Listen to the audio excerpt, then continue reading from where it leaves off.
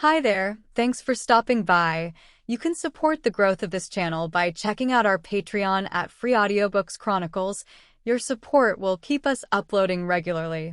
Plus, you get the added bonus of early access and any book request of your choice. Thank you, and I hope you enjoy the book. Persuasion by Jane Austen, 1818. Chapter 1. Sir Walter Elliot of Kellynch Hall in Somersetshire was a man who, for his own amusement, never took up any book but the baronetage. There he found occupation for an idle hour and consolation in a distressed one. There his faculties were roused into admiration and respect by contemplating the limited remnant of the earliest patents, their any unwelcome sensations, arising from domestic affairs, changed naturally into pity and contempt as he turned over the almost endless creations of the last century, and there, if every other leaf were powerless, he could read his own history with an interest which never failed. This was the page at which the favorite volume always opened. Elliot of Kellynch Hall. Walter Elliot, born March 1st, 1760, married July 15th, 1784, Elizabeth, daughter of James Stevenson, Esq., of South Park, in the county of Gloucester, by which lady, who died 1800, he has issue Elizabeth, born June 1st, 1785, Anne, born August 9th, 1787, a stillborn son, November 5th, 1789. Mary, born November 20th, 1791. Precisely such had the paragraph originally stood from the printer's hands, but Sir Walter had improved it by adding, for the information of himself and his family, these words, after the date of Mary's birth, married, December 16th, 1810, Charles, son and heir of Charles Musgrove, Esq., of Uppercross, in the county of Somerset, and by inserting most accurately the day of the month on which he had lost his wife. Then followed the history and rise of the ancient and respectable family, in the usual terms, how it had been first settled in Cheshire, how mentioned in Dugdale, serving the office of High Sheriff, representing a borough in 3 successive parliaments, exertions of loyalty and dignity of baronet in the first year of Charles II, with all the Marys and Elizabeths they had married, forming altogether 2 handsome 12mo pages, and concluding with the arms and motto, principal seat, Kellynch Hall, in the county of Somerset, and Sir Walter's handwriting again in this finale. Heir presumptive, William Walter Elliot, Esq., great-grandson of the second Sir Walter. Vanity was the beginning and the end of Sir Walter Elliot's character, vanity of person and of situation. He had been remarkably handsome in his youth, and at 54 was still a very fine man.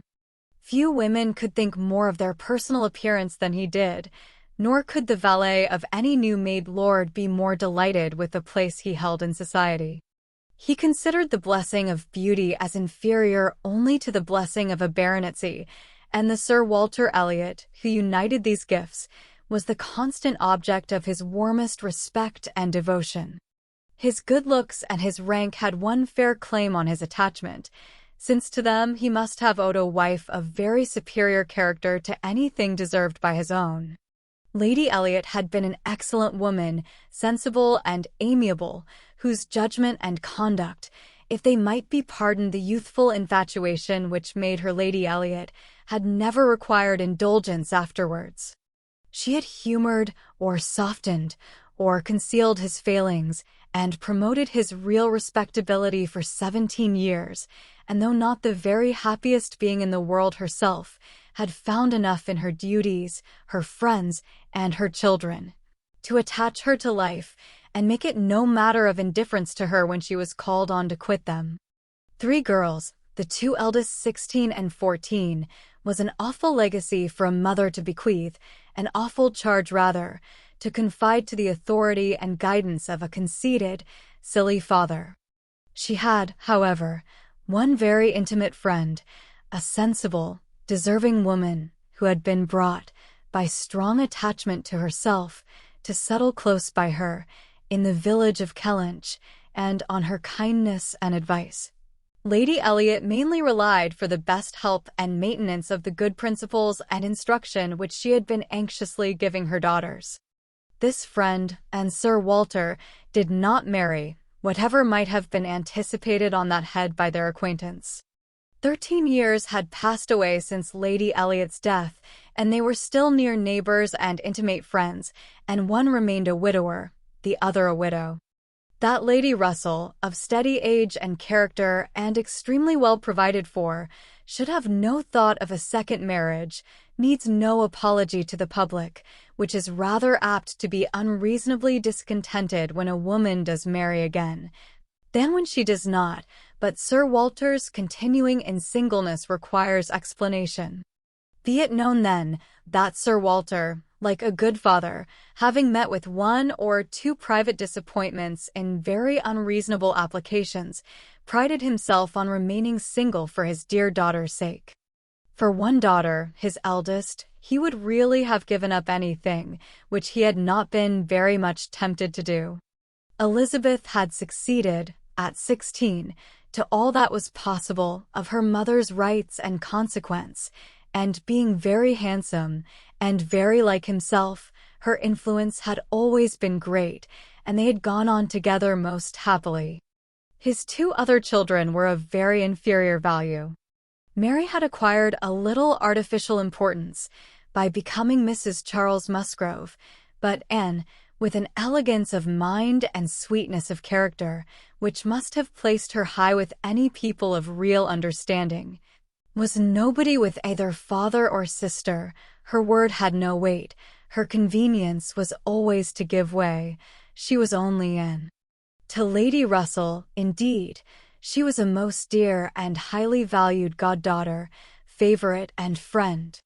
Lady Russell loved them all, but it was only in and that she could fancy the mother to revive again.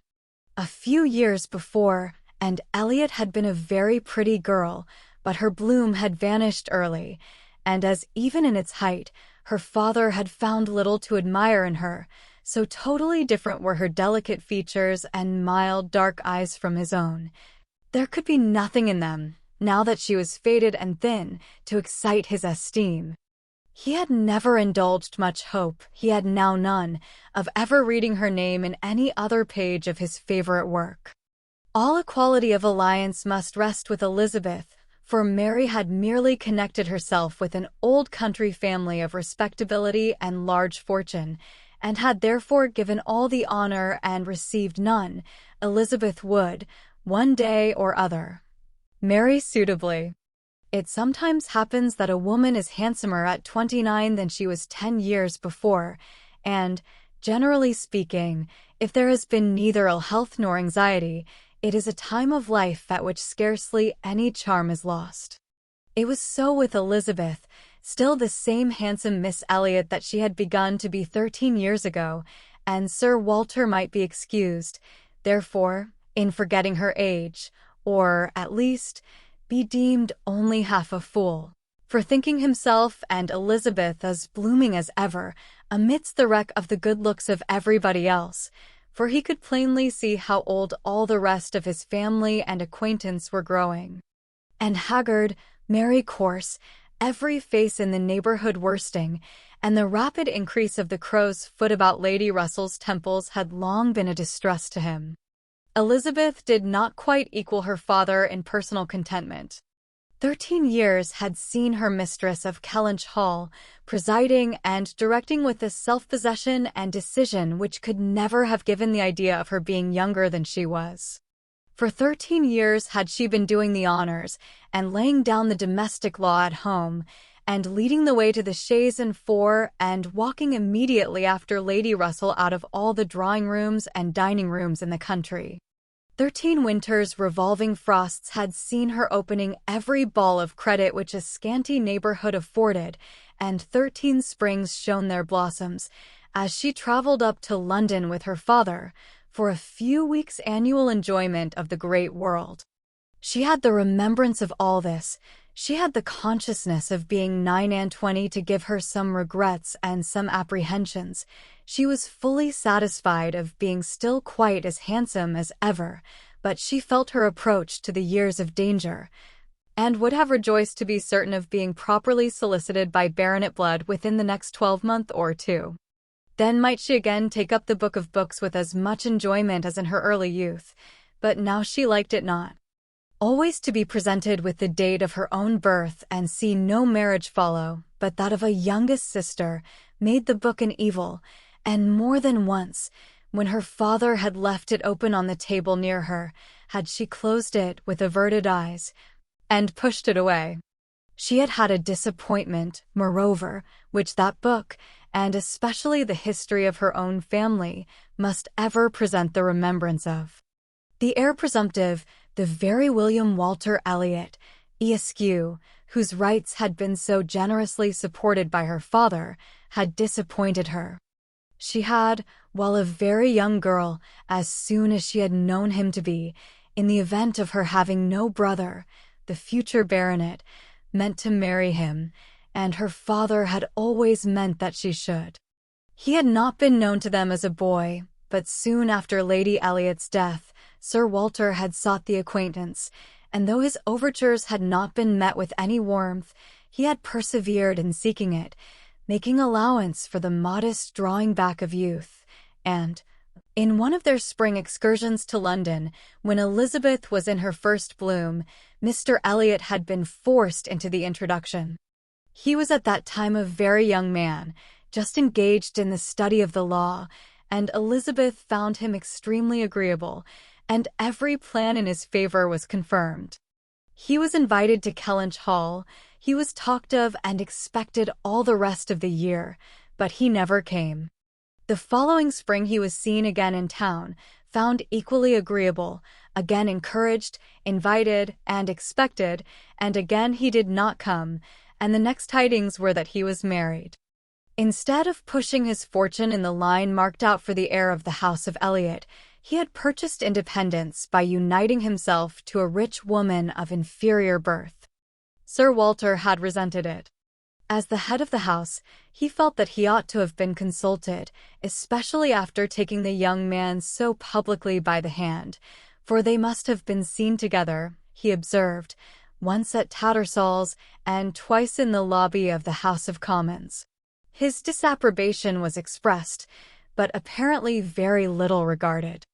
Mr. Elliot had attempted no apology and shown himself as unsolicitous of being longer noticed by the family, as Sir Walter considered him unworthy of it. All acquaintance between them had ceased.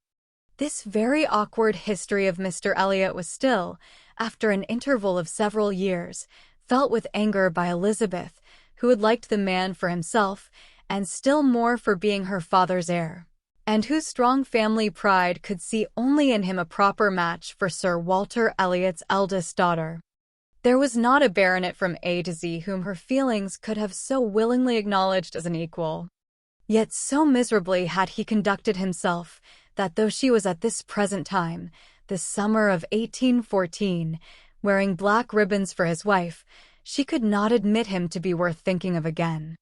The disgrace of his first marriage might, perhaps, as there was no reason to suppose it perpetuated by offspring, have been got over, had he not done worse, but he had, as by the customary intervention of kind friends, they had been informed, spoken most disrespectfully of them all, most slightingly and contemptuously of the very blood he belonged to, and the honors which were hereafter to be his own. This could not be pardoned.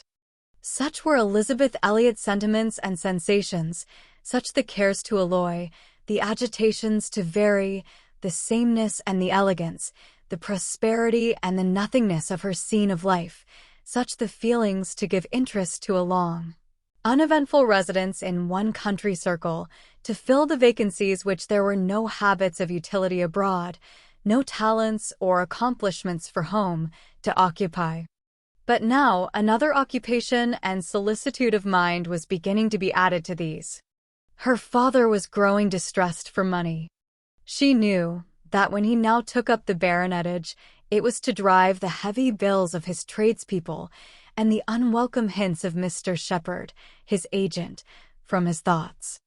The Kellynch property was good, but not equal to Sir Walter's apprehension of the state required in its possessor. While Lady Elliot lived, there had been method, moderation, and economy, which had just kept him within his income, but with her had died all such right-mindedness, and from that period he had been constantly exceeding it. It had not been possible for him to spend less. He had done nothing but what Sir Walter Elliot was imperiously called on to do, but blameless as he was not only growing dreadfully in debt, but was hearing of it so often that it became vain to attempt concealing it longer, even partially, from his daughter. He had given her some hints of it the last spring in town. He had gone so far even as to say, "Can we retrench? Does it occur to you that there is any one article in which we can retrench?" And Elizabeth, to do her justice, had, in the first ardor of female alarm, set seriously to think what could be done, and had finally proposed these two branches of economy: to cut off some unnecessary charities, and to refrain from new furnishing the drawing-room, to which expedients she afterwards added the happy thought of their taking no present down to N, as had been the usual yearly custom. But these measures, however good in themselves, were insufficient for the real extent of the evil, the whole of which Sir Walter found himself obliged to confess to her soon afterwards. Elizabeth had nothing to propose of deeper efficacy.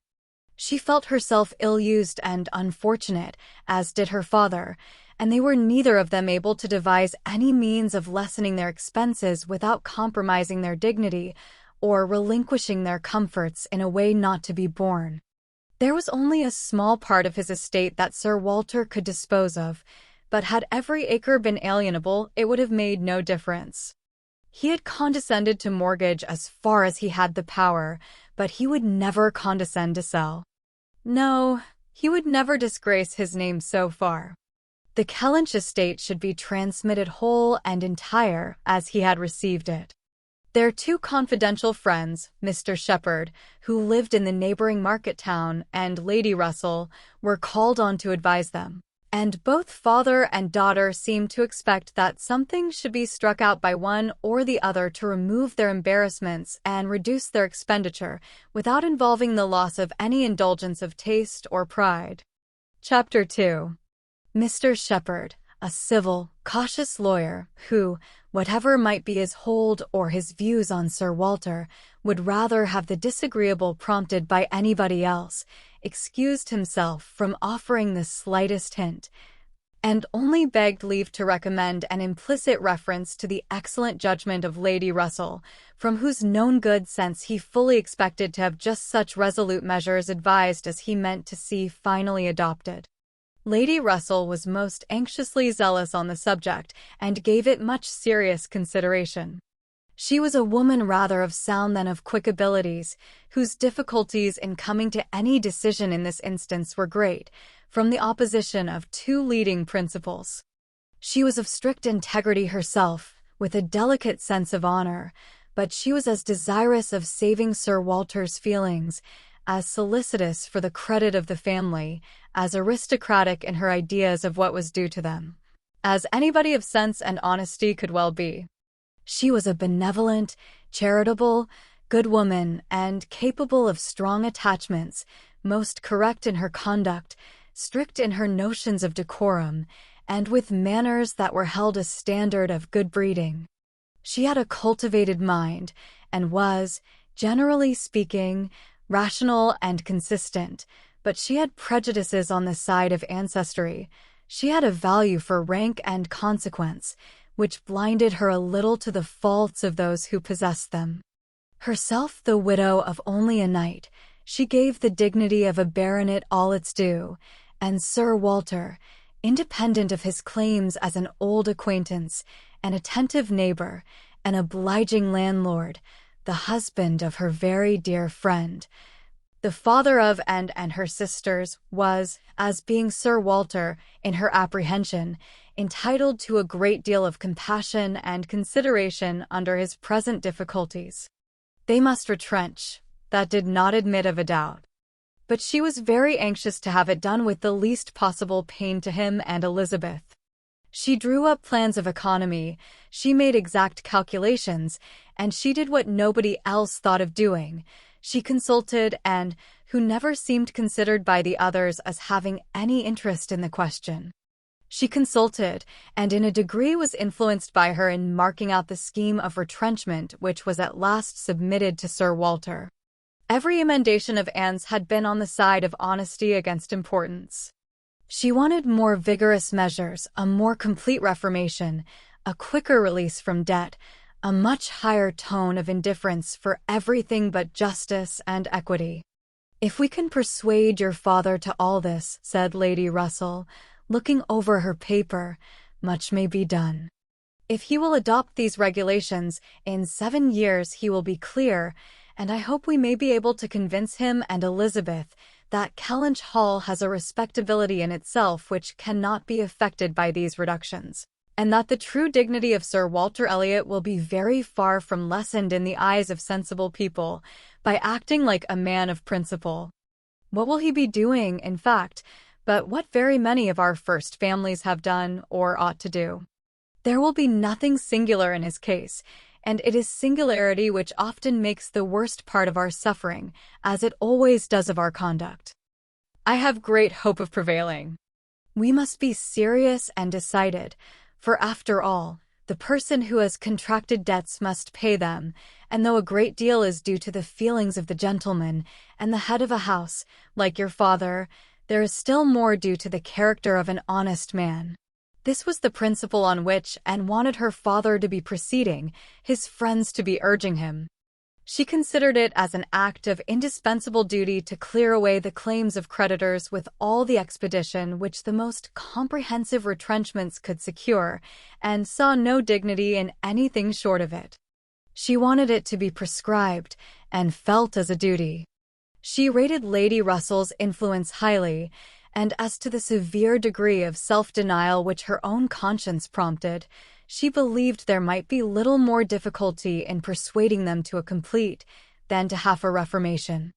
Her knowledge of her father and Elizabeth inclined her to think that the sacrifice of one pair of horses would be hardly less painful than of both, and so on, through the whole list of Lady Russell's too gentle reductions. How Anne's more rigid requisitions might have been taken is of little consequence. Lady Russell's had no success at all, could not be put up with, were not to be borne. What? Every comfort of life knocked off. Journeys, London, servants, horses, table, contractions and restrictions everywhere. To live no longer with the decencies even of a private gentleman. No, he would sooner quit Kellynch Hall at once than remain in it on such disgraceful terms. Quit Kellynch Hall.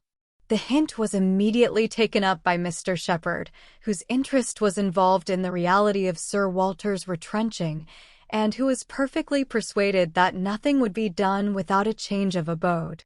Since the idea had been started in the very quarter which ought to dictate, he had no scruple, he said, in confessing his judgment to be entirely on that side. It did not appear to him that Sir Walter could materially alter his style of living in a house which had such a character of hospitality and ancient dignity to support. In any other place Sir Walter might judge for himself, and would be looked up to, as regulating the modes of life in whatever way he might choose to model his household. Sir Walter would quit Kellynch Hall, and after a very few days more of doubt and indecision, the great question of whither he should go was settled, and the first outline of this important change made out. There had been 3 alternatives: London, Bath, or another house in the country. All Anne's wishes had been for the latter. A small house in their own neighborhood, where they might still have Lady Russell's society, still be near Mary, and still have the pleasure of sometimes seeing the lawns and groves of Kellynch, was the object of her ambition. But the usual fate of Anne attended her in having something very opposite from her inclination fixed on. She disliked Bath, and did not think it agreed with her, and Bath was to be her home. Sir Walter had at first thought more of London, but Mr. Shepherd felt that he could not be trusted in London and had been skillful enough to dissuade him from it and make Bath preferred. It was a much safer place for a gentleman in his predicament. He might there be important at comparatively little expense. Two material advantages of Bath over London had of course been given all their weight. Its more convenient distance from Kellynch, only 50 miles, and Lady Russell's spending some part of every winter there.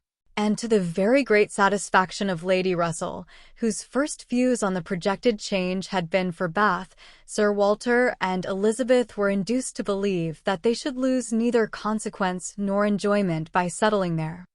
Lady Russell felt obliged to oppose her dear Anne's known wishes. It would be too much to expect Sir Walter to descend into a small house in his own neighborhood, and herself would have found the mortifications of it more than she foresaw, and to Sir Walter's feelings they must have been dreadful. And with regard to Anne's dislike of Bath, she considered it as a prejudice and mistake arising, first, from the circumstance of her having been 3 years at school there, after her mother's death, and secondly, from her happening to be not in perfectly good spirits the only winter which she had afterwards spent there with herself. Lady Russell was fond of Bath, in short, and disposed to think it must suit them all, and as to her young friend's health, by passing all the warm months with her at Kellynch Lodge, every danger would be avoided, and it was in fact a change which must do both health and spirits good, and had been too little from home, too little seen. Her spirits were not high. A larger society would improve them. She wanted her to be more known. The undesirableness of any other house in the same neighborhood for Sir Walter was certainly much strengthened by one part, and a very material part of the scheme, which had been happily engrafted on the beginning. He was not only to quit his home, but to see it in the hands of others, a trial of fortitude, which stronger heads than Sir Walter's have found too much.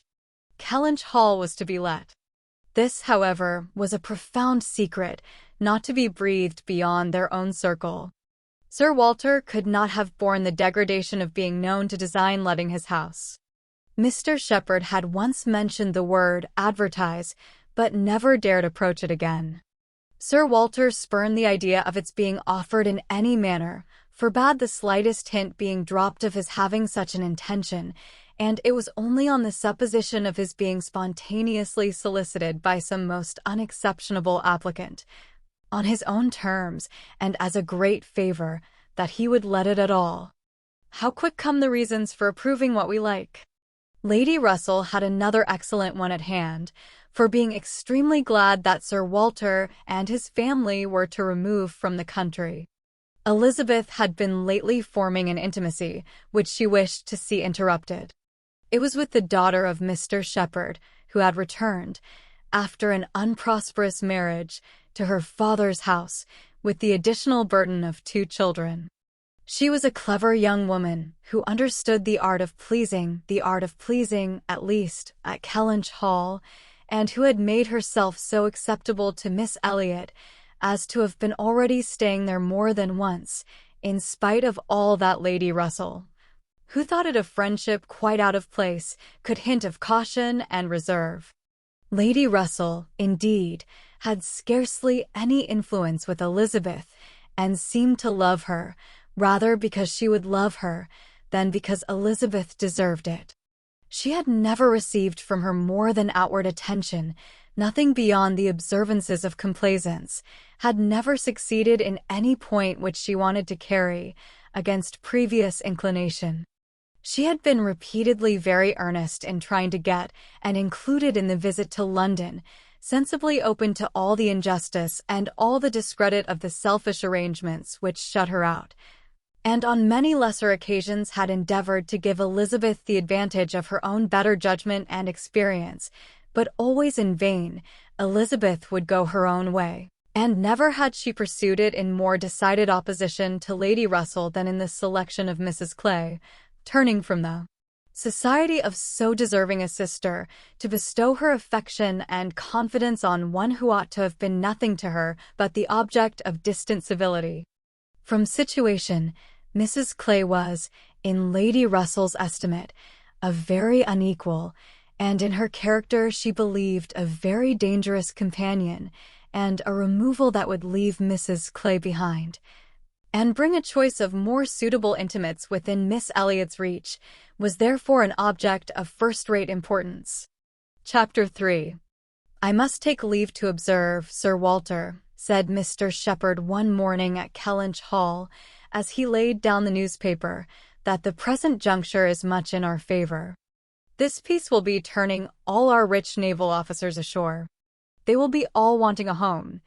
Could not be a better time, Sir Walter, for having a choice of tenants, very responsible tenants. Many a noble fortune has been made during the war.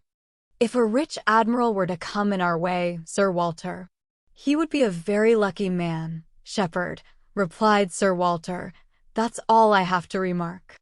A prize indeed would Kellynch Hall be to him, rather the greatest prize of all, let him have taken ever so many before. Hey, Shepherd.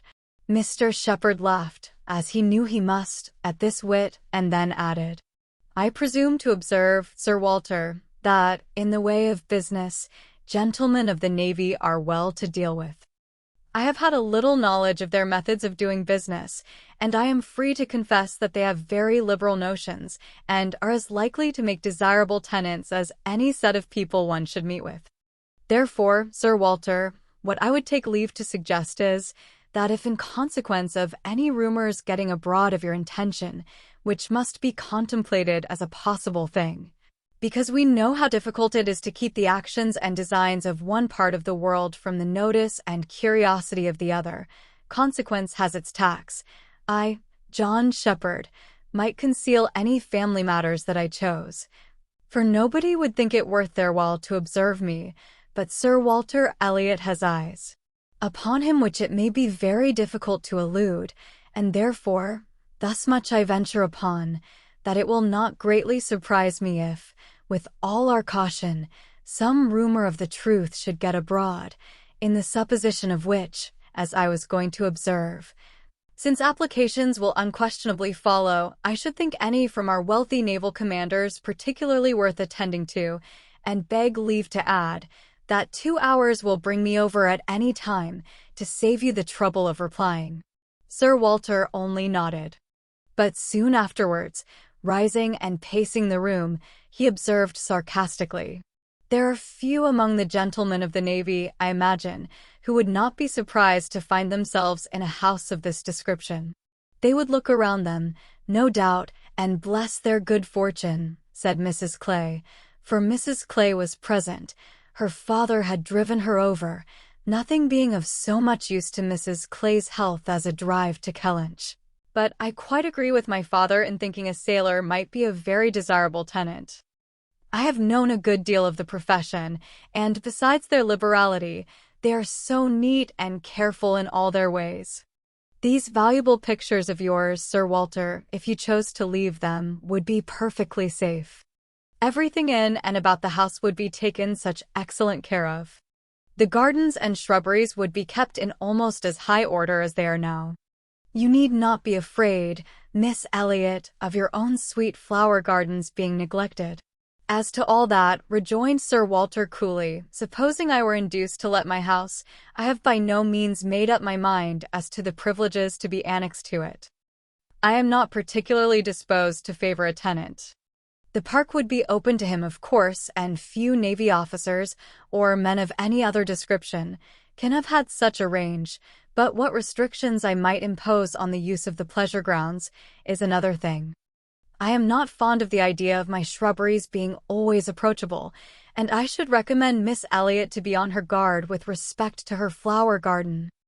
I am very little disposed to grant a tenant of Kellynch Hall any extraordinary favor, I assure you, be he sailor or soldier. After a short pause, Mr. Shepherd presumed to say, In all these cases, there are established usages which make everything plain and easy between landlord and tenant. Your interest, Sir Walter, is in pretty safe hands. Depend upon me for taking care that no tenant has more than his just rights. I venture to hint that Sir Walter Elliot cannot be half so jealous for his own as John Shepherd will be for him. Herein spoke. The Navy, I think, who have done so much for us, have at least an equal claim with any other set of men, for all the comforts and all the privileges which any home can give. Sailors work hard enough for their comforts, we must all allow. Very true, very true. What Miss Anne says is very true, was Mr. Shepherd's rejoinder, and, oh, certainly, was his daughter's, but Sir Walter's remark was, soon afterwards, the profession has its utility, but I should be sorry to see any friend of mine belonging to it. Indeed, was the reply, and with a look of surprise. Yes, it is in 2 points offensive to me. I have 2 strong grounds of objection to it. First, as being the means of bringing persons of obscure birth into undue distinction, and raising men to honors which their fathers and grandfathers never dreamt of, and secondly, as it cuts up a man's youth and vigor most horribly. A sailor grows old sooner than any other man. I have observed it all my life. A man is in greater danger in the Navy of being insulted by the rise of one whose father, his father might have disdained to speak to, and of becoming prematurely an object of disgust himself, than in any other line. One day last spring, in town, I was in company with 2 men, striking instances of what I am talking of. Lord St. Ives, whose father we all know to have been a country curate, without bread to eat. I was to give place to Lord St. Ives, and a certain Admiral Baldwin, the most deplorable-looking personage you can imagine, his face the color of mahogany, rough and rugged to the last degree, all lines and wrinkles, 9 gray hairs of a side, and nothing but a dab of powder at top. In the name of heaven, who is that old fellow? Said I to a friend of mine who was standing near, Sir Basil Morley. Old fellow, cried Sir Basil, it is Admiral Baldwin. What do you take his age to be? 60, said I, or perhaps 62. 40, replied Sir Basil, 40, and no more. Picture to yourselves my amazement. I shall not easily forget Admiral Baldwin. I never saw quite so wretched an example of what a seafaring life can do, but to a degree, I know it is the same with them all. They are all knocked about, and exposed to every climate, and every weather, till they are not fit to be seen. It is a pity they are not knocked on the head at once, before they reach Admiral Baldwin's age. Nay, Sir Walter, cried Mrs. Clay, this is being severe indeed. Have a little mercy on the poor men. We are not all born to be handsome. The sea is no beautifier, certainly. Sailors do grow old betimes. I have observed it. They soon lose the look of youth. But then, is not it the same with many other professions, perhaps most other? Soldiers, in active service, are not at all better off, and, even in the quieter professions, there is a toil and a labor of the mind, if not of the body, which seldom leaves a man's looks to the natural effect of time. The lawyer plods, quite careworn. The physician is up at all hours, and traveling in all weather, and even the clergyman. She stopped a moment to consider what might do for the clergyman, and even the clergyman, you know, is obliged to go into infected rooms, and expose his health and looks to all the injury of a poisonous atmosphere. In fact, as I have long been convinced, though every profession is necessary and honorable in its turn, it is only the lot of those who are not obliged to follow any, who can live in a regular way, in the country, choosing their own hours, following their own pursuits, and living on their own property, without the torment of trying for more. It is only their lot, I say, to hold the blessings of health and a good appearance to the utmost. I know no other set of men but what lose something of their personableness when they cease to be quite young. It seemed as if Mr. Shepherd, in this anxiety to bespeak Sir Walter's goodwill towards a naval officer as tenant, had been gifted with foresight, for the very first application for the house was from an Admiral Croft, with whom he shortly afterwards fell into company in attending the quarter sessions at Taunton, and indeed, he had received a hint of the Admiral from a London correspondent.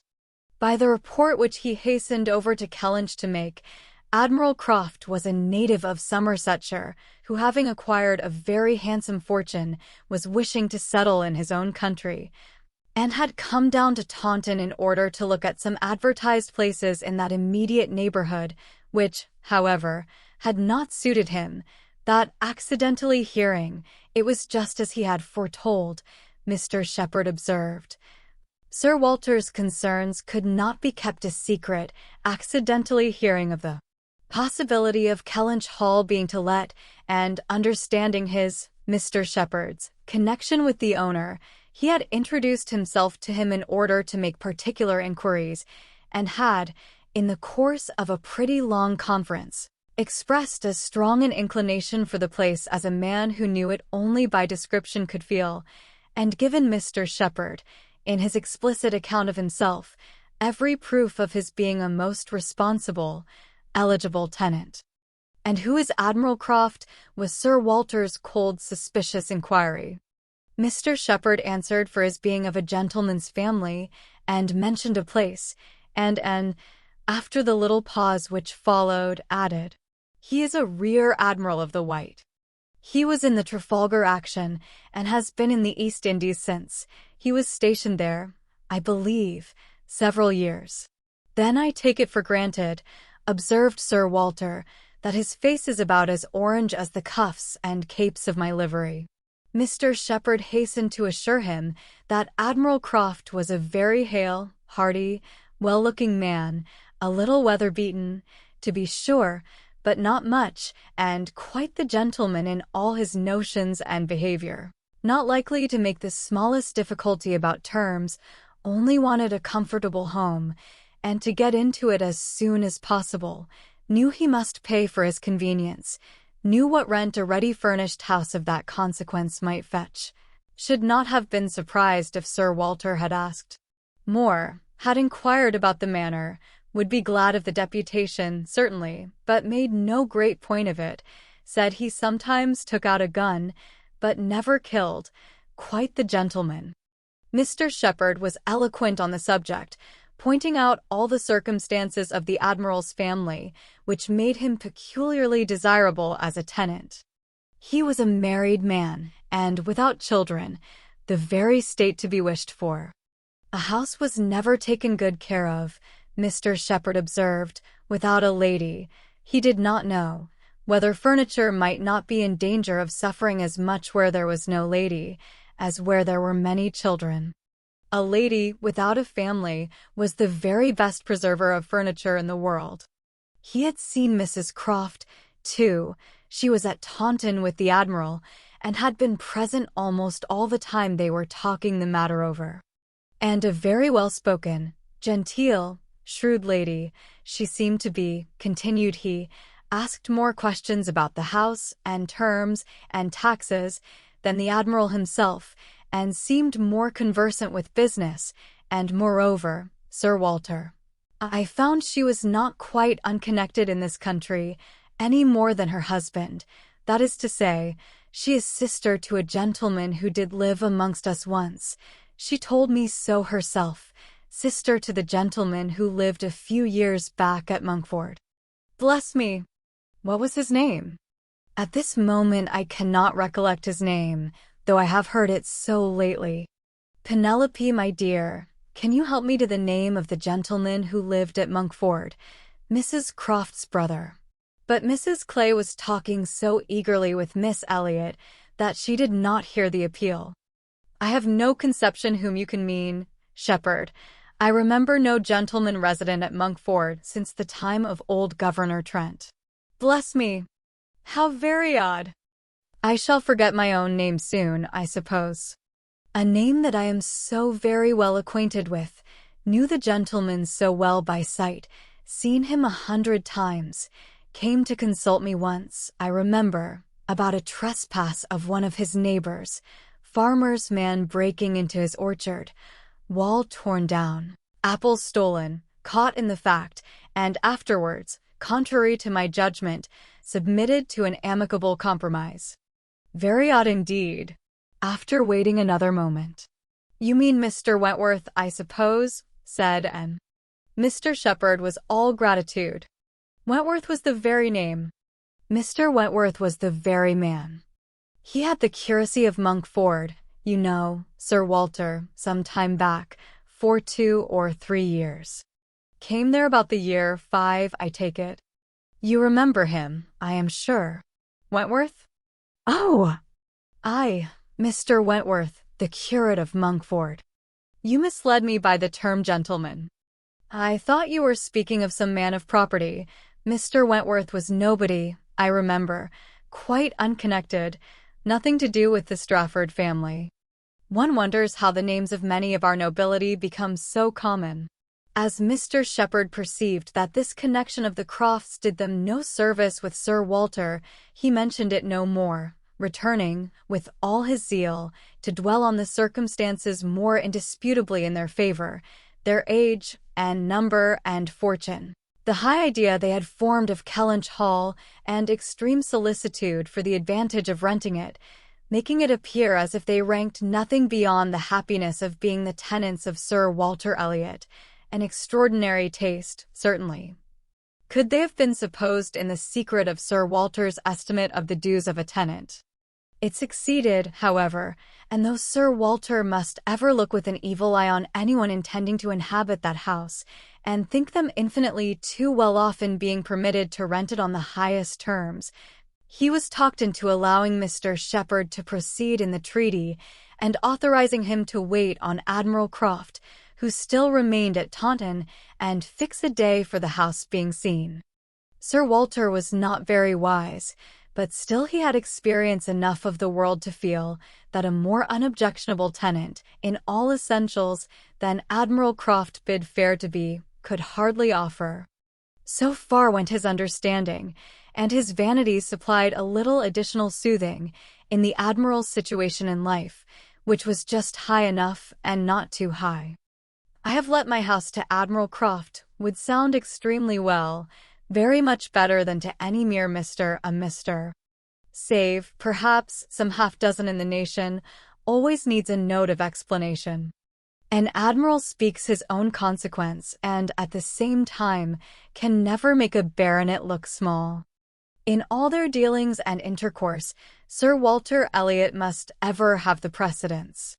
Nothing could be done without a reference to Elizabeth, but her inclination was growing so strong for a removal that she was happy to have it fixed and expedited by a tenant at hand, and not a word to suspend decision was uttered by her.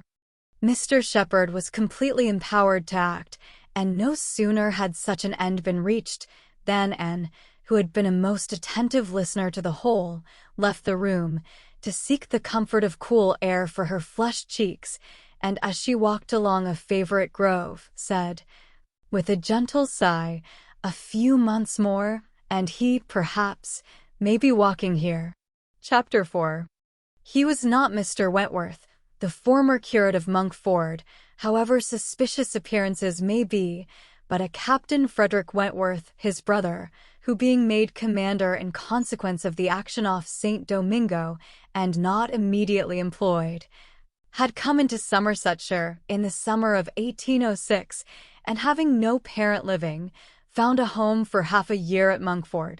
He was, at that time, a remarkably fine young man, with a great deal of intelligence, spirit, and brilliancy, and an extremely pretty girl, with gentleness, modesty, taste, and feeling. Half the sum of attraction on either side might have been enough, for he had nothing to do, and she had hardly anybody to love, but the encounter of such lavish recommendations could not fail. They were gradually acquainted, and when acquainted, rapidly and deeply in love. It would be difficult to say which had seen highest perfection in the other, or which had been the happiest, she, in receiving his declarations and proposals, or he in having them accepted. A short period of exquisite felicity followed, and but a short one. Troubles soon arose. Sir Walter, on being applied to, without actually withholding his consent, or saying it should never be, gave it all the negative of great astonishment, great coldness, great silence, and a professed resolution of doing nothing for his daughter. He thought it a very degrading alliance, and Lady Russell, though with more tempered and pardonable pride, received it as a most unfortunate one. And Elliot, with all her claims of birth, beauty, and mind, to throw herself away at 19, involve herself at 19 in an engagement with a young man who had nothing but himself to recommend him and no hopes of attaining affluence, but in the chances of a most uncertain profession and no connections to secure even his farther rise in the profession, would be, indeed, a throwing away, which she grieved to think of. And Elliot, so young, known to so few, to be snatched off by a stranger without alliance or fortune, or rather sunk by him into a state of most wearing, anxious, youth-killing dependence. It must not be, if by any fair interference of friendship, any representations from one who had almost a mother's love and mother's rights, it would be prevented. Captain Wentworth had no fortune. He had been lucky in his profession, but spending freely what had come freely, had realized nothing. But he was confident that he should soon be rich, full of life and ardor. He knew that he should soon have a ship, and soon be on a station that would lead to everything he wanted. He had always been lucky. He knew he should be so still. Such confidence, powerful in its own warmth and bewitching in the wit which often expressed it, must have been enough for but Lady Russell saw it very differently. His sanguine temper and fearlessness of mind operated very differently on her. She saw in it but an aggravation of the evil. It only added a dangerous character to himself. He was brilliant, he was headstrong. Lady Russell had little taste for wit, and of anything approaching to imprudence a horror. She deprecated the connection in every light. Such opposition, as these feelings produced, was more than and could combat. Young and gentle as she was, it might yet have been possible to withstand her father's ill will, though unsoftened by one kind word or look on the part of her sister. But Lady Russell, whom she had always loved and relied on, could not, with such steadiness of opinion and such tenderness of manner, be continually advising her in vain. She was persuaded to believe the engagement a wrong thing, indiscreet, improper, hardly capable of success, and not deserving it. But it was not a merely selfish caution under which she acted in putting an end to it. Had she not imagined herself consulting his good, even more than her own, she could hardly have given him up. The belief of being prudent and self-denying, principally for his advantage, was her chief consolation under the misery of a parting, a final parting, and every consolation was required, for she had to encounter all the additional pain of opinions on his side, totally unconvinced and unbending, and of his feeling himself ill-used by so forced a relinquishment. He had left the country in consequence. A few months had seen the beginning and the end of their acquaintance, but not with a few months ended Anne's share of suffering from it.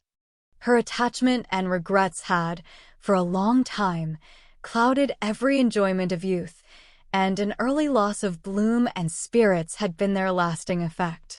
More than 7 years were gone since this little history of sorrowful interest had reached its close, and time had softened down much, perhaps nearly all of peculiar attachment to him, but she had been too dependent on time alone. No aid had been given in change of place, except in one visit to Bath soon after the rupture, or in any novelty or enlargement of society. No one had ever come within the Kellynch circle who could bear a comparison with Frederick Wentworth as he stood in her memory.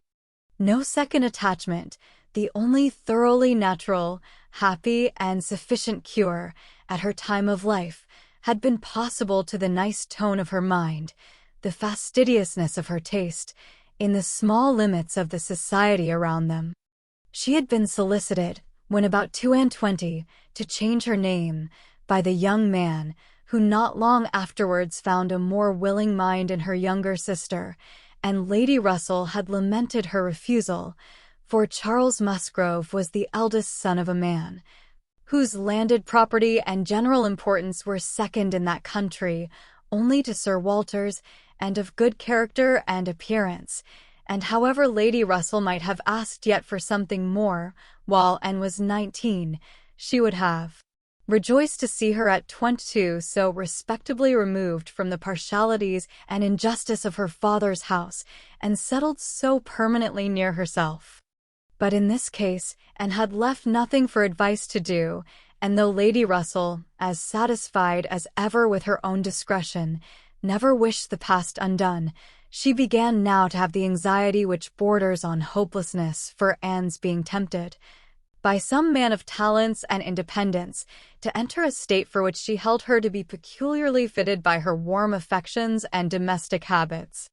They knew not each other's opinion, either its constancy or its change, on the one leading point of Anne's conduct, for the subject was never alluded to, but Anne, at 27, thought very differently from what she had been made to think at 19. She did not blame Lady Russell.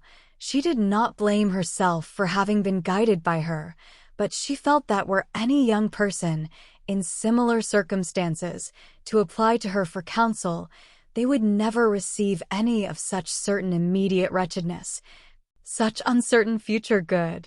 She was persuaded that under every disadvantage of disapprobation at home, and every anxiety attending his profession, all their probable fears, delays, and disappointments, she should yet have been a happier woman in maintaining the engagement than she had been in the sacrifice of it, and this, she fully believed, had the usual share, had even more than the usual share of all such solicitudes and suspense been theirs, without reference to the actual results of their case, which, as it happened, would have bestowed earlier prosperity than could be reasonably calculated on. All his sanguine expectations, all his confidence had been justified. His genius and ardor had seemed to foresee and to command his prosperous path. He had, very soon after their engagement ceased, got employ, and all that he had told her would follow had taken place. He had distinguished himself and early gained the other step in rank, and must now, by successive captures, have made a handsome fortune. She had only navy lists and newspapers for her authority, but she could not doubt his being rich, and, in favor of his constancy, she had no reason to believe him married. How eloquent could an Elliot have been? How eloquent, at least, were her wishes on the side of early warm attachment and a cheerful confidence in futurity, against that over-anxious caution which seems to insult exertion and distrust providence. She had been forced into prudence in her youth. She learned romance as she grew older, the natural sequel of an unnatural beginning. With all these circumstances, recollections and feelings, she could not hear that Captain Wentworth's sister was likely to live at Kellynch without a revival of former pain, and many a stroll, and many a sigh, were necessary to dispel the agitation of the idea. She often told herself it was folly, before she could harden her nerves sufficiently to feel the continual discussion of the Crofts, and their business no evil. She was assisted, however, by that perfect indifference and apparent unconsciousness, among the only three of her own friends in the secret of the past, which seemed almost to deny any recollection of it. She could do justice to the superiority of Lady Russell's motives in this, over those of her father and Elizabeth. She could honor all the better feelings of her calmness. But the general air of oblivion among them was highly important from whatever it sprung, and in the event of Admiral Croft's really taking Kellynch Hall, she rejoiced anew over the conviction which had always been most grateful to her, of the past being known to those three only among her connections, by whom no syllable, she believed, would ever be whispered, and in the trust that among his, the brother only with whom he had been residing, had received any information of their short-lived engagement. That brother had been long removed from the country, and being a sensible man, and, moreover, a single man at the time, she had a fond dependence on no human creatures having heard of it from him. The sister, Mrs. Croft, had then been out of England, accompanying her husband on a foreign station, and her own sister, Mary, had been at school while it all occurred, and never admitted by the pride of some, and the delicacy of others, to the smallest knowledge of it afterwards. With these supports, she hoped that the acquaintance between herself and the Crofts, which, with Lady Russell, still resident in Kellynch, and Mary fixed only 3 miles off, must be anticipated, need not involve any particular awkwardness. Chapter 5. On the morning appointed for Admiral and Mrs. Croft's seeing Kellynch Hall, and found it most natural to take her almost daily walk to Lady Russell's, and keep out of the way till all was over, when she found it most natural to be sorry that she had missed the opportunity of seeing them.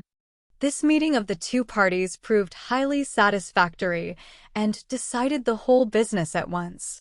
Each lady was previously well disposed for an agreement, and saw nothing, therefore, but good manners in the other, and with regard to the gentleman, there was such an hearty good humour, such an open, trusting liberality on the Admiral's side, as could not but influence Sir Walter, who had besides been flattered into his very best and most polished behaviour by Mr. Shepherd's assurances of his being known, by report, to the Admiral, as a model of good breeding. The house and grounds and furniture were approved, the Crofts were approved, terms, time, everything and everybody was right, and Mr. Shepherd's clerks were set to work, without there having been a single preliminary difference to modify of all that. This indenture showeth. Sir Walter, without hesitation, declared the Admiral to be the best-looking sailor he had ever met with, and went so far as to say that if his own man might have had the arranging of his hair, he should not be ashamed of being seen with him anywhere.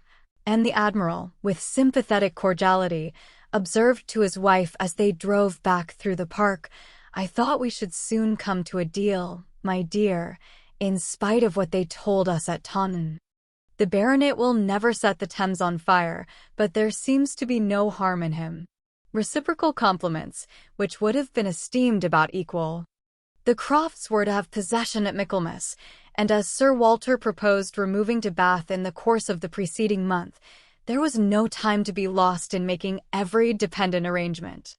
Lady Russell, convinced that and would not be allowed to be of any use or any importance in the choice of the house which they were going to secure, was very unwilling to have her hurried away so soon, and wanted to make it possible for her to stay behind till she might convey her to Bath herself after Christmas, but having engagements of her own which must take her from Kellynch for several weeks, she was unable to give the full invitation she wished.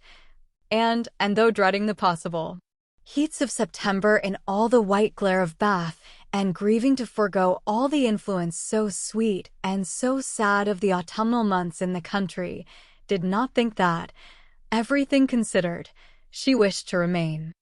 It would be most right and most wise, and therefore must involve least suffering to go with the others. Something occurred, however, to give her a different duty. Mary, often a little unwell, and always thinking a great deal of her own complaints, and always in the habit of claiming, and when anything was the matter, was indisposed, and foreseeing that she should not have a day's health all the autumn, entreated, or rather required her, for it was hardly entreaty, to come to Uppercross Cottage, and bear her company as long as she should want her, instead of going to Bath.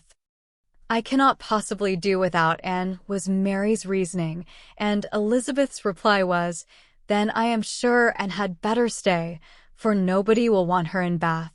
To be claimed as a good, though in an improper style, is at least better than being rejected as no good at all, and glad to be thought of some use, glad to have anything marked out as a duty, and certainly not sorry to have the scene of it in the country, and her own dear country, readily agreed to stay.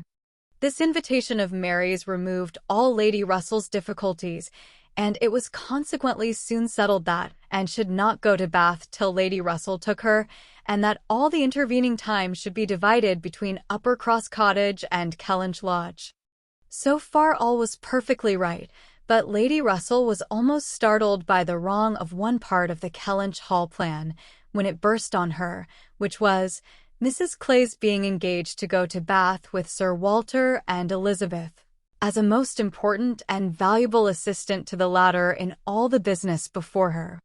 Lady Russell was extremely sorry that such a measure should have been resorted to at all, wondered, grieved, and feared, and the affront it contained to Anne, in Mrs. Clay's being of so much use, while Anne could be of none, was a very sore aggravation. And herself was become hardened to such affronts, but she felt the imprudence of the arrangement quite as keenly as Lady Russell. With a great deal of quiet observation, and a knowledge, which she often wished less, of her father's character, she was sensible that results the most serious to his family from the intimacy were more than possible. She did not imagine that her father had at present an idea of the kind. Mrs. Clay had freckles, and a projecting tooth, and a clumsy wrist, which he was continually making severe remarks upon, in her absence, but she was young, and certainly altogether well-looking and possessed, in an acute mind and assiduous pleasing manners, infinitely more dangerous attractions than any merely personal might have been, and was so impressed by the degree of their danger, that she could not excuse herself from trying to make it perceptible to her sister. She had little hope of success, but Elizabeth, who in the event of such a reverse would be so much more to be pitied than herself, should never, she thought, have reason to reproach her for giving no warning. She spoke, and seemed only to offend. Elizabeth could not conceive how such an absurd suspicion should occur to her, and indignantly answered for each party's perfectly knowing their situation.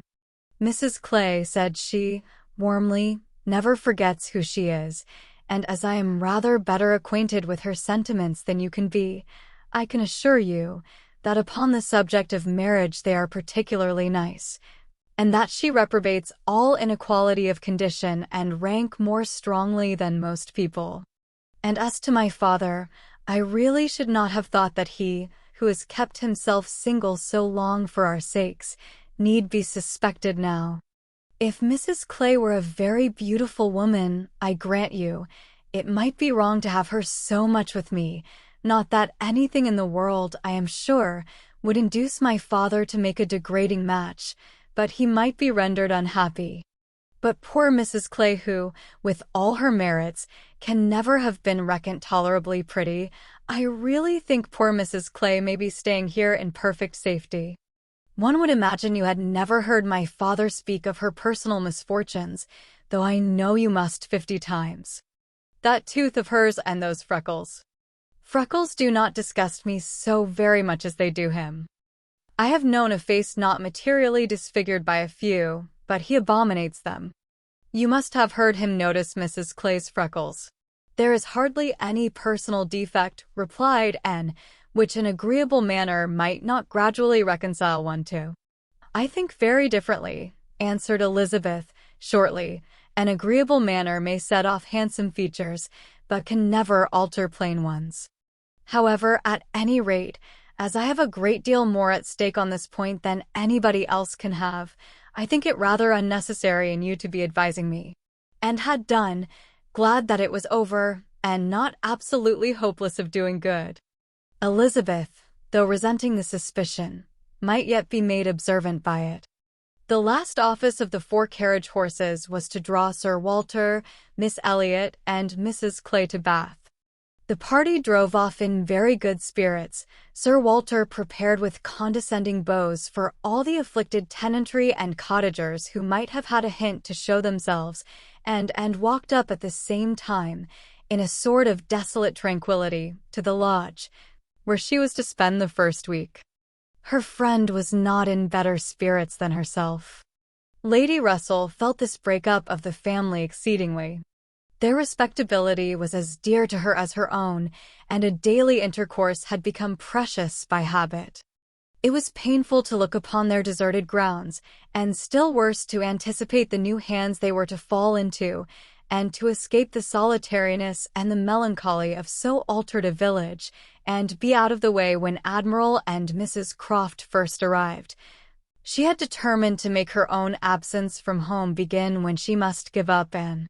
Accordingly, their removal was made together, and was set down at Uppercross Cottage, in the first stage of Lady Russell's journey.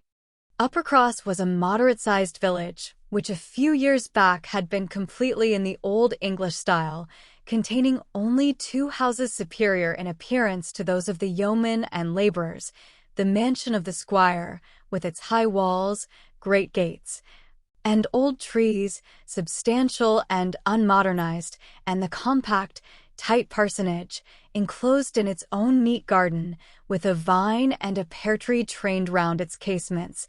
But upon the marriage of the young squire, it had received the improvement of a farmhouse elevated into a cottage for his residence, and Uppercross Cottage, with its veranda, French windows, and other prettiness, was quite as likely to catch the traveller's eye as the more consistent and considerable aspect and premises of the great house, about 1/4 of a mile farther on.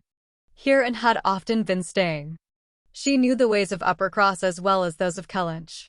The 2 families were so continually meeting, so much in the habit of running in and out of each other's house at all hours, that it was rather a surprise to her to find Mary alone. But being alone, her being unwell and out of spirits, was almost a matter of course. Though better endowed than the elder sister, Mary had not Anne's understanding nor temper. While well and happy and properly attended to, she had great good humor and excellent spirits, but any indisposition sunk her completely. She had no resources for solitude, and inheriting a considerable share of the Elliot self-importance, was very prone to add to every other distress that of fancying herself neglected and ill-used. In person, she was inferior to both sisters, and had, even in her bloom, only reached the dignity of being a fine girl. She was now lying on the faded sofa of the pretty little drawing-room, the once elegant furniture of which had been gradually growing shabby, under the influence of 4 summers and 2 children, and, on Anne's appearing, greeted her with, "So, you are come at last. I began to think I should never see you. I am so ill I can hardly speak. I have not seen a creature the whole morning." "I am sorry to find you unwell," replied Anne. "You sent me such a good account of yourself on Thursday." "Yes, I made the best of it. I always do, but I was very far from well at the time, and I do not think I ever was so ill in my life as I have been all this morning, very unfit to be left alone, I am sure. Suppose I were to be seized of a sudden in some dreadful way, and not able to ring the bell. So, Lady Russell would not get out. I do not think she has been in this house 3 times this summer, and said what was proper, and inquired after her husband." "Oh! Charles is out shooting. I have not seen him since 7 o'clock. He would go, though I told him how ill I was. He said he should not stay out long, but he has never come back, and now it is almost 1. I assure you, I have not seen a soul this whole long morning." "You have had your little boys with you?" "Yes, as long as I could bear their noise, but they are so unmanageable that they do me more harm than good.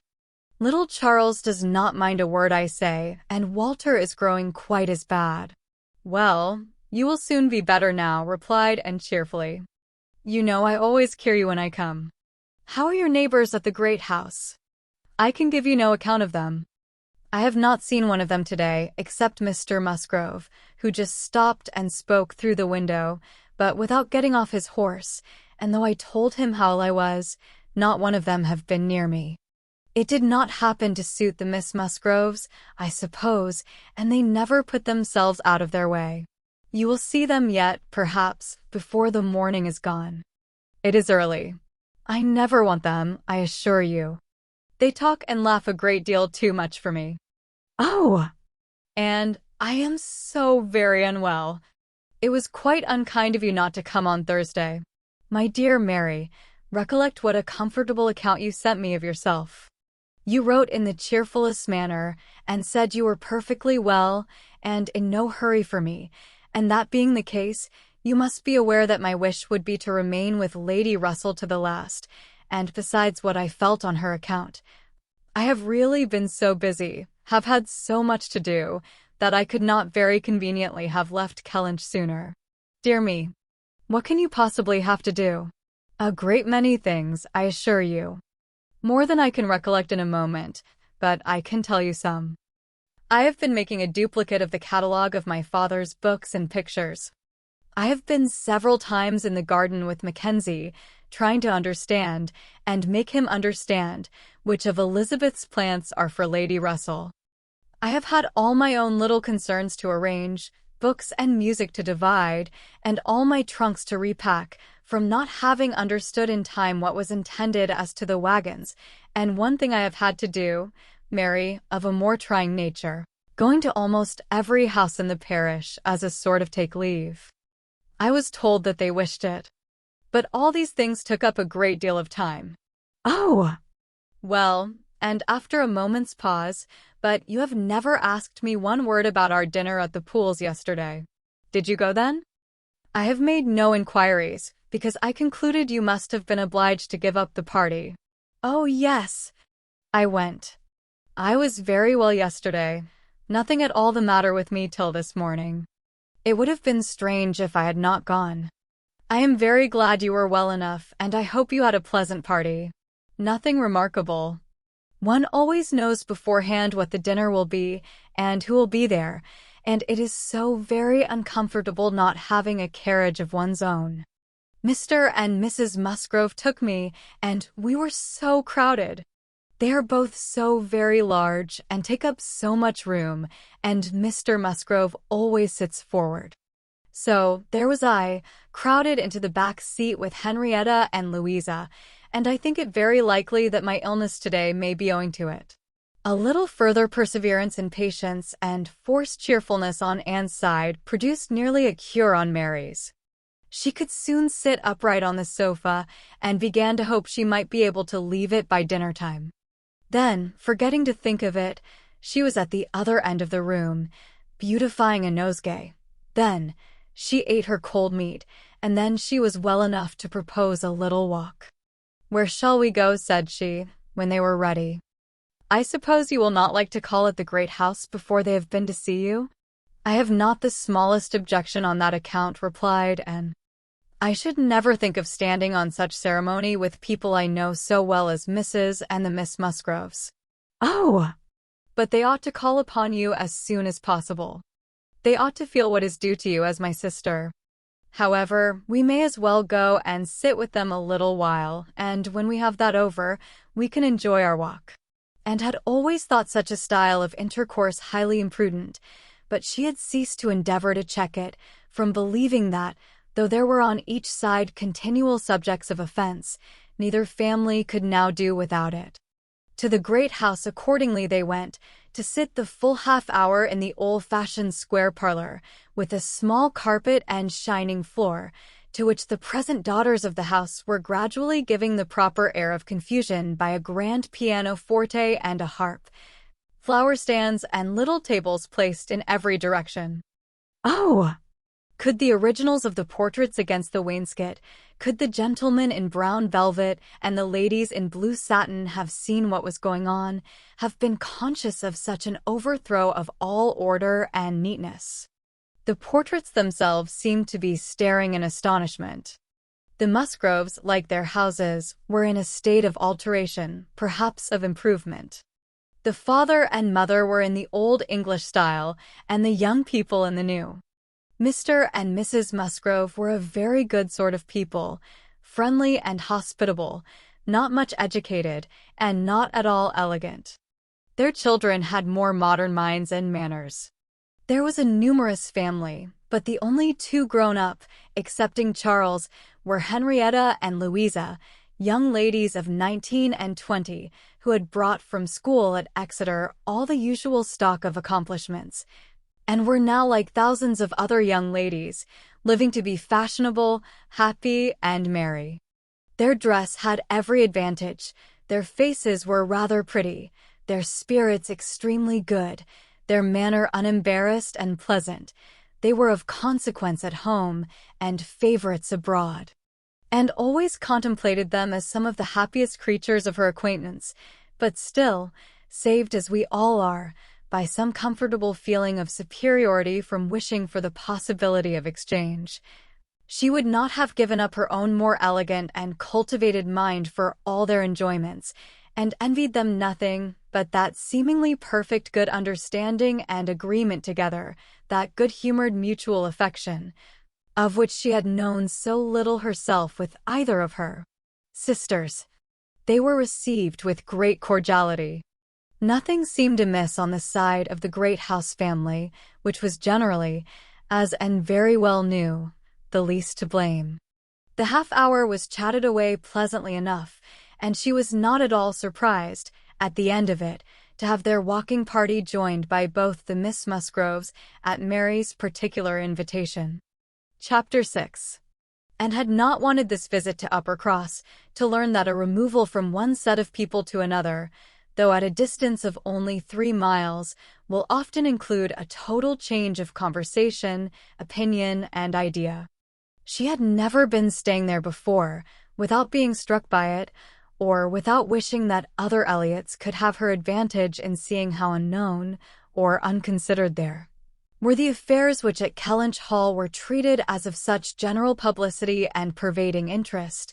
Yet, with all this experience, she believed she must now submit to feel that another lesson, in the art of knowing our own nothingness beyond our own circle, was become necessary for her, for certainly, coming as she did, with a heart full of the subject which had been completely occupying both houses in Kellynch for many weeks, she had expected rather more curiosity and sympathy than she found in the separate, but very similar remark of Mr. and Mrs. Musgrove.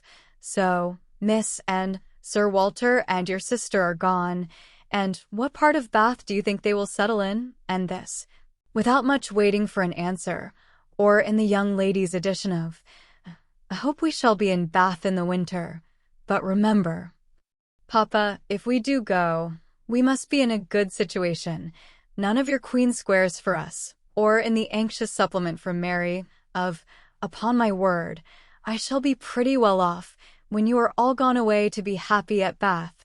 She could only resolve to avoid such self-delusion in future, and think with heightened gratitude of the extraordinary blessing of having one such truly sympathizing friend as Lady Russell. The Mr. Musgroves had their own game to guard and to destroy, their own horses, dogs, and newspapers to engage them, and the females were fully occupied in all the other common subjects of housekeeping, neighbors, dress, dancing, and music. She acknowledged it to be very fitting that every little social commonwealth should dictate its own matters of discourse, and hoped, ere long, to become a not unworthy member of the one she was now transplanted into. With the prospect of spending at least 2 months at Uppercross, it was highly incumbent on her to clothe her imagination, her memory, and all her ideas in as much of Uppercross as possible. She had no dread of these 2 months. Mary was not so repulsive and unsisterly as Elizabeth, nor so inaccessible to all influence of hers. Neither was there anything among the other component parts of the cottage inimical to comfort. She was always on friendly terms with her brother-in-law, and in the children, who loved her nearly as well, and respected her a great deal more than their mother, she had an object of interest, amusement, and wholesome exertion. Charles Musgrove was civil and agreeable. In sense and temper he was undoubtedly superior to his wife, but not of powers, or conversation, or grace, to make the past, as they were connected together, at all a dangerous contemplation, though, at the same time, and could believe, with Lady Russell, that a more equal match might have greatly improved him, and that a woman of real understanding might have given more consequence to his character, and more usefulness, rationality, and elegance to his habits and pursuits. As it was, he did nothing with much zeal but sport, and his time was otherwise trifled away, without benefit from books or anything else. He had very good spirits, which never seemed much affected by his wife's occasional lowness, bore with her unreasonableness sometimes to Anne's admiration, and upon the whole, though there was very often a little disagreement, in which she had sometimes more share than she wished, being appealed to by both parties, they might pass for a happy couple. They were always perfectly agreed in the want of more money, and a strong inclination for a handsome present from his father, but here, as on most topics, he had the superiority, for while Mary thought it a great shame that such a present was not made, he always contended for his father's having many other uses for his money, and a right to spend it as he liked. As to the management of their children, his theory was much better than his wife's, and his practice not so bad. "I could manage them very well, if it were not for Mary's interference," was what Anne often heard him say, and had a good deal of faith in, but when listening in turn to Mary's reproach of "Charles spoils the children so that I cannot get them into any order," she never had the smallest temptation to say, "Very true." One of the least agreeable circumstances of her residence there was her being treated with too much confidence by all parties, and being too much in the secret of the complaints of each house. Known to have some influence with her sister, she was continually requested, or at least receiving hints to exert it, beyond what was practicable. "I wish you could persuade Mary not to be always fancying herself ill," was Charles's language, and, in an unhappy mood, thus spoke Mary, "I do believe if Charles were to see me dying, he would not think there was anything the matter with me. I am sure, and if you would, you might persuade him that I really am very ill, a great deal worse than I ever own." Mary's declaration was, "I hate sending the children to the great house, though their grandmamma is always wanting to see them, for she humors and indulges them to such a degree, and gives them so much trash and sweet things, that they are sure to come back sick and cross for the rest of the day." And Mrs. Musgrove took the first opportunity of being alone with Anne to say, "Oh, Miss N., I cannot help wishing Mrs. Charles had a little of your method with those children. They are quite different creatures with you. But to be sure, in general they are so spoilt. It is a pity you cannot put your sister in the way of managing them. They are as fine healthy children as ever were seen, poor little dears. Without partiality, but Mrs. Charles knows no more how they should be treated. Bless me, how troublesome they are sometimes. I assure you, Miss N., it prevents my wishing to see them at our house so often as I otherwise should. I believe Mrs. Charles is not quite pleased with my not inviting them oftener, but you know it is very bad to have children with one that one is obligated to be checking every moment, don't do this and don't do that, or that one can only keep in tolerable order by more cake than is good for them." She had this communication, moreover, from Mary.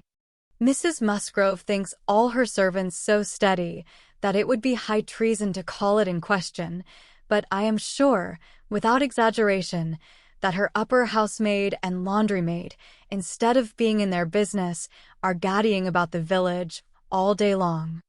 I meet them wherever I go, and I declare I never go twice into my nursery without seeing something of them. If Jemima were not the trustiest, steadiest creature in the world, it would be enough to spoil her, for she tells me they are always tempting her to take a walk with them." And on Mrs. Musgrove's side, it was, "I make a rule of never interfering in any of my daughter-in-law's concerns, for I know it would not do, but I shall tell you, Miss N., because you may be able to set things to rights, that I have no very good opinion of Mrs. Charles's nursery maid. I hear strange stories of her. She is always upon the gad, and from my own knowledge I can declare she is such a fine dressing lady that she is enough to ruin any servants she comes near. Mrs. Charles quite swears by her, I know, but I just give you this hint, that you may be upon the watch, because, if you see anything amiss, you need not be afraid of mentioning it." Again, It was Mary's complaint that Mrs. Musgrove was very apt not to give her the precedence that was her due when they dined at the great house with other families, and she did not see any reason why she was to be considered so much at home as to lose her place. And one day when Anne was walking with only the Musgroves, one of them, after talking of rank, people of rank, and jealousy of rank, said, "I have no scruple of observing to you how nonsensical some persons are about their place, because all the world knows how easy and indifferent you are about it. But I wish anybody could give Mary a hint that it would be a great deal better if she were not so very tenacious, especially if she would not be always putting herself forward to take place of Mamma. Nobody doubts her right to have precedence of Mamma, but it would be more becoming in her not to be always insisting on it. It is not that Mamma cares about it the least in the world, but I know it is taken notice of by many persons. How was Anne to set all these matters to rights? She could do little more than listen patiently, soften every grievance, and excuse each to the other, give them all hints of the forbearance necessary between such near neighbors, and make those hints broadest which were meant for her sister's benefit. In all other respects, her visit began and proceeded very well. Her own spirits improved by change of place and subject, by being removed 3 miles from Kellynch, Mary's ailments lessened by having a constant companion, and their daily intercourse with the other family, since there was neither superior affection, confidence, nor employment in the cottage, to be interrupted by it, was rather an advantage. It was certainly carried nearly as far as possible, for they met every morning, and hardly ever spent an evening asunder, but she believed they should not have done so well without the sight of Mr. and Mrs. Musgrove's respectable forms in the usual places, or without the talking, laughing, and singing of their daughters. She played a great deal better than either of the Miss Musgroves, but having no voice, no knowledge of the harp, and no fond parents to sit by and fancy themselves delighted, her performance was little thought of, only out of civility, or to refresh the others, as she was well aware. She knew that when she played she was giving pleasure only to herself, but this was no new sensation. Excepting one short period of her life, she had never, since the age of 14, never since the loss of her dear mother, known the happiness of being listened to, or encouraged by any just appreciation or real taste. In music, she had been always used to feel alone in the world, and Mr. and Mrs. Musgrove's fond partiality for their own daughter's performance, and total indifference to any other person's, gave her much more pleasure for their sakes, than mortification for her own. The party at the great house was sometimes increased by other company. The neighborhood was not large, but the Musgroves were visited by everybody, and had more dinner parties, and more callers, more visitors by invitation and by chance, than any other family. They were more completely popular. The girls were wild for dancing, and the evenings ended, occasionally, in an unpremeditated little ball. There was a family of cousins within a walk of Uppercross, in less affluent circumstances, who depended on the Musgroves for all their pleasures.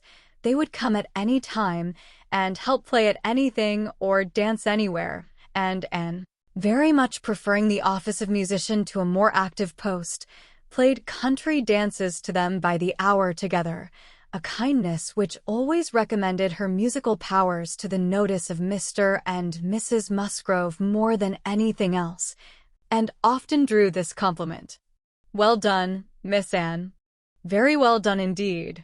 Lord bless me, how those little fingers of yours fly about." So passed the first 3 weeks.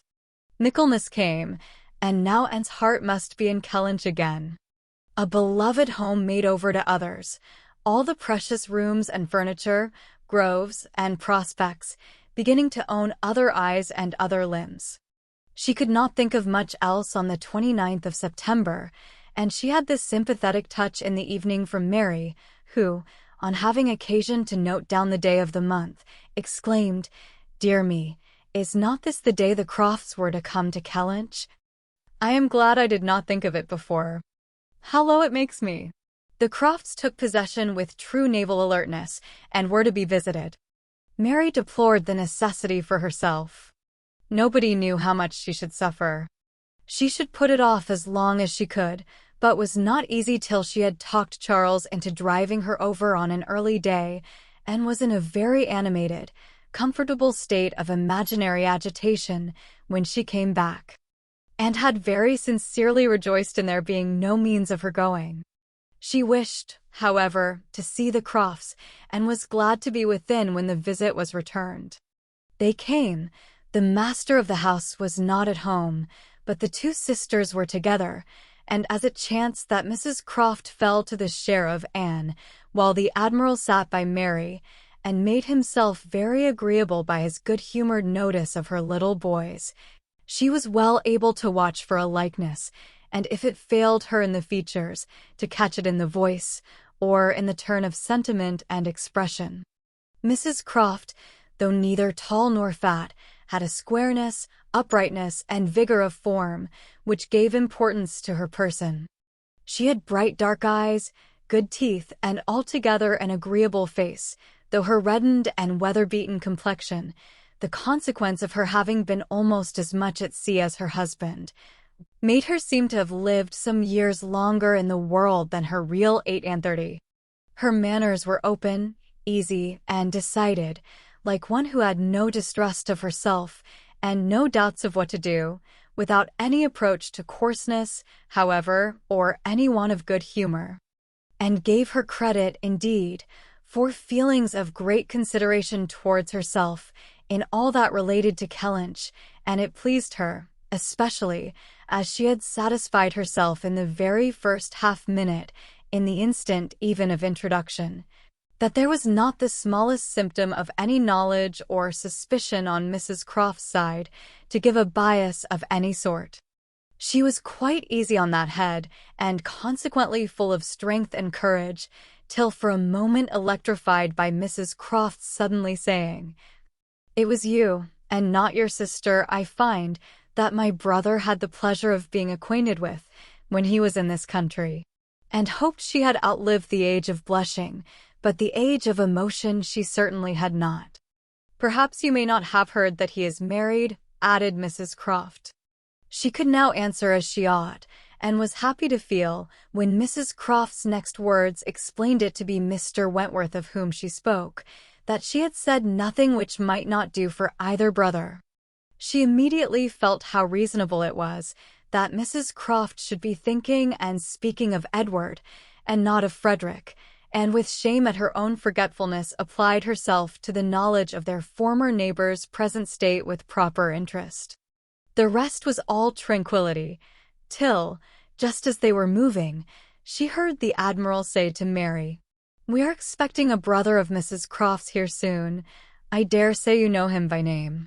He was cut short by the eager attacks of the little boys, clinging to him like an old friend, and declaring he should not go, and being too much engrossed by proposals of carrying them away in his coat pockets and to have another moment for finishing or recollecting what he had begun, and was left to persuade herself, as well as she could, that the same brother must still be in question. She could not, however, reach such a degree of certainty as not to be anxious to hear whether anything had been said on the subject at the other house, where the Crofts had previously been calling. The folks of the great house were to spend the evening of this day at the cottage, and it being now too late in the year for such visits to be made on foot, the coach was beginning to be listened for when the youngest Miss Musgrove walked in. That she was coming to apologize, and that they should have to spend the evening by themselves, was the first black idea, and Mary was quite ready to be affronted when Louisa made all right by saying that she only came on foot to leave more room for the harp, which was bringing in the carriage. "And I will tell you our reason," she added, "and all about it. I am come on to give you notice that Papa and Mamma are out of spirits this evening, especially Mamma. She is thinking so much of poor Richard. And we agreed it would be best to have the harp, for it seems to amuse her more than the pianoforte. I will tell you why she is out of spirits. When the Crofts called this morning, they called here afterwards, did not they? They happened to say that her brother, Captain Wentworth, is just returned to England, or paid off, or something, and is coming to see them almost directly. And most unluckily it came into Mamma's head, when they were gone, that Wentworth, or something very like it, was the name of poor Richard's captain at one time. I do not know when or where, but a great while before he died, poor fellow. And upon looking over his letters and things, she found it was so, and is perfectly sure that this must be the very man, and her head is quite full of it, and of poor Richard. So we must be as merry as we can, that she may not be dwelling upon such gloomy things. The real circumstances of this pathetic piece of family history were that the Musgroves had had the ill fortune of a very troublesome, hopeless son, and the good fortune to lose him before he reached his 20th year. That he had been sent to sea because he was stupid and unmanageable on shore, that he had been very little cared for at any time by his family, though quite as much as he deserved, seldom heard of, and scarcely at all regretted, when the intelligence of his death abroad had worked its way to Uppercross 2 years before. He had, in fact, though his sisters were now doing all they could for him, by calling him poor Richard, been nothing better than a thick-headed, unfeeling, unprofitable Dick Musgrove, who had never done anything to entitle himself to more than the abbreviation of his name, living or dead. He had been several years at sea, and had, in the course of those removals to which all midshipmen are liable, and especially such midshipmen as every captain wishes to get rid of, been 6 months on board Captain Frederick Wentworth's frigate, the Laconia. And from the Laconia he had, under the influence of his captain, written the only 2 letters which his father and mother had ever received from him during the whole of his absence, that is to say, the only 2 disinterested letters. All the rest had been mere applications for money. In each letter he had spoken well of his captain, but yet so little were they in the habit of attending to such matters, so unobservant and incurious were they as to the names of men or ships, that it had made scarcely any impression at the time. And that Mrs. Musgrove should have been suddenly struck, this very day, with a recollection of the name of Wentworth, as connected with her son, seemed one of those extraordinary bursts of mind which do sometimes occur. She had gone to her letters, and found it all as she supposed, and the reperusal of these letters, after so long an interval, her poor son gone for ever, and all the strength of his faults forgotten, had affected her spirits exceedingly, and thrown her into greater grief for him than she had known on first hearing of his death. Mr. Musgrove was, in a lesser degree, affected likewise, and when they reached the cottage, they were evidently in want, first, of being listened to anew on this subject, and afterwards, of all the relief which cheerful companions could give them. To hear them talking so much of Captain Wentworth, repeating his name so often, puzzling over past years, and at last ascertaining that it probably would, turn out to be the very same Captain Wentworth whom they recollected meeting once or twice, after their coming back from Clifton, a very fine young man, but they could not say whether it was 7 or 8 years ago, was a new sort of trial to Anne's nerves. She found, however, that it was one to which she must inure herself.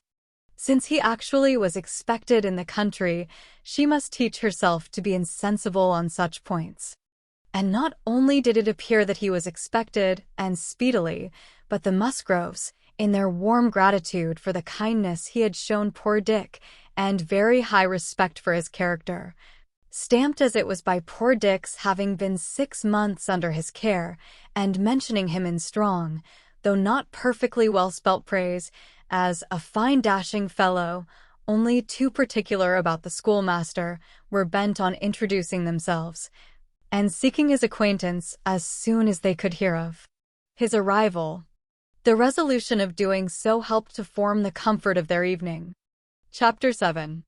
A very few days more, and Captain Wentworth was known to be at Kellynch, and Mr. Musgrove had called on him, and come back warm in his praise, and he was engaged with the Crofts to dine at Uppercross by the end of another week. It had been a great disappointment to Mr. Musgrove to find that no earlier day could be fixed, so impatient was he to shew his gratitude by seeing Captain Wentworth under his own roof, and welcoming him to all that was strongest and best in his cellars. But a week must pass, only a week, in Anne's reckoning, and then, she supposed, they must meet, and soon she began to wish that she could feel secure even for a week. Captain Wentworth made a very early return to Mr. Musgrove's civility, and she was all but calling there in the same half-hour. She and Mary were actually setting forward for the great house, where, as she afterwards learned, they must inevitably have found him, when they were stopped by the eldest boy's being at that moment brought home in consequence of a bad fall. The child's situation put the visit entirely aside, but she could not hear of her escape with indifference, even in the midst of the serious anxiety which they afterwards felt on his account. His collarbone was found to be dislocated, and such injury received in the back as roused the most alarming ideas. It was an afternoon of distress, and had everything to do at once, the apothecary to send for, the father to have pursued and informed, the mother to support and keep from hysterics, the servants to control, the youngest child to banish, and the poor suffering one to attend and soothe, besides sending, as soon as she recollected it, proper notice to the other house, which brought her an accession rather of frightened, inquiring companions than of very useful assistance. Her brother's return was the first comfort. He could take best care of his wife, and the second blessing was the arrival of the apothecary. Till he came and had examined the child, their apprehensions were the worse for being vague. They suspected great injury, but knew not where. But now the collarbone was soon replaced, and though Mr. Robinson felt, and rubbed, and looked grave, and spoke low words both to the father and the aunt, still they were all to hope the best, and to be able to part and eat their dinner in tolerable ease of mind. And then it was, just before they parted, that the two young aunts were able so far to digress from their nephew's state as to give the information of Captain Wentworth's visit, staying 5 minutes behind their father and mother to endeavor to express how perfectly delighted they were with him, how much handsomer, how infinitely more agreeable they thought him than any individual among their male acquaintance who had been at all a favorite before. How glad they had been to hear Papa invite him to stay dinner, how sorry when he said it was quite out of his power, and how glad again when he had promised in reply to Papa and Mamma's farther pressing invitations to come and dine with them on the morrow. Actually on the morrow, and he had promised it in so pleasant a manner, as if he felt all the motive of their attention just as he ought. And in short, he had looked and said everything with such exquisite grace, that they could assure them all, their heads were both turned by him, and off they ran, quite as full of glee as of love, and apparently more full of Captain Wentworth than of little Charles. The same story and the same raptures were repeated when the two girls came with their father, through the gloom of the evening, to make inquiries, and Mr. Musgrove, no longer under the first uneasiness about his heir, could add his confirmation and praise, and hoped there would be now no occasion for putting Captain Wentworth off, and only be sorry to think that the cottage party, probably, would not like to leave the little boy, to give him the meeting. Oh no, as to leaving the little boy, both father and mother were in much too strong and recent alarm to bear the thought, and, in the joy of the escape, could not help adding her warm protestations to theirs. Charles Musgrove, indeed, afterwards, shewed more of inclination. The child was going on so well, and he wished so much to be introduced to Captain Wentworth, that, perhaps, he might join them in the evening. He would not dine from home, but he might walk in for half an hour. But in this he was eagerly opposed by his wife with, "Oh, No, indeed, Charles, I cannot bear to have you go away. Only think if anything should happen. The child had a good night and was going on well the next day. It must be a work of time to ascertain that no injury had been done to the spine, but Mr. Robinson found nothing to increase alarm, and Charles Musgrove began, consequently, to feel no necessity for longer confinement. The child was to be kept in bed and amused as quietly as possible, but what was there for a father to do? This was quite a female case, and it would be highly absurd in him, who could be of no use at home, to shut himself up. His father very much wished him to meet Captain Wentworth, and there being no sufficient reason against it, he ought to go, and it ended in his making a bold, public declaration, when he came in from shooting, of his meaning to dress directly, and dine at the other house. "Nothing can be going on better than the child," said he, "so I told my father, just now, that I would come, and he thought me quite right. Your sister being with you, my love, I have no scruple at all. You would not like to leave him yourself, but you see I can be of no use, and will send for me if anything is the matter." Husbands and wives generally understand when opposition will be vain. Mary knew, from Charles's manner of speaking, that he was quite determined on going, and that it would be of no use to tease him. She said nothing, therefore, till he was out of the room, but as soon as there was only and to hear, "So you and I are to be left to shift by ourselves, with this poor sick child, and not a creature coming near us all the evening.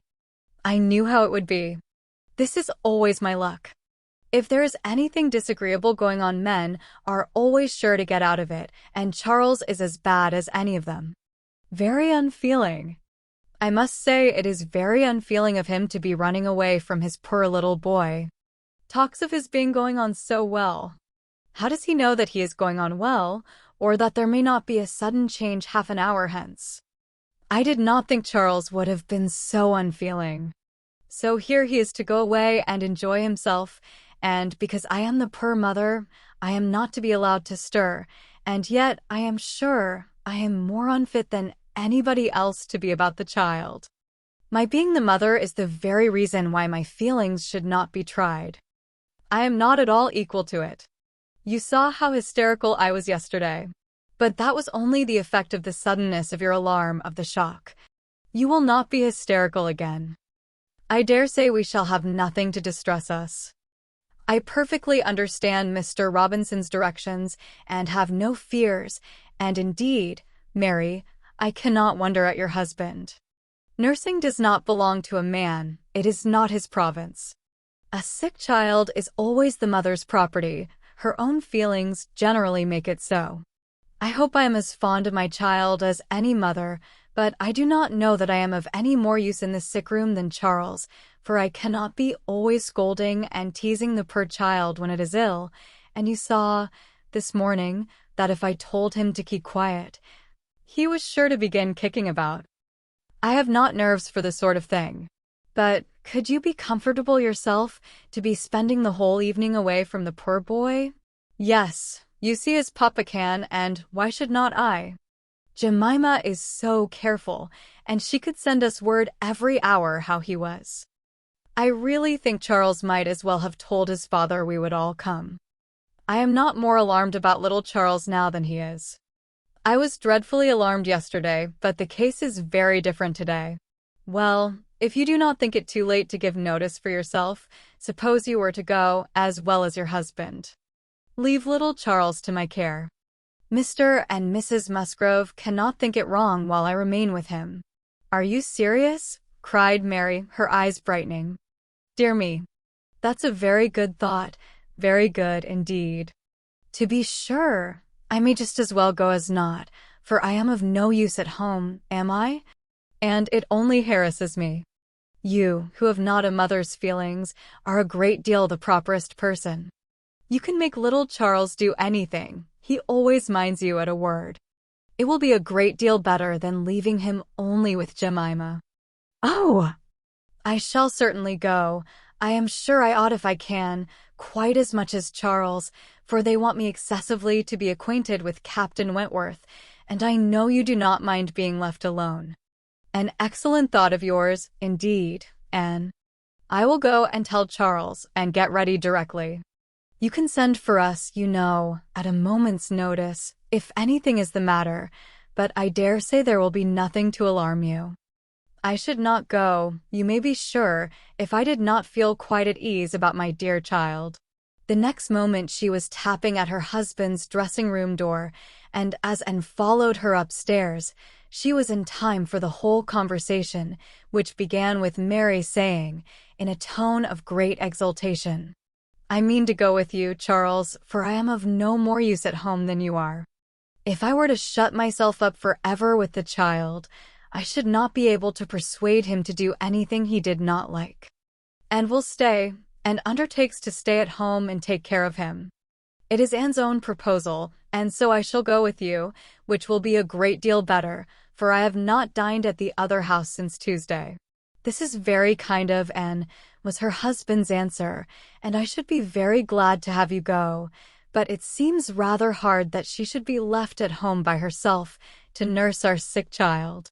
Anne was now at hand to take up her own cause, and the sincerity of her manner being soon sufficient to convince him, where conviction was at least very agreeable, he had no farther scruples as to her being left to dine alone, though he still wanted her to join them in the evening, when the child might be at rest for the night, and kindly urged her to let him come and fetch her, but she was quite unpersuadable, and this being the case, she had ere long the pleasure of seeing them set off, together in high spirits. They were gone, she hoped, to be happy, however oddly constructed such happiness might seem. As for herself, she was left with as many sensations of comfort as were, perhaps, ever likely to be hers. She knew herself to be of the first utility to the child, and what was it to her if Frederick Wentworth were only half a mile distant, making himself agreeable to others? She would have liked to know how he felt as to a meeting. Perhaps indifferent, if indifference could exist under such circumstances. He must be either indifferent or unwilling. Had he wished ever to see her again, he need not have waited till this time. He would have done what she could not but believe that in his place she should have done long ago, when events had been early giving him the independence which alone had been wanting. Her brother and sister came back delighted with their new acquaintance and their visit in general. There had been music, singing, talking, laughing, all that was most agreeable, charming manners in Captain Wentworth, no shyness or reserve. They seemed all to know each other perfectly, and he was coming the very next morning to shoot with Charles. He was to come to breakfast, but not at the cottage, though that had been proposed at first, but then he had been pressed to come to the great house instead, and he seemed afraid of being in Mrs. Charles Musgrove's way, on account of the child, and therefore, somehow, they hardly knew how, it ended in Charles's being to meet him to breakfast at his father's. And understood it. He wished to avoid seeing her. He had inquired after her, she found, slightly, as might suit a former slight acquaintance, seeming to acknowledge such as she had acknowledged, actuated, perhaps, by the same view of escaping introduction when they were to meet. The morning hours of the cottage were always later than those of the other house, and on the morrow the difference was so great that Mary and Anne were not more than beginning breakfast when Charles came in to say that they were just setting off, that he was come for his dogs, that his sisters were following with Captain Wentworth, his sisters meaning to visit Mary and the child, and Captain Wentworth proposing also to wait on her for a few minutes if not inconvenient, and though Charles had answered for the child's being in no such state as could make it inconvenient, Captain Wentworth would not be satisfied without his running on to give notice.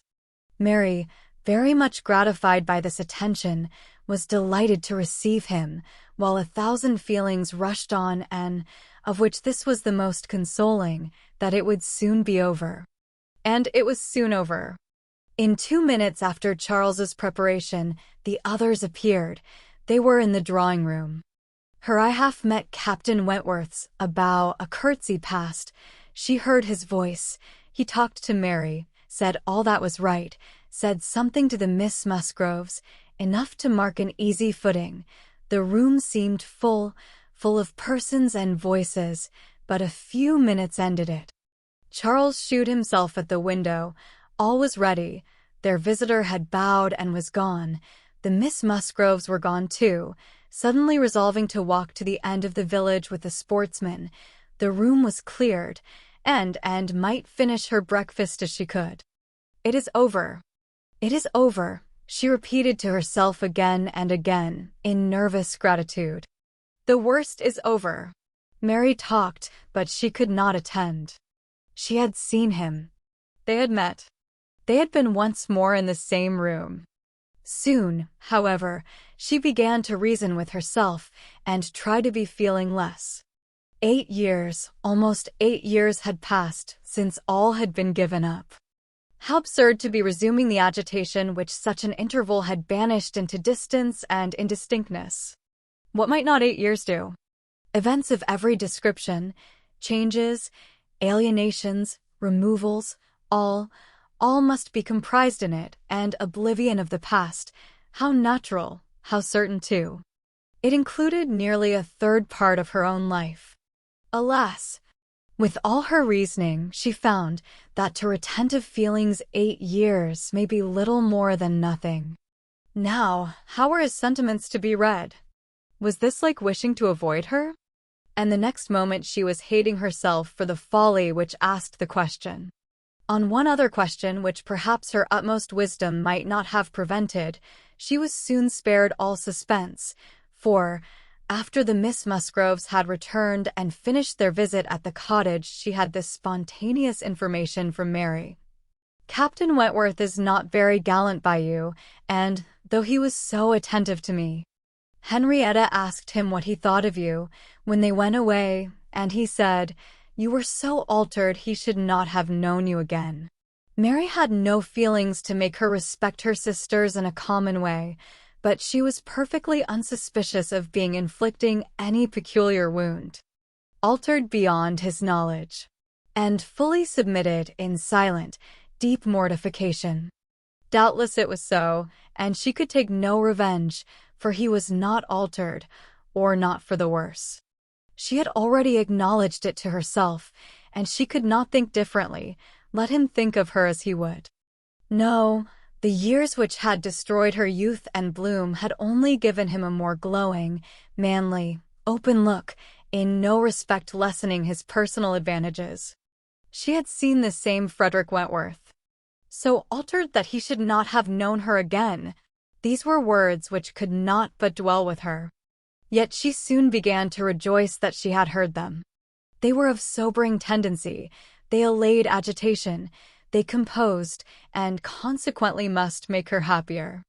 Frederick Wentworth had used such words, or something like them, but without an idea that they would be carried round to her. He had thought her wretchedly altered, and in the first moment of appeal had spoken as he felt. He had not forgiven and Eliot. She had used him ill, deserted and disappointed him, and worse, she had shown a feebleness of character in doing so, which his own decided, confident temper could not endure. She had given him up to oblige others. It had been the effect of over-persuasion. It had been weakness and timidity. He had been most warmly attached to her, and had never seen a woman since whom he thought her equal, but, except from some natural sensation of curiosity, he had no desire of meeting her again. Her power with him was gone forever. It was now his object to marry.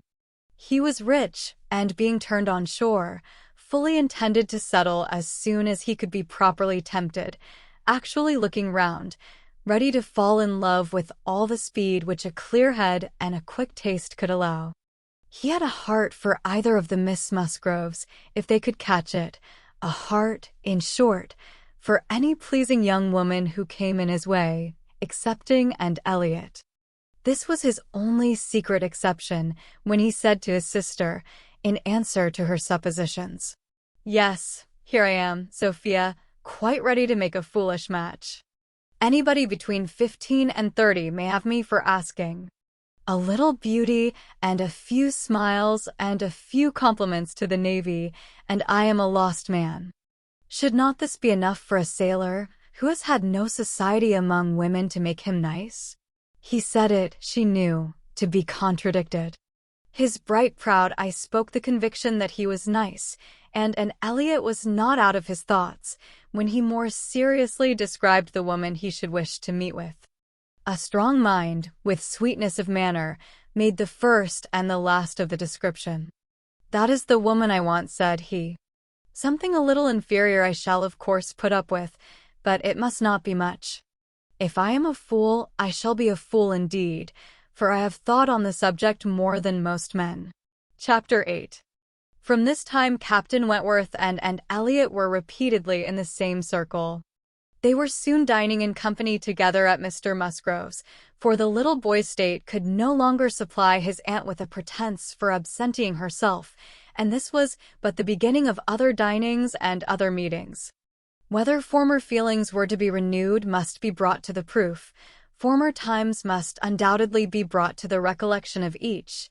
They could not but be reverted to. The year of their engagement could not but be named by him in the little narratives or descriptions which conversation called forth. His profession qualified him, his disposition led him, to talk, and that was in the year 6. That happened before I went to sea in the year 6, occurred in the course of the first evening they spent together, and though his voice did not falter, and though she had no reason to suppose his eye wandering towards her while he spoke, and felt the utter impossibility, from her knowledge of his mind, that he could be unvisited by remembrance any more than herself. There must be the same immediate association of thought, though she was very far from conceiving it to be of equal pain. They had no conversation together, no intercourse, but what the commonest civility required. Once so much to each other, now nothing. There had been a time when of all the large party now filling the drawing-room at Uppercross, they would have found it most difficult to cease to speak to one another.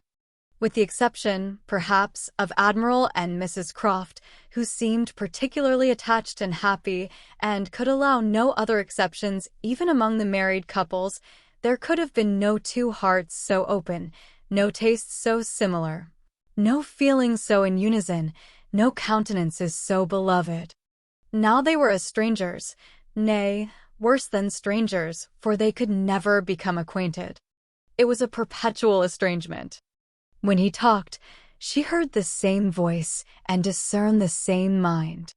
There was a very general ignorance of all naval matters throughout the party, and he was very much questioned, and especially by the two Miss Musgroves, who seemed hardly to have any eyes but for him, as to the manner of living on board, daily regulations, food, hours, and sea, and their surprise at his accounts, at learning the degree of accommodation and arrangement which was practicable, drew from him some pleasant ridicule, which reminded and of the early days when she too had been ignorant, and she too had been accused of supposing sailors to be living on board without anything to eat, or any cook to dress it if there were, or any servant to wait, or any knife and fork to use. From thus listening and thinking, she was roused by a whisper of Mrs. Musgrove's who, overcome by fond regrets, could not help saying, "Ah, miss, and if it had pleased heaven to spare my poor son, I dare say he would have been just such another by this time," and suppressed a smile and listened kindly, while Mrs. Musgrove relieved her heart a little more, and for a few minutes, therefore, could not keep pace with the conversation of the others. When she could let her attention take its natural course again, she found the Miss Musgroves just fetching the Navy List, their own Navy List, the first that had ever been at Uppercross, and sitting down together to pore over it, with the professed view of finding out the ships that Captain Wentworth had commanded. "Your first was the ASP, I remember. We will look for the ASP. You will not find her there.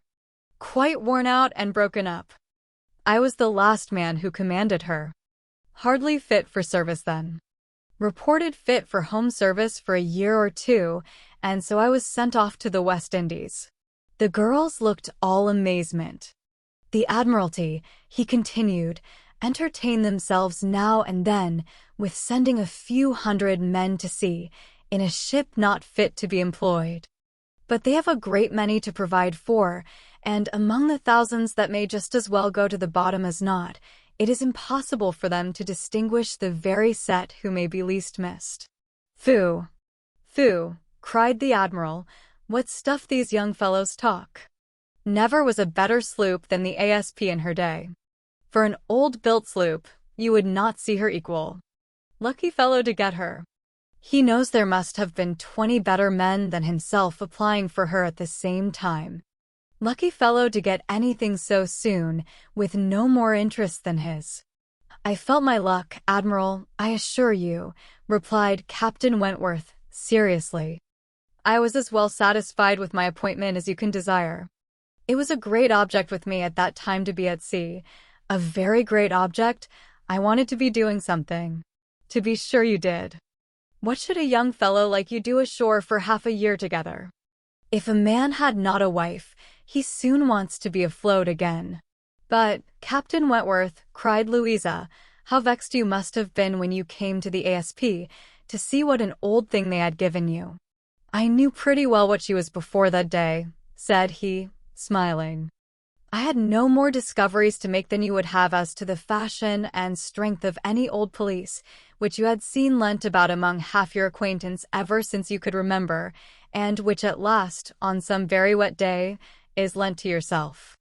Ah! She was a dear old ASP to me. She did all that I wanted. I knew she would. I knew that we should either go to the bottom together, or that she would be the making of me, and I never had 2 days of foul weather all the time I was at sea in her, and after taking privateers enough to be very entertaining.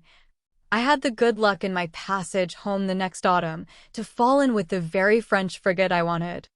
I brought her into Plymouth, and here another instance of luck. We had not been 6 hours in the Sound, when a gale came on, which lasted 4 days and nights, and which would have done for poor old ASP in half the time, our touch with the great nation not having much improved our condition. 24 hours later, and I should only have been a gallant Captain Wentworth, in a small paragraph at one corner of the newspapers, and being lost in only a sloop, nobody would have thought about me. Anne's shudderings were to herself alone, but the Miss Musgroves could be as open as they were sincere, in their exclamations of pity and horror.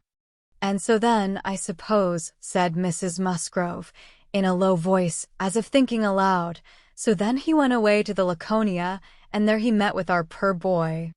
Charles, my dear, beckoning him to her, do ask Captain Wentworth where it was he first met with your poor brother. I always forgot. It was at Gibraltar, mother, I know. Dick had been left ill at Gibraltar, with a recommendation from his former captain to Captain Wentworth. Oh! But, Charles, tell Captain Wentworth he need not be afraid of mentioning poor Dick before me, for it would be rather a pleasure to hear him talked of by such a good friend.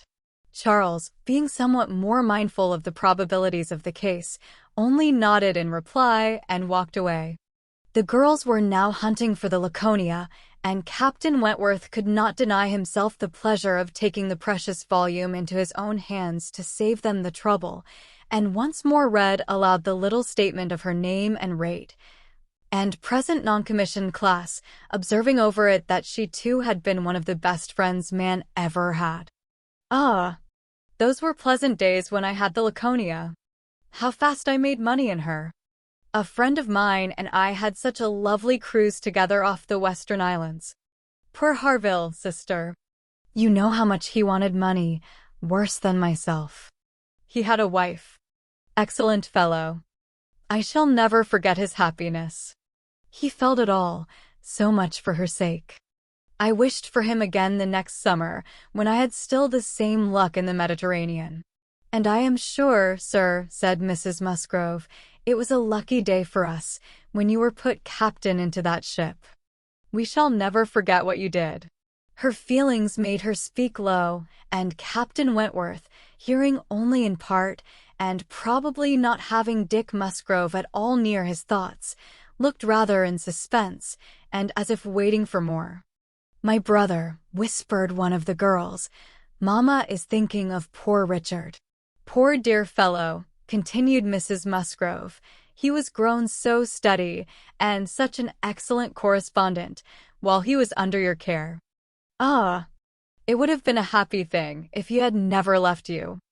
I assure you, Captain Wentworth, we are very sorry he ever left you." There was a momentary expression in Captain Wentworth's face at this speech, a certain glance of his bright eye and curl of his handsome mouth, which convinced Anne that instead of sharing in Mrs. Musgrove's kind wishes as to her son, he had probably been at some pains to get rid of him, but it was too transient an indulgence of self-amusement to be detected by any who understood him less than herself. In another moment he was perfectly collected and serious, and almost instantly afterwards, coming up to the sofa on which she and Mrs. Musgrove were sitting, took a place by the latter, and entered into conversation with her, in a low voice, about her son, doing it with so much sympathy and natural grace, as shewed the kindest consideration for all that was real and unabsurd in the parents' feelings. They were actually on the same sofa, for Mrs. Musgrove had most readily made room for him. They were divided only by Mrs. Musgrove. It was no insignificant barrier, indeed.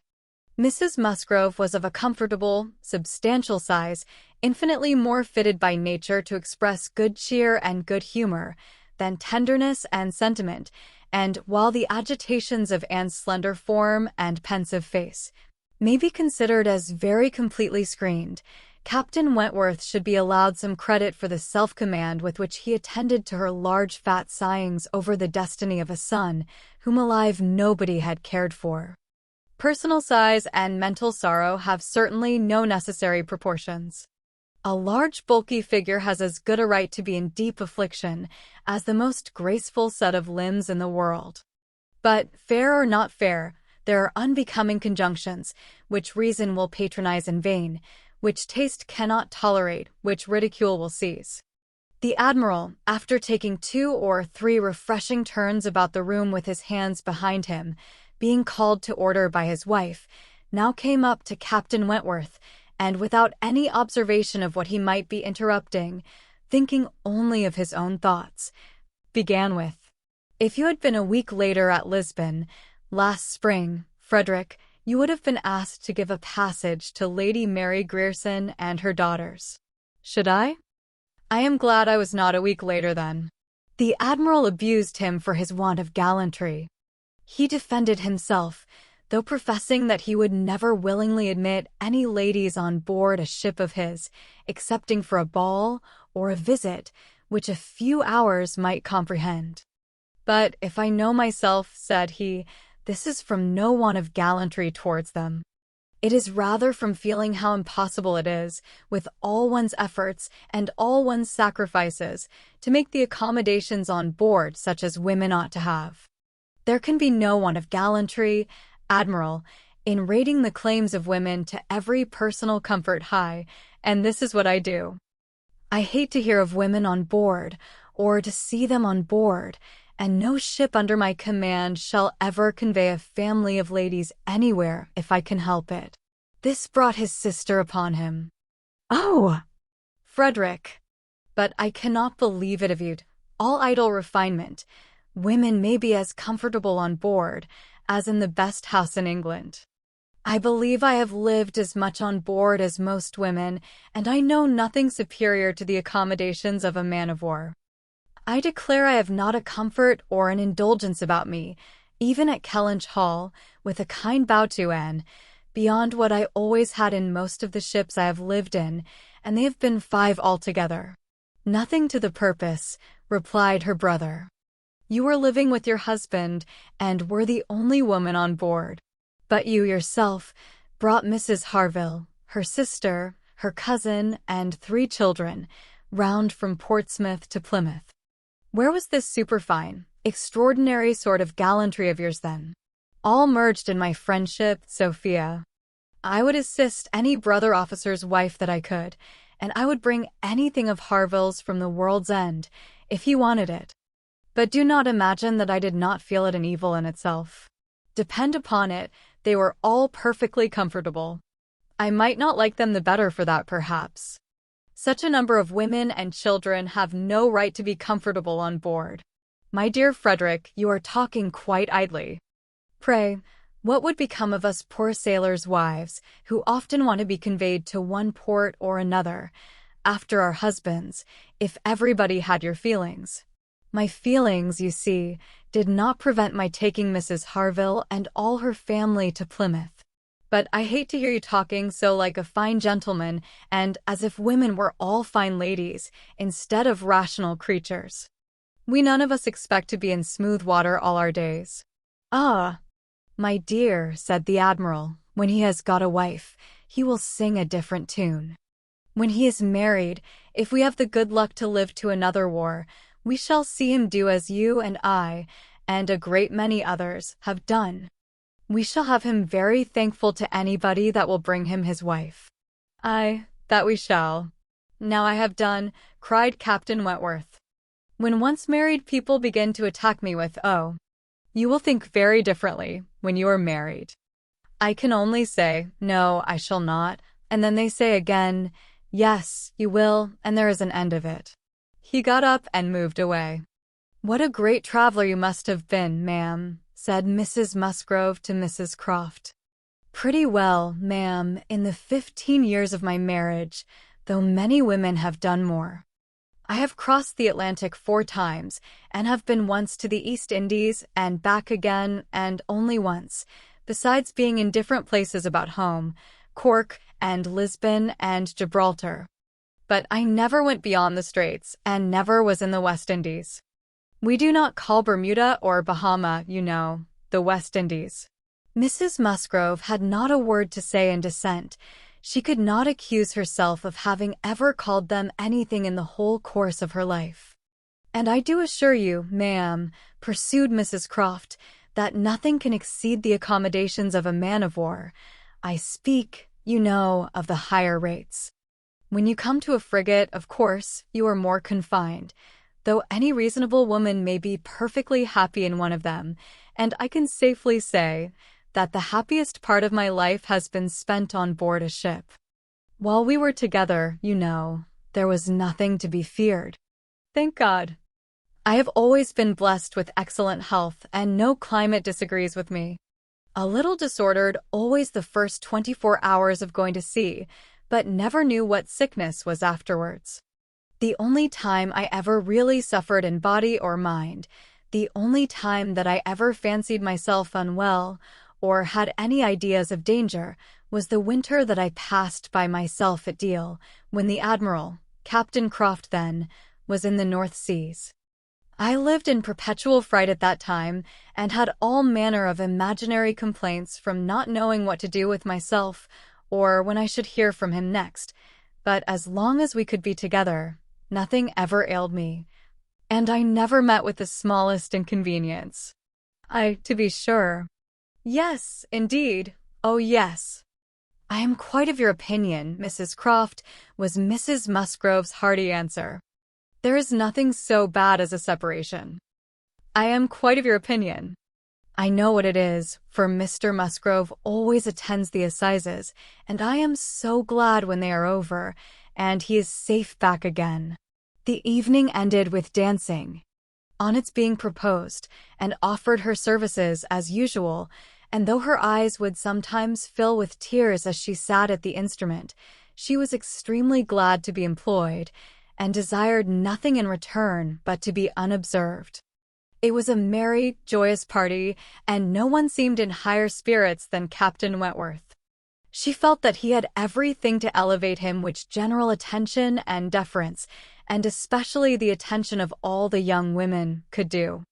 The Miss Hayters, the females of the family of cousins already mentioned, were apparently admitted to the honor of being in love with him, and as for Henrietta and Louisa, they both seemed so entirely occupied by him, that nothing but the continued appearance of the most perfect goodwill between themselves could have made it credible that they were not decided rivals. If he were a little spoilt by such universal, such eager admiration, who could wonder?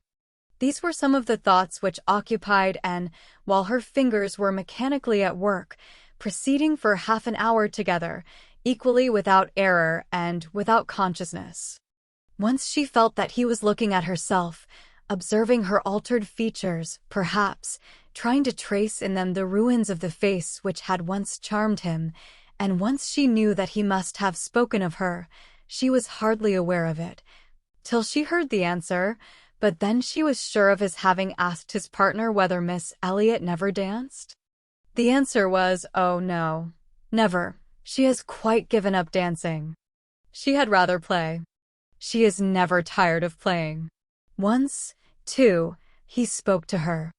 She had left the instrument on the dancing being over, and he had sat down to try to make out an air which he wished to give the Miss Musgroves an idea of. Unintentionally she returned to that part of the room. He saw her, and, instantly rising, said, with studied politeness, "I beg your pardon, madam, this is your seat," and though she immediately drew back with a decided negative, he was not to be induced to sit down again, and did not wish for more of such looks and speeches. His cold politeness, his ceremonious grace, were worse than anything. Chapter 9. Captain Wentworth was come to Kellynch as to a home, to stay as long as he liked, being as thoroughly the object of the Admiral's fraternal kindness as of his wife's. He had intended, on first arriving, to proceed very soon into Shropshire, and visit the brothers settled in that country, but the attractions of Uppercross induced him to put this off. There was so much of friendliness and of flattery, and of everything most bewitching in his reception there. The old were so hospitable, the young so agreeable, that he could not but resolve to remain where he was, and take all the charms and perfections of Edward's wife upon credit a little longer. It was soon Uppercross with him almost every day. The Musgroves could hardly be more ready to invite than he to come, particularly in the morning, when he had no companion at home, for the Admiral and Mrs. Croft were generally out of doors together, interesting themselves in their new possessions, their grass and their sheep, and dawdling about in a way not endurable to a third person, or driving out in a gig, lately added to their establishment. Hitherto there had been but one opinion of Captain Wentworth among the Musgroves and their dependencies.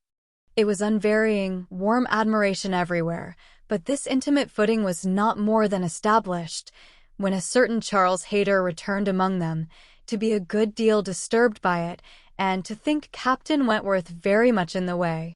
Charles Hayter was the eldest of all the cousins, and a very amiable, pleasing young man, between whom and Henrietta there had been a considerable appearance of attachment previous to Captain Wentworth's introduction. He was in orders, and having a curacy in the neighborhood, where residence was not required, lived at his father's house, only 2 miles from Uppercross. A short absence from home had left his fair one unguarded by his attentions at this critical period, and when he came back he had the pain of finding very altered manners, and of seeing Captain Wentworth. Mrs. Musgrove and Mrs. Hayter were sisters. They had each had money, but their marriages had made a material difference in their degree of consequence.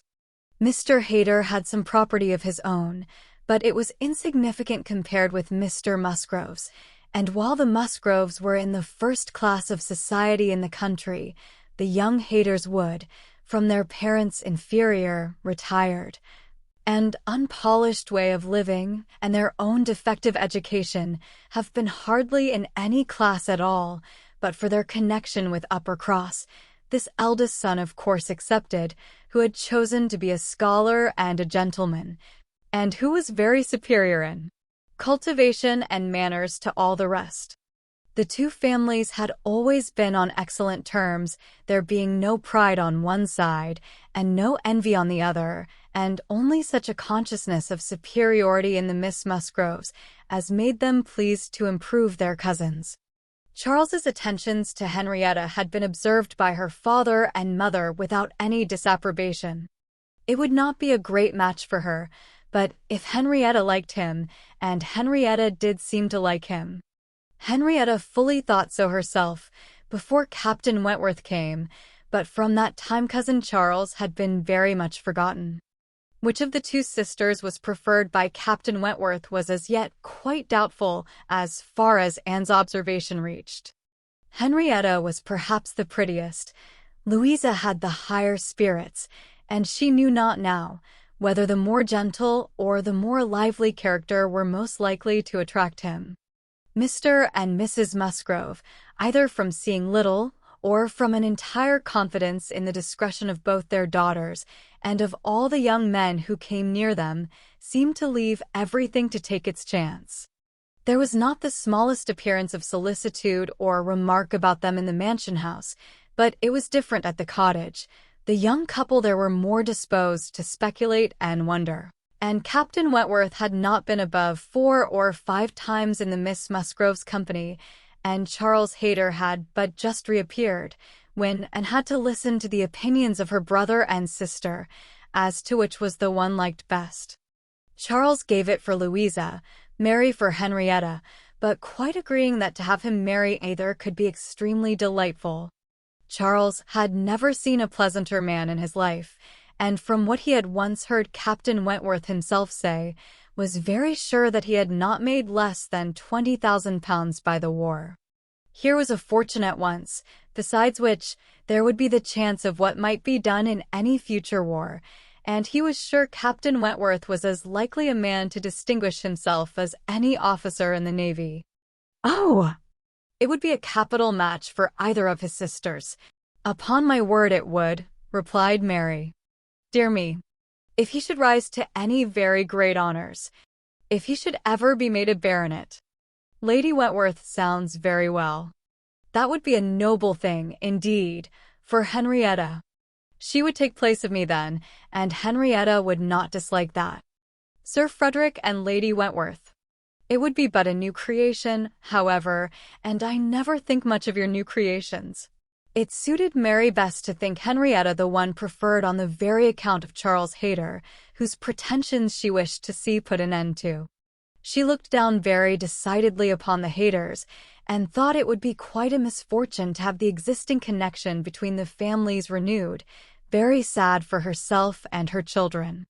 You know, said she, I cannot think him at all a fit match for Henrietta, and considering the alliances which the Musgroves have made, she has no right to throw herself away. I do not think any young woman has a right to make a choice that may be disagreeable and inconvenient to the principal part of her family, and be giving bad connections to those who have not been used to them. And, pray, who is Charles Hayter? Nothing but a country curate. A most improper match for Miss Musgrove of Uppercross. Her husband, however, would not agree with her here, for besides having a regard for his cousin, Charles Hayter was an eldest son, and he saw things as an eldest son himself.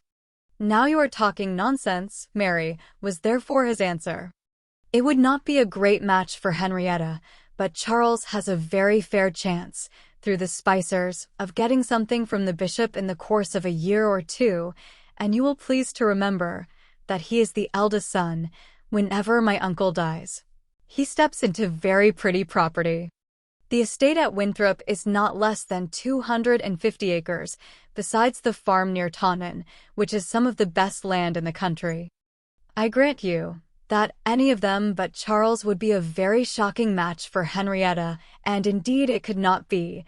He is the only one that could be possible, but he is a very good-natured, good sort of a fellow, and whenever Winthrop comes into his hands, he will make a different sort of place of it, and live in a very different sort of way, and with that property, he will never be a contemptible man. Good, freehold property. No, no. Henrietta might do worse than marry Charles Hayter, and if she has him, and Louisa can get Captain Wentworth, I shall be very well satisfied. Charles may say what he pleases, cried Mary to Anne, as soon as he was out of the room, but it would be shocking to have Henrietta marry Charles Hayter. a very bad thing for her, and still worse for me. And therefore it is very much to be wished that Captain Wentworth may soon put him quite out of her head, and I have very little doubt that he has. She took hardly any notice of Charles Hayter yesterday. I wish you had been there to see her behavior. And as to Captain Wentworth's liking Louisa as well as Henrietta, it is nonsense to say so, for he certainly does like Henrietta a great deal the best. But Charles is so positive. I wish you had been with us yesterday, for then you might have decided between us, and I am sure you would have thought as I did, unless you had been determined to give it against me. A dinner at Mr. Musgrove's had been the occasion when all these things should have been seen by Anne, but she had stayed at home, under the mixed plea of a headache of her own, and some return of indisposition in little Charles. She had thought only of avoiding Captain Wentworth, but an escape from being appealed to as umpire was now added to the advantages of a quiet evening. As to Captain Wentworth's views, she deemed it of more consequence that he should know his own mind early enough not to be endangering the happiness of either sister, or impeaching his own honor, than that he should prefer Henrietta to Louisa, or Louisa to Henrietta. Either of them would, in all probability, make him an affectionate, good-humored wife. With regard to Charles Hayter, she had delicacy which must be pained by any lightness of conduct in a well-meaning young woman, and a heart to sympathize in any of the sufferings it occasioned. But if Henrietta found herself mistaken in the nature of her feelings, the alteration could not be understood too soon. Charles Hayter had met with much to disquiet and mortify him in his cousin's behavior. She had too old a regard for him to be so wholly estranged as might in 2 meetings extinguish every past hope, and leave him nothing to do but to keep away from Uppercross, but there was such a change as became very alarming, when such a man as Captain Wentworth was to be regarded as the probable cause. He had been absent only 2 Sundays, and when they parted, had left her interested, even to the height of his wishes, in his prospect of soon quitting his present curacy, and obtaining that of Uppercross instead. It had then seemed the object nearest her heart, that Dr. Shirley, the rector, who for more than 40 years had been zealously discharging all the duties of his office, but was now growing too infirm for many of them, should be quite fixed on engaging a curate, should make his curacy quite as good as he could afford, and should give Charles Hayter the promise of it. The advantage of his having to come only to Uppercross, instead of going 6 miles another way, of his having, in every respect, a better curacy, of his belonging to their dear Dr. Shirley, and of dear, good Dr. Shirley's being relieved from the duty which he could no longer get through without most injurious fatigue, had been a great deal, even to Louisa, but had been almost everything to Henrietta. When he came back, alas, the zeal of the business was gone by. Louisa could not listen at all to his account of a conversation which he had just held with Dr. Shirley. She was at a window, looking out for Captain Wentworth, and even Henrietta had at best only a divided attention to give, and seemed to have forgotten all the former doubt and solicitude of the negotiation. "Well, I am very glad indeed, but I always thought you would have it. I always thought you sure.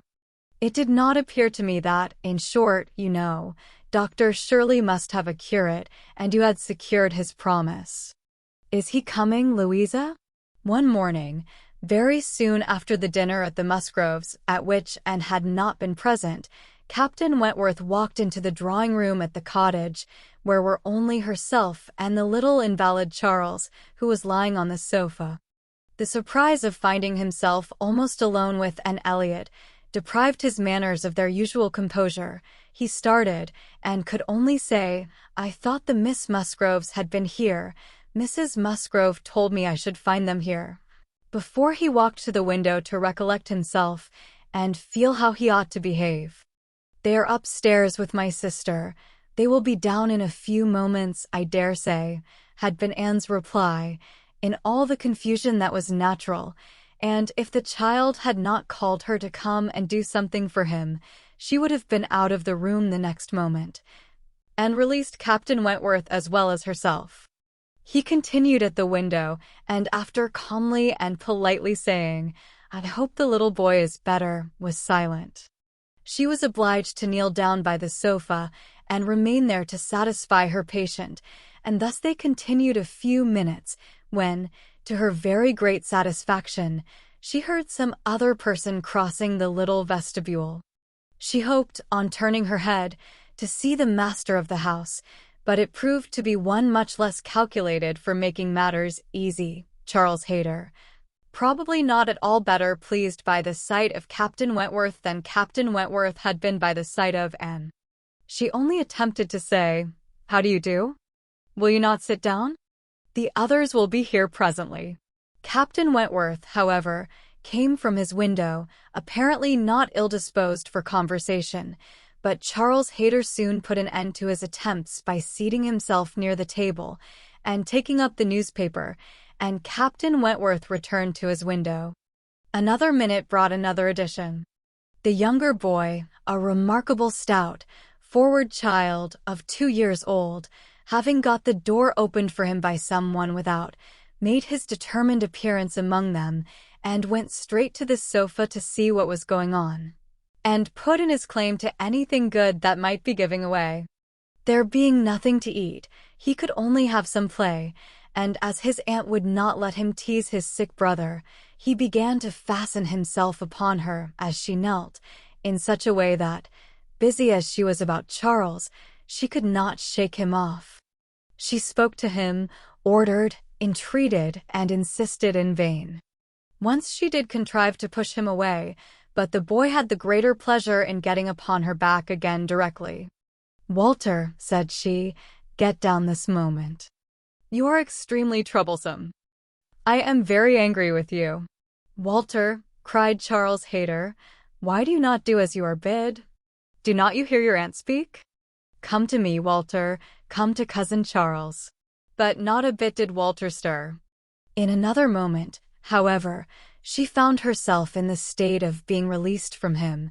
Someone was taking him from her, though he had bent down her head so much that his little sturdy hands were unfastened from around her neck, and he was resolutely borne away before she knew that Captain Wentworth had done it. Her sensations on the discovery made her perfectly speechless. She could not even thank him. She could only hang over little Charles with most disordered feelings. His kindness in stepping forward to her relief, the manner, the silence in which it had passed, the little particulars of the circumstance, with the conviction soon forced on her by the noise he was studiously making with the child, that he meant to avoid hearing her thanks and rather sought to testify that her conversation was the last of his wants, produced such a confusion of varying, but very painful agitation as she could not recover from, till enabled by the entrance of Mary and the Miss Musgroves to make over her little patient to their cares and leave the room. She could not stay. It might have been an opportunity of watching the loves and jealousies of the four. They were now all together, but she could stay for none of it. It was evident that Charles Hayter was not well inclined towards Captain Wentworth. She had a strong impression of his having said, in a vexed tone of voice, after Captain Wentworth's interference, "You ought to have minded me, Walter. I told you not to tease your aunt," and could comprehend his regretting that Captain Wentworth should do what he ought to have done himself. But neither Charles Hayter's feelings nor anybody's feelings could interest her till she had a little better arranged her own. She was ashamed of herself, quite ashamed of being so nervous, so overcome by such a trifle, but so it was, and it required a long application of solitude and reflection to recover her. Chapter 10. Other opportunities of making her observations could not fail to occur, and had soon been in company with all the four together often enough to have an opinion, though too wise to acknowledge as much at home, where she knew it would have satisfied neither husband nor wife, for while she considered Louisa to be rather the favorite, she could not but think, as far as she might dare to judge from memory and experience, that Captain Wentworth was not in love with either. They were more in love with him, yet there it was not love. It was a little fever of admiration, but it might, probably must, end in love with some. Charles Hayter seemed aware of being slighted, and yet Henrietta had sometimes the air of being divided between them, and longed for the power of representing to them all what they were about, and of pointing out some of the evils they were exposing themselves to. She did not attribute guile to any. It was the highest satisfaction to her to believe Captain Wentworth not in the least aware of the pain he was occasioning. There was no triumph, no pitiful triumph in his manner. He had, probably, never heard and never thought of any claims of Charles Hayter. He was only wrong in accepting the attentions, for accepting must be the word, of two young women at once. After a short struggle, however, Charles Hayter seemed to quit the field. 3 days had passed without his coming once to Uppercross, a most decided change. He had even refused one regular invitation to dinner, and having been found on the occasion by Mr. Musgrove with some large books before him, Mr. and Mrs. Musgrove were sure all could not be right, and talked, with grave faces, of his studying himself to death. It was Mary's hope and belief that he had received a positive dismissal from Henrietta, and her husband lived under the constant dependence of seeing him tomorrow, and could only feel that Charles Hayter was wise. One morning, about this time, Charles Musgrove and Captain Wentworth being gone a-shooting together, as the sisters in the cottage were sitting quietly at work, they were visited at the window by the sisters from the mansion house. It was a very fine November day, and the Miss Musgroves came through the little grounds and stopped for no other purpose than to say that they were going to take a long walk, and, therefore, concluded Mary could not like to go with them. And when Mary immediately replied, with some jealousy at not being supposed a good walker, "Oh, yes, I should like to join you very much. I am very fond of a long walk," and felt persuaded, by the looks of the two girls, that it was precisely what they did not wish, and admired again the sort of necessity which the family habits seemed to produce, of everything being to be communicated, and everything being to be done together, however undesired and inconvenient. She tried to dissuade Mary from going, but in vain, and that being the case, thought it best to accept the Miss Musgrove's much more cordial invitation to herself to go likewise, as she might be useful in turning back with her sister, and lessening the interference in any plan of their own. "I cannot imagine why they should suppose I should not like a long walk," said Mary, as she went upstairs. "Everybody is always supposing that I am not a good walker, and yet they would not have been pleased if we had refused to join them. When people come in this manner on purpose to ask us, how can one say no?" Just as they were setting off, the gentlemen returned. They had taken out a young dog, who had spoilt their sport, and sent them back early. Their time and strength and spirits were, therefore, exactly ready for this walk, and they entered into it with pleasure. Could and have foreseen such a junction, she would have stayed at home, but, from some feelings of interest and curiosity, she fancied now that it was too late to retract, and the whole six set forward together in the direction chosen by the Miss Musgroves, who evidently considered the walk as under their guidance. Anne's object was, not to be in the way of anybody, and where the narrow paths across the fields made many separations necessary, to keep with her brother and sister. Her pleasure in the walk must arise from the exercise and the day, from the view of the last smiles of the year upon the tawny leaves and withered hedges, and from repeating to herself some few of the 1,000 poetical descriptions extant of autumn, that season of peculiar and inexhaustible influence on the mind of taste and tenderness, that season which had drawn from every poet, worthy of being read, some attempt at description or some lines of feeling. She occupied her mind as much as possible in such like musings and quotations, but it was not possible that when within reach of Captain Wentworth's conversation with either of the Miss Musgroves, she should not try to hear it. Yet she caught little very remarkable. It was mere lively chat, such as any young persons on an intimate footing might fall into. He was more engaged with Louisa than with Henrietta. Louisa certainly put more forward for his notice than her sister. This distinction appeared to increase, and there was one speech of Louisa's which struck her.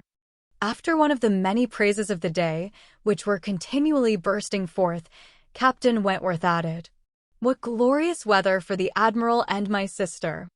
They meant to take a long drive this morning. Perhaps we may hail them from some of these hills. They talked of coming into this side of the country. I wonder whereabouts they will upset today." "Oh! It does happen very often, I assure you, but my sister makes nothing of it. She would as lieve be tossed out as not." "Ah, you make the most of it, I know," cried Louisa, "but if it were really so, I should do just the same in her place. If I loved a man, as she loves the Admiral, I would always be with him. Nothing should ever separate us, and I would rather be overturned by him than driven safely by anybody else." It was spoken with enthusiasm. "Had you," cried he, catching the same tone, "I honor you." And there was silence between them for a little while, and could not immediately fall into a quotation again. The sweet scenes of autumn were for a while put by, unless some tender sonnet, fraught with the apt analogy of the declining year, with declining happiness, and the images of youth and hope and spring, all gone together, blessed her memory. She roused herself to say, as they struck by order into another path, "Is not this one of the ways to Winthrop?" But nobody heard, or, at least, nobody answered her. Winthrop, however, or its environs, for young men are, sometimes to be met with, strolling about near home, was their destination, and after another half-mile of gradual ascent through large enclosures, where the ploughs at work, and the fresh-made path spoke the farmer counteracting the sweets of poetical despondence, and meaning to have spring again, they gained the summit of the most considerable hill, which parted Uppercross and Winthrop, and soon commanded a full view of the latter. At the foot of the hill on the other side, Winthrop, without beauty and without dignity, was stretched before them, an indifferent house, standing low and hemmed in by the barns and buildings of a farmyard. Mary exclaimed, "Bless me! Here is Winthrop. I declare I had no idea. Well now, I think we had better turn back. I am excessively tired." Henrietta, conscious and ashamed, and seeing no cousin Charles walking along any path or leaning against any gate, was ready to do as Mary wished. "But no," said Charles Musgrove, and "No, no," cried Louisa more eagerly, and taking her sister aside, seemed to be arguing the matter warmly. Charles, in the meanwhile, was very decidedly declaring his resolution of calling on his aunt, now that he was so near, and very evidently, though more fearfully, trying to induce his wife to go too. But this was one of the points on which the lady shewed her strength, and when he recommended the advantage of resting herself a quarter of an hour at Winthrop, as she felt so tired, she resolutely answered, "Oh, no, indeed. Walking up that hill again would do her more harm than any sitting down could do her good," and, in short, her look and manner declared that go she would not. After a little succession of these sort of debates and consultations, it was settled between Charles and his two sisters that he and Henrietta should just run down for a few minutes to see their aunt and cousins, while the rest of the party waited for them at the top of the hill. Louisa seemed the principal arranger of the plan, and as she went a little way with them, down the hill, still talking to Henrietta, Mary took the opportunity of looking scornfully around her and saying to Captain Wentworth, "It is very unpleasant, having such connections. But I assure you, I have never been in the house above twice in my life." She received no other answer than an artificial, assenting smile, followed by a contemptuous glance, as he turned away, which Anne perfectly knew the meaning of. The brow of the hill, where they remained, was a cheerful spot. Louisa returned. Mr. Elliot had called repeatedly, had dined with them once, evidently delighted by the distinction of being asked, for they gave no dinners in general, delighted, in short, by every proof of cousinly notice, and placing his whole happiness in being on intimate terms in Camden Place. And listened, but without quite understanding it. Allowances, large allowances, she knew, must be made for the ideas of those who spoke. She heard it all under embellishment. All that sounded extravagant or irrational in the progress of the reconciliation might have no origin but in the language of the relators. Still, however, she had the sensation of there being something more than immediately appeared in Mr. Elliot's wishing, after an interval of so many years, to be well received by them. In a worldly view, he had nothing to gain by being on terms with Sir Walter, nothing to risk by a state of variance. In all probability, he was already the richer of the two, and the Kellynch estate would as surely be his hereafter as the title. A sensible man, and he had looked like a very sensible man, why should it be an object to him? She could only offer one solution. It was, perhaps, for Elizabeth's sake. There might really have been a liking formerly, though convenience and accident had drawn him a different way, and now that he could afford to please himself, he might mean to pay his addresses to her. Elizabeth was certainly very handsome, with well-bred, elegant manners, and her character might never have been penetrated by Mr. Elliot, knowing her but in public and when very young himself. How her temper and understanding might bear the investigation of his present keener time of life was another concern and rather a fearful one. Most earnestly did she wish that he might not be too nice, or too observant if Elizabeth were his object, and that Elizabeth was disposed to believe herself so, and that her friend Mrs. Clay was encouraging the idea, seemed apparent by a glance or two between them, while Mr. Elliot's frequent visits were talked of, and mentioned the glimpses she had had of him at Lyme, but without being much attended to. Oh! Yes, perhaps it had been Mr. Elliot. They did not know. It might be him, perhaps. They could not listen to her description of him. They were describing him themselves, Sir Walter especially. He did justice to his very gentlemanlike appearance, his air of elegance and fashion, his good-shaped face, his sensible eye, but at the same time must lament his being very much underhung, a defect which time seemed to have increased. Nor could he pretend to say that 10 years had not altered almost every feature for the worse. Mr. Elliot appeared to think that he, Sir Walter, was looking exactly as he had done when they last parted, but Sir Walter had not been able to return the compliment entirely, which had embarrassed him. He did not mean to complain, however. Mr. Elliot was better to look at than most men, and he had no objection to being seen with him anywhere. Mr. Elliot and his friends in Marlborough Buildings were talked of the whole evening. Colonel Wallis had been so impatient to be introduced to them, and Mr. Elliot so anxious that he should, and there was a Mrs. Wallis, at present known only to them by description, as she was in daily expectation of her confinement, but Mr. Elliot spoke of her as a most charming woman, quite worthy of being known in Camden Place, and as soon as she recovered they were to be acquainted. Sir Walter thought much of Mrs. Wallis. She was said to be an excessively pretty woman, beautiful. He longed to see her. He hoped she might make some amends for the many very plain faces he was continually passing in the streets. The worst of Bath was the number of its plain women. He did not mean to say that there were no pretty women, but the number of the plain was out of all proportion. He had frequently observed, as he walked, that one handsome face would be followed by 30 or 35 frights, and once, as he had stood in a shop on Bond Street, he had counted 87 women go by, one after another, without there being a tolerable face among them. It had been a frosty morning, to be sure, a sharp frost, which hardly one woman in 1,000 could stand the test of.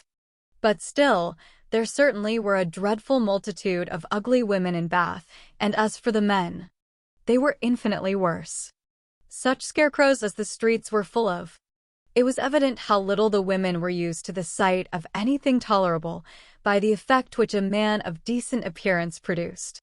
He had never walked anywhere arm in arm with Colonel Wallace, who was a fine military figure, though sandy-haired, without observing that every woman's eye was upon him, every woman's eye was sure to be upon Colonel Wallace. Modest Sir Walter. He was not allowed to escape, however. His daughter and Mrs. Clay united in hinting that Colonel Wallace's companion might have as good a figure as Colonel Wallace, and certainly was not sandy-haired. "How is Mary looking?" said Sir Walter, in the height of his good humor. "The last time I saw her she had a red nose, but I hope that may not happen every day." "Oh! No, that must have been quite accidental. In general she has been in very good health and very good looks since Michaelmas. If I thought it would not tempt her to go out in sharp winds and grow coarse, I would send her a new hat and pelisse, and was considering whether she should venture to suggest that a gown or a cap would not be liable to any such misuse, when a knock at the door suspended everything. A knock at the door! And so late! It was 10 o'clock. Could it be Mr. Elliot? They knew he was to dine in Lansdowne Crescent. It was possible that he might stop in his way home to ask them how they did. They could think of no one else. Mrs. Clay decidedly thought it Mr. Elliot's knock. Mrs. Clay was right. With all the state which a butler and footboy could give, Mr. Elliot was ushered into the room. It was the very same man, with no difference but of dress, and drew a little back while the others received his compliments, and her sister his apologies for calling at so unusual an hour, but he could not be so near without wishing to know that neither she nor her friend had taken cold the day before, and see, which was all as politely done and as politely taken as possible, but her part must follow then. Sir Walter talked of his youngest daughter. Mr. Elliot must give him leave to present him to his youngest daughter. There was no occasion for remembering Mary, and, smiling and blushing, very becomingly shewed to Mr. Elliot the pretty features which he had by no means forgotten, and instantly saw, with amusement at his little start of surprise, that he had not been at all aware of who she was.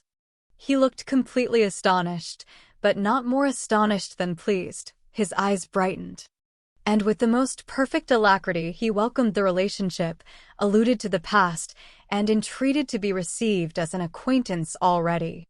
He was quite as good-looking as he had appeared at Lyme, his countenance improved by speaking, and his manners were so exactly what they ought to be, so polished, so easy, so particularly agreeable, that she could compare them in excellence to only one person's manners. They were not the same, but they were, perhaps, equally good. He sat down with them, and improved their conversation very much. There could be no doubt of his being a sensible man. 10 minutes were enough to certify that. His tone, his expressions, his choice of subject, his knowing where to stop, it was all the operation of a sensible, discerning mind. As soon as he could, he began to talk to her of Lyme, wanting to compare opinions respecting the place, but especially wanting to speak of the circumstance of their happening to be guests in the same inn at the same time, to give his own route, understand something of hers, and regret that he should have lost such an opportunity of paying his respects to her. She gave him a short account of her party and business at Lyme. His regret increased as he listened. He had spent his whole solitary evening in the room adjoining theirs, had heard voices, mirth continually, thought they must be a most delightful set of people, longed to be with them, but certainly without the smallest suspicion of his possessing the shadow of a right to introduce himself. If he had but asked who the party were, the name of Musgrove would have told him enough.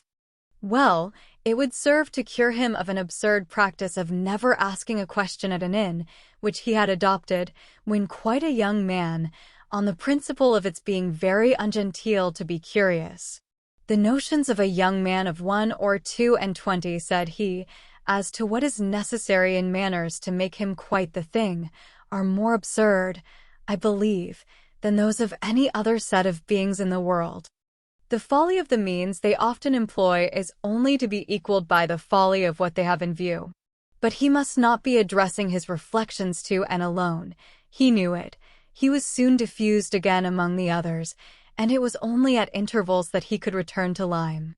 His inquiries, however, produced at length an account of the scene she had been engaged in there, soon after his leaving the place. Having alluded to an accident, he must hear the whole. When he questioned, Sir Walter and Elizabeth began to question also, but the difference in their manner of doing it could not be unfelt. She could only compare Mr. Elliot to Lady Russell in the wish of really comprehending what had passed, and in the degree of concern for what she must have suffered in witnessing it. He stayed an hour with them. The elegant little clock on the mantelpiece had struck 11 with its silver sounds, and the watchman was beginning to be heard at a distance telling the same tale before Mr. Elliot or any of them seemed to feel that he had been there long, and could not have supposed it possible that her first evening in Camden Place could have passed so well.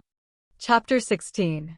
There was one point which Anne, on returning to her family, would have been more thankful to ascertain even than Mr. Elliot's being in love with Elizabeth, which was her father's not being in love with Mrs. Clay, and she was very far from easy about it. When she had been at home a few hours, on going down to breakfast the next morning, she found there had just been a decent pretense on the ladies' side of meaning to leave them. She could imagine Mrs. Clay to have said that now Miss Anne was come, she could not suppose herself at all wanted, for Elizabeth was replying in a sort of whisper, "That must not be any reason, indeed. I assure you I feel it none. She is nothing to me, compared with you," and she was in full time to hear her father say, "My dear madam, this must not be. As yet, you have seen nothing of Bath. You have been here only to be useful. You must not run away from us now. You must stay to be acquainted with Mrs. Wallace, the beautiful Mrs. Wallace.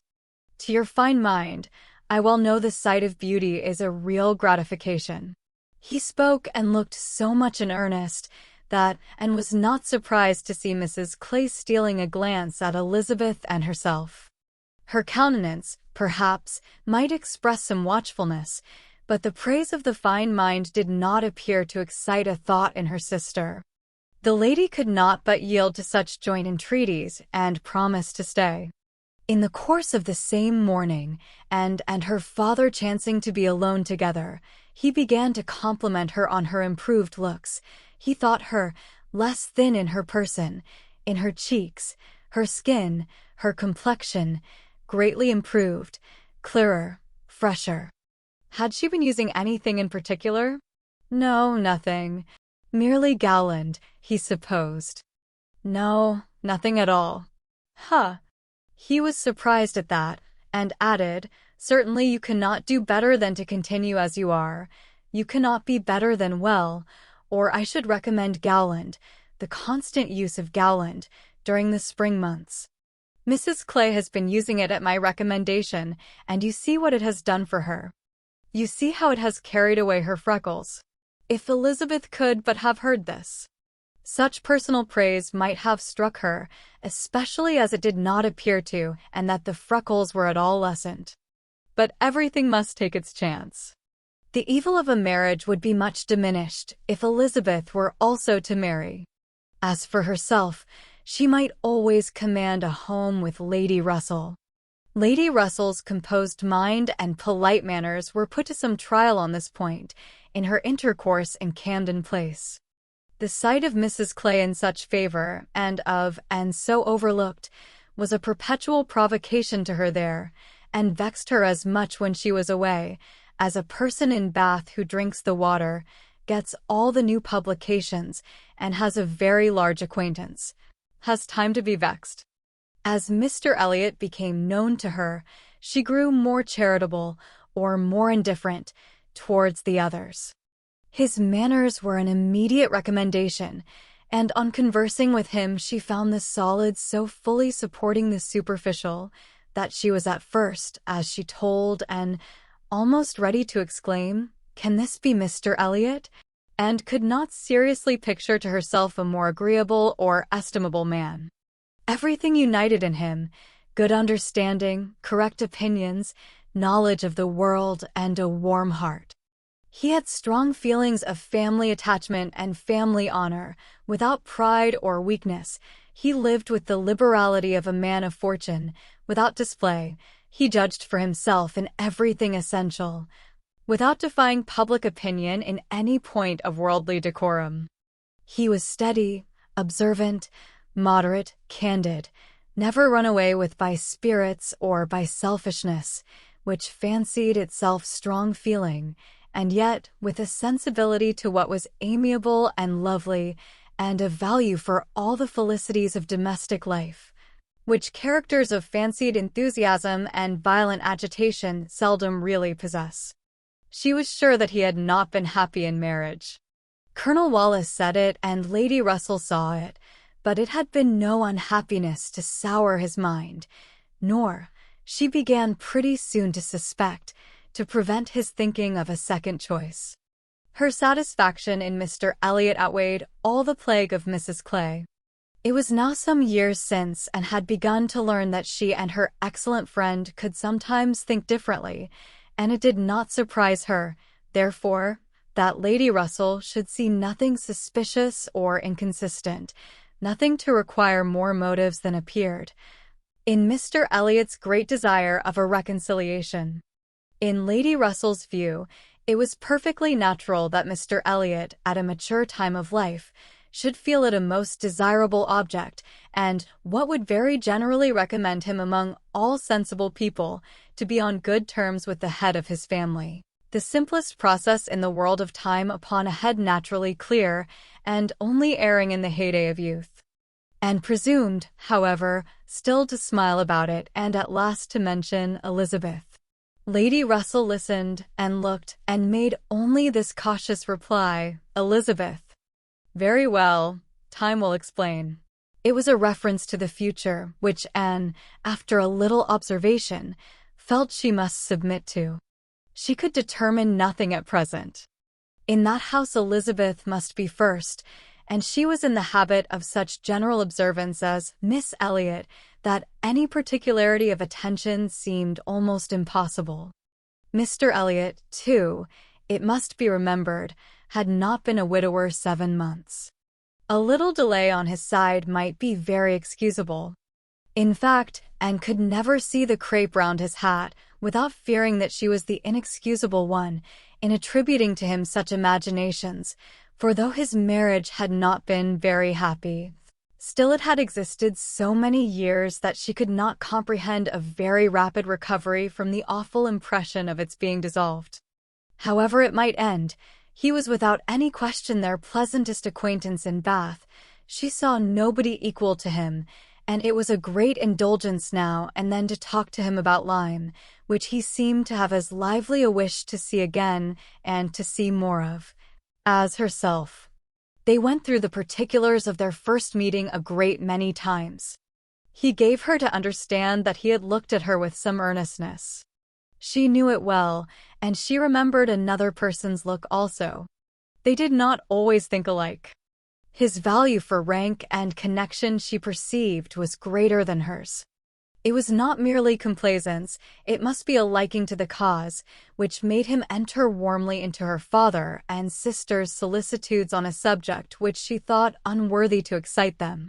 The Bath paper one morning announced the arrival of the Dowager Viscountess Dalrymple and her daughter, the Honourable Miss Carteret, and all the comfort of Camden Place was swept away for many days, for the Dalrymples, in Anne's opinion, most unfortunately, were cousins of the Elliots, and the agony was how to introduce themselves properly. Anne had never seen her father and sister before in contact with nobility, and she must acknowledge herself disappointed. She had hoped better things from their high ideas of their own situation in life, and was reduced to form a wish which she had never foreseen, a wish that they had more pride, for our cousins Lady Dalrymple and Miss Carteret, our cousins, the Dalrymples, sounded in her ears all day long. Sir Walter had once been in company with the late Viscount, but had never seen any of the rest of the family, and the difficulties of the case arose from there having been a suspension of all intercourse by letters of ceremony, ever since the death of that said late Viscount when, in consequence of a dangerous illness of Sir Walter's at the same time, there had been an unlucky omission at Kellynch. No letter of condolence had been sent to Ireland. The neglect had been visited on the head of the sinner, for when poor Lady Elliot died herself, no letter of condolence was received at Kellynch, and, consequently, there was but too much reason to apprehend that the Dalrymples considered the relationship as closed. How to have this anxious business set to rights, and be admitted as cousins again, was the question, and it was a question which, in a more rational manner, neither Lady Russell nor Mr. Elliot thought unimportant. Family connections were always worth preserving, good company always worth seeking. Lady Dalrymple had taken a house, for 3 months, in Laura Place, and would be living in style. She had been at Bath the year before, and Lady Russell had heard her spoken of as a charming woman. It was very desirable that the connection should be renewed, if it could be done, without any compromise of propriety on the side of the Elliots. Sir Walter, however, would choose his own means, and at last wrote a very fine letter of ample explanation, regret, and entreaty to his right honourable cousin. Neither Lady Russell nor Mr. Elliot could admire the letter, but it did all that was wanted, in bringing 3 lines of scrawl from the Dowager Viscountess. She was very much honoured, and should be happy in their acquaintance. The toils of the business were over, the sweets began. They visited in Laura Place, they had the cards of Dowager Viscountess Dalrymple and the Honourable Miss Carteret, to be arranged wherever they might be most visible, and our cousins in Laura Place, our cousin, Lady Dalrymple and Miss Carteret, were talked of to everybody, and was ashamed. Had Lady Dalrymple and her daughter even been very agreeable, she would still have been ashamed of the agitation they created, but they were nothing. There was no superiority of manner, accomplishment, or understanding. Lady Dalrymple had acquired the name of a charming woman because she had a smile and a civil answer for everybody. Miss Carteret, with still less to say, was so plain and so awkward that she would never have been tolerated in Camden Place but for her birth. Lady Russell confessed she had expected something better, but yet it was an acquaintance worth having, and when Anne ventured to speak her opinion of them to Mr. Elliot, he agreed to their being nothing in themselves, but still maintained that, as a family connection, as good company, as those who would collect good company around them, they had their value. And smiled and said, "My idea of good company, Mr. Elliot, is the company of clever, well-informed people who have a great deal of conversation. That is what I call good company." "You are mistaken," said he gently. "That is not good company. That is the best. Good company requires only birth, education, and manners, and with regard to education is not very nice. Birth and good manners are essential, but a little learning is by no means a dangerous thing in good company. On the contrary, it will do very well." My cousin, and shakes her head. She is not satisfied. She is fastidious. My dear cousin, sitting down by her, you have a better right to be fastidious than almost any other woman I know. But will it answer? Will it make you happy? Will it not be wiser to accept the society of those good ladies in Laura Place, and enjoy all the advantages of the connection as far as possible? You may depend upon it, that they will move in the first set in Bath this winter, and as rank is rank, your being known to be related to them will have its use in fixing your family, our family, let me say, in that degree of consideration which we must all wish for." "Yes," sighed Anne, "we shall, indeed, be known to be related to them." Then recollecting herself, and not wishing to be answered, she added, "I certainly do think there has been by far too much trouble taken to procure the acquaintance.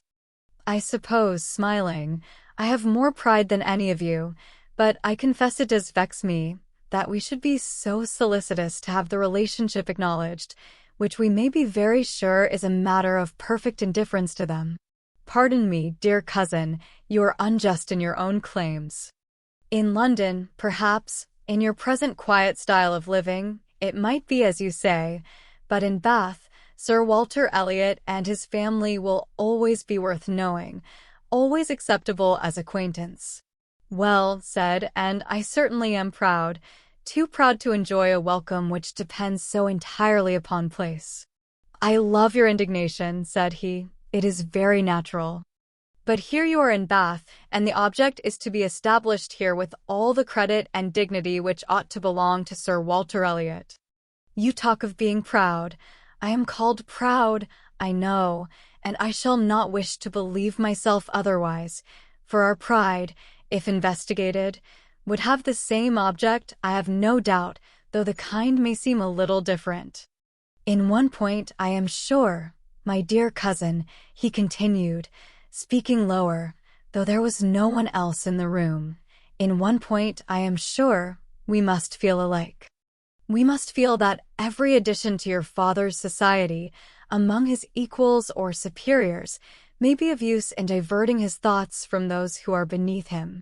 He looked, as he spoke, to the seat which Mrs. Clay had been lately occupying, a sufficient explanation of what he particularly meant, and though Anne could not believe in their having the same sort of pride, she was pleased with him for not liking Mrs. Clay, and her conscience admitted that his wishing to promote her father's getting great acquaintance was more than excusable in the view of defeating her. Chapter 17. While Sir Walter and Elizabeth were assiduously pushing their good fortune in Laura Place, Anne was renewing an acquaintance of a very different description. She had called on her former governess, and had heard from her of there being an old schoolfellow in Bath, who had the two strong claims on her attention of past kindness and present suffering.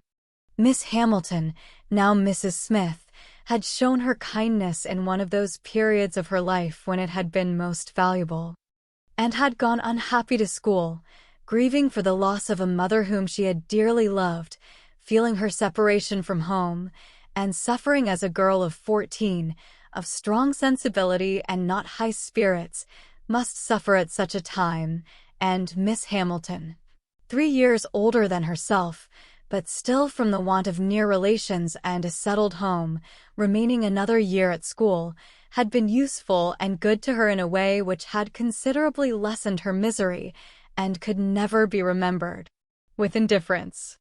Miss Hamilton had left school, had married not long afterwards, was said to have married a man of fortune, and this was all that Anne had known of her, till now that their governess's account brought her situation forward in a more decided, but very different form. She was a widow and poor. Her husband had been extravagant, and at his death, about 2 years before, had left his affairs dreadfully involved. She had had difficulties of every sort to contend with, and in addition to these distresses had been afflicted with a severe rheumatic fever, which, finally settling in her legs, had made her for the present a cripple. She had come to Bath on that account, and was now in lodgings near the hot baths, living in a very humble way, unable even to afford herself the comfort of a servant, and of course almost excluded from society. Their mutual friend answered for the satisfaction which a visit from Miss Elliot would give Mrs. Smith, and therefore lost no time in going. She mentioned nothing of what she had heard, or what she intended at home. It would excite no proper interest there. She only consulted Lady Russell, who entered thoroughly into her sentiments, and was most happy to convey her as near to Mrs. Smith's lodgings in Westgate Buildings as Anne chose to be taken. The visit was paid, their acquaintance re-established, their interest in each other more than rekindled. The first 10 minutes had its awkwardness and its emotion. 12 years were gone since they had parted, and each presented a somewhat different person from what the other had imagined. 12 years had changed Anne from the blooming, silent, unformed girl of 15 to the elegant little woman of 27, with every beauty except bloom, and with manners as consciously right as they were invariably gentle. and 12 years had transformed the fine-looking, well-grown Miss Hamilton, in all the glow of health and confidence of superiority, into a poor, infirm, helpless widow, receiving the visit of her former protégé as a favor. But all that was uncomfortable in the meeting had soon passed away and left only the interesting charm of remembering former partialities and talking over old times. And found in Mrs. Smith the good sense and agreeable manners which she had almost ventured to depend on, and a disposition to converse and be cheerful beyond her expectation. Neither the dissipations of the past, and she had lived very much in the world, nor the restrictions of the present, neither sickness nor sorrow seemed to have closed her heart or ruined her spirits. In the course of a second visit she talked with great openness, and Anne's astonishment increased. She could scarcely imagine a more cheerless situation in itself than Mrs. Smith's.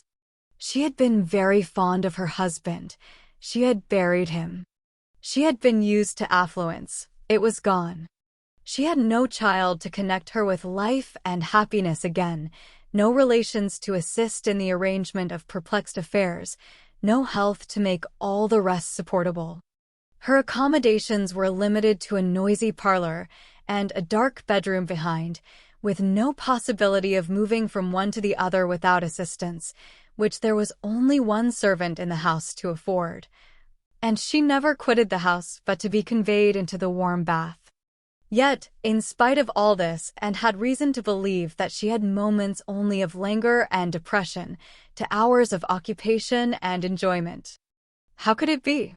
She watched, observed, reflected, and finally determined that this was not a case of fortitude or of resignation only. A submissive spirit might be patient, a strong understanding would supply resolution, but here was something more. Here was that elasticity of mind, that disposition to be comforted, that power of turning readily from evil to good, and of finding employment which carried her out of herself, which was from nature alone.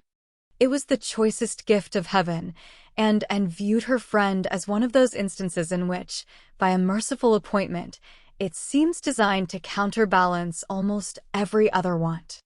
There had been a time, Mrs. Smith told her, when her spirits had nearly failed. She could not call herself an invalid now, compared with her state on first reaching Bath.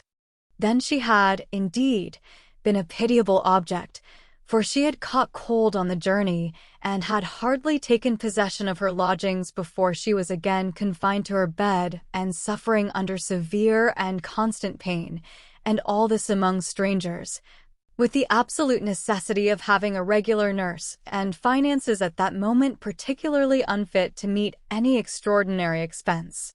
She had weathered it, however, and could truly say that it had done her good. It had increased her comforts by making her feel herself to be in good hands.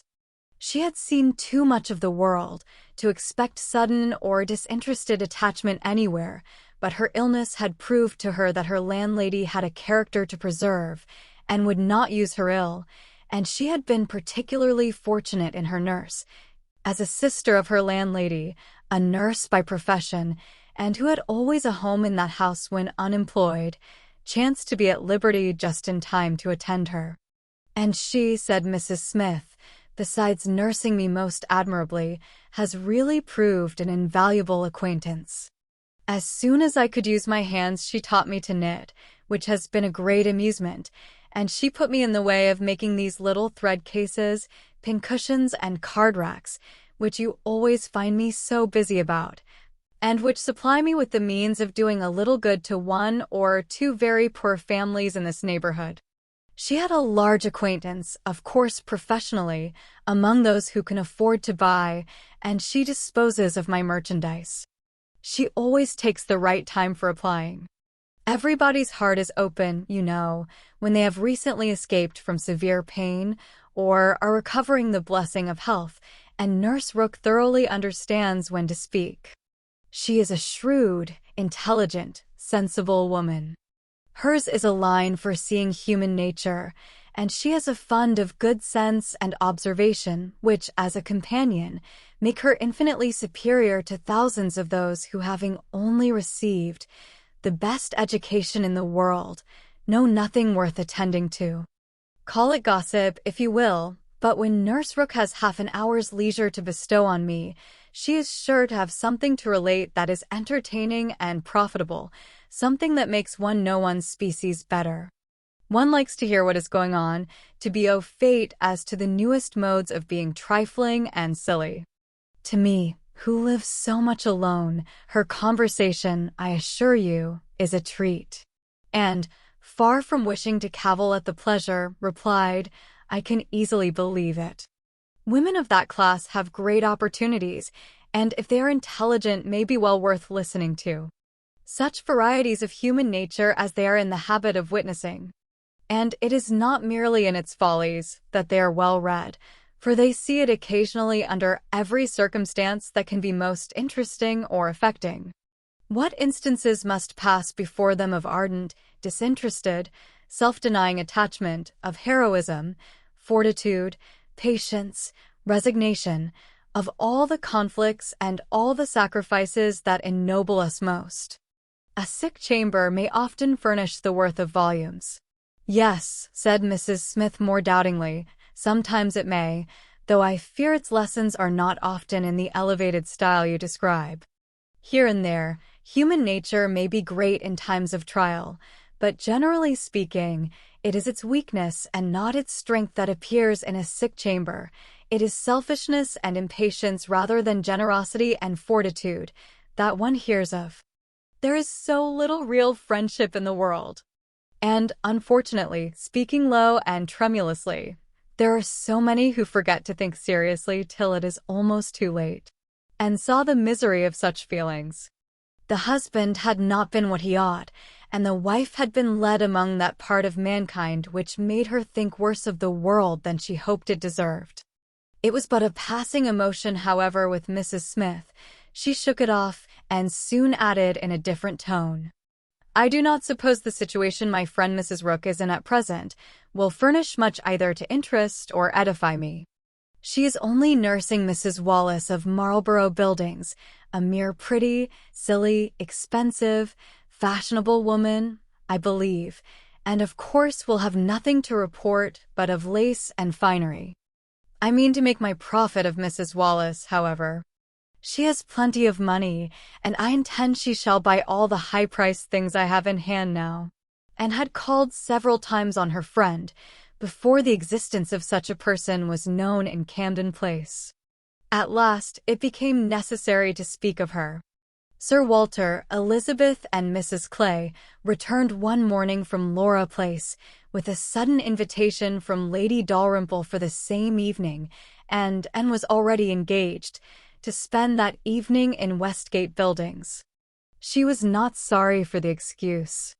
They were only asked, she was sure, because Lady Dalrymple, being kept at home by a bad cold, was glad to make use of the relationship which had been so pressed on her, and she declined on her own account with great alacrity. She was engaged to spend the evening with an old schoolfellow.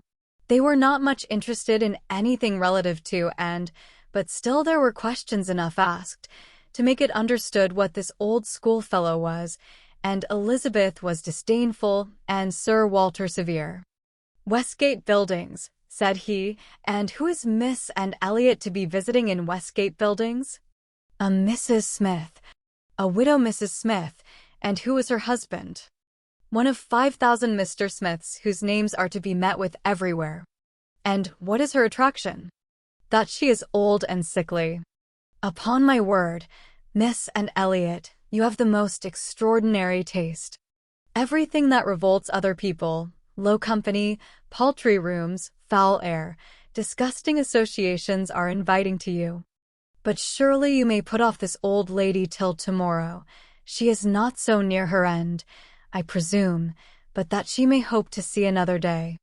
What is her age? 40. No, sir, she is not 31, but I do not think I can put off my engagement, because it is the only evening for some time which will at once suit her and myself. She goes into the warm bath tomorrow, and for the rest of the week, we are engaged. But what does Lady Russell think of this acquaintance? Asked Elizabeth. She sees nothing to blame in it, replied, and, on the contrary, she approves it, and has generally taken me when I have called on Mrs. Smith. Westgate Buildings must have been rather surprised by the appearance of a carriage drawn up near its pavement, observed Sir Walter. Sir Henry Russell's widow, indeed, has no honours to distinguish her arms, but still it is a handsome equipage, and no doubt is well known to convey a Miss Elliot. A widow Mrs. Smith lodging in Westgate Buildings. A poor widow barely able to live, between 30 and 40, a mere Mrs. Smith, an everyday Mrs. Smith, of all people and all names in the world, to be the chosen friend of Miss and Elliot, and to be preferred by her to her own family connections among the nobility of England and Ireland. Mrs. Smith. Such a name! Mrs. Clay, who had been present while all this passed, now thought it advisable to leave the room, and could have said much, and did long to say a little in defense of her friends' not very dissimilar claims to theirs. But her sense of personal respect to her father prevented her. She made no reply. She left it to himself to recollect that Mrs. Smith was not the only widow in Bath between 30 and 40, with little to live on and no surname of dignity, and kept her appointment. The others kept theirs, and of course she heard the next morning that they had had a delightful evening. She had been the only one of the set absent, for Sir Walter and Elizabeth had not only been quite at her ladyship's service themselves, but had actually been happy to be employed by her in collecting others, and had been at the trouble of inviting both Lady Russell and Mr. Elliot, and Mr. Elliot had made a point of leaving Colonel Wallis early, and Lady Russell had fresh arranged all her evening engagements in order to wait on her, and had the whole history of all that such an evening could supply from Lady Russell. To her, its greatest interest must be in having been very much talked of between her friend and Mr. Elliot, in having been wished for, regretted, and at the same time honored for staying away in such a cause.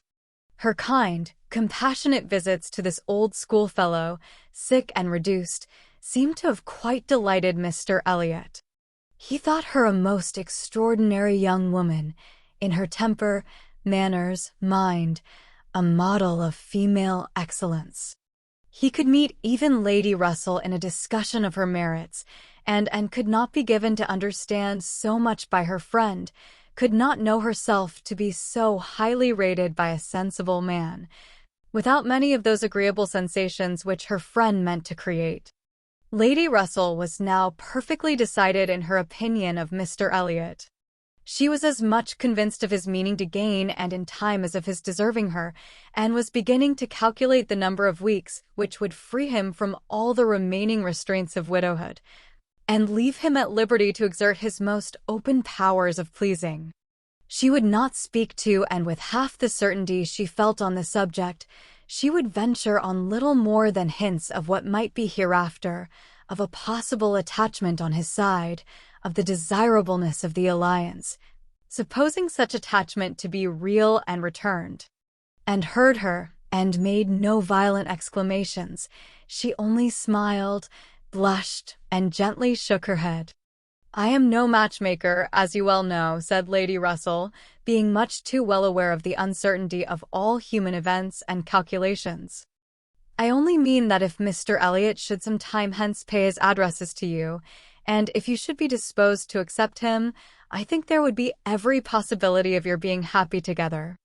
A most suitable connection, everybody must consider it, but I think it might be a very happy one. Mr. Elliot is an exceedingly agreeable man, and in many respects I think highly of him," said but we should not suit.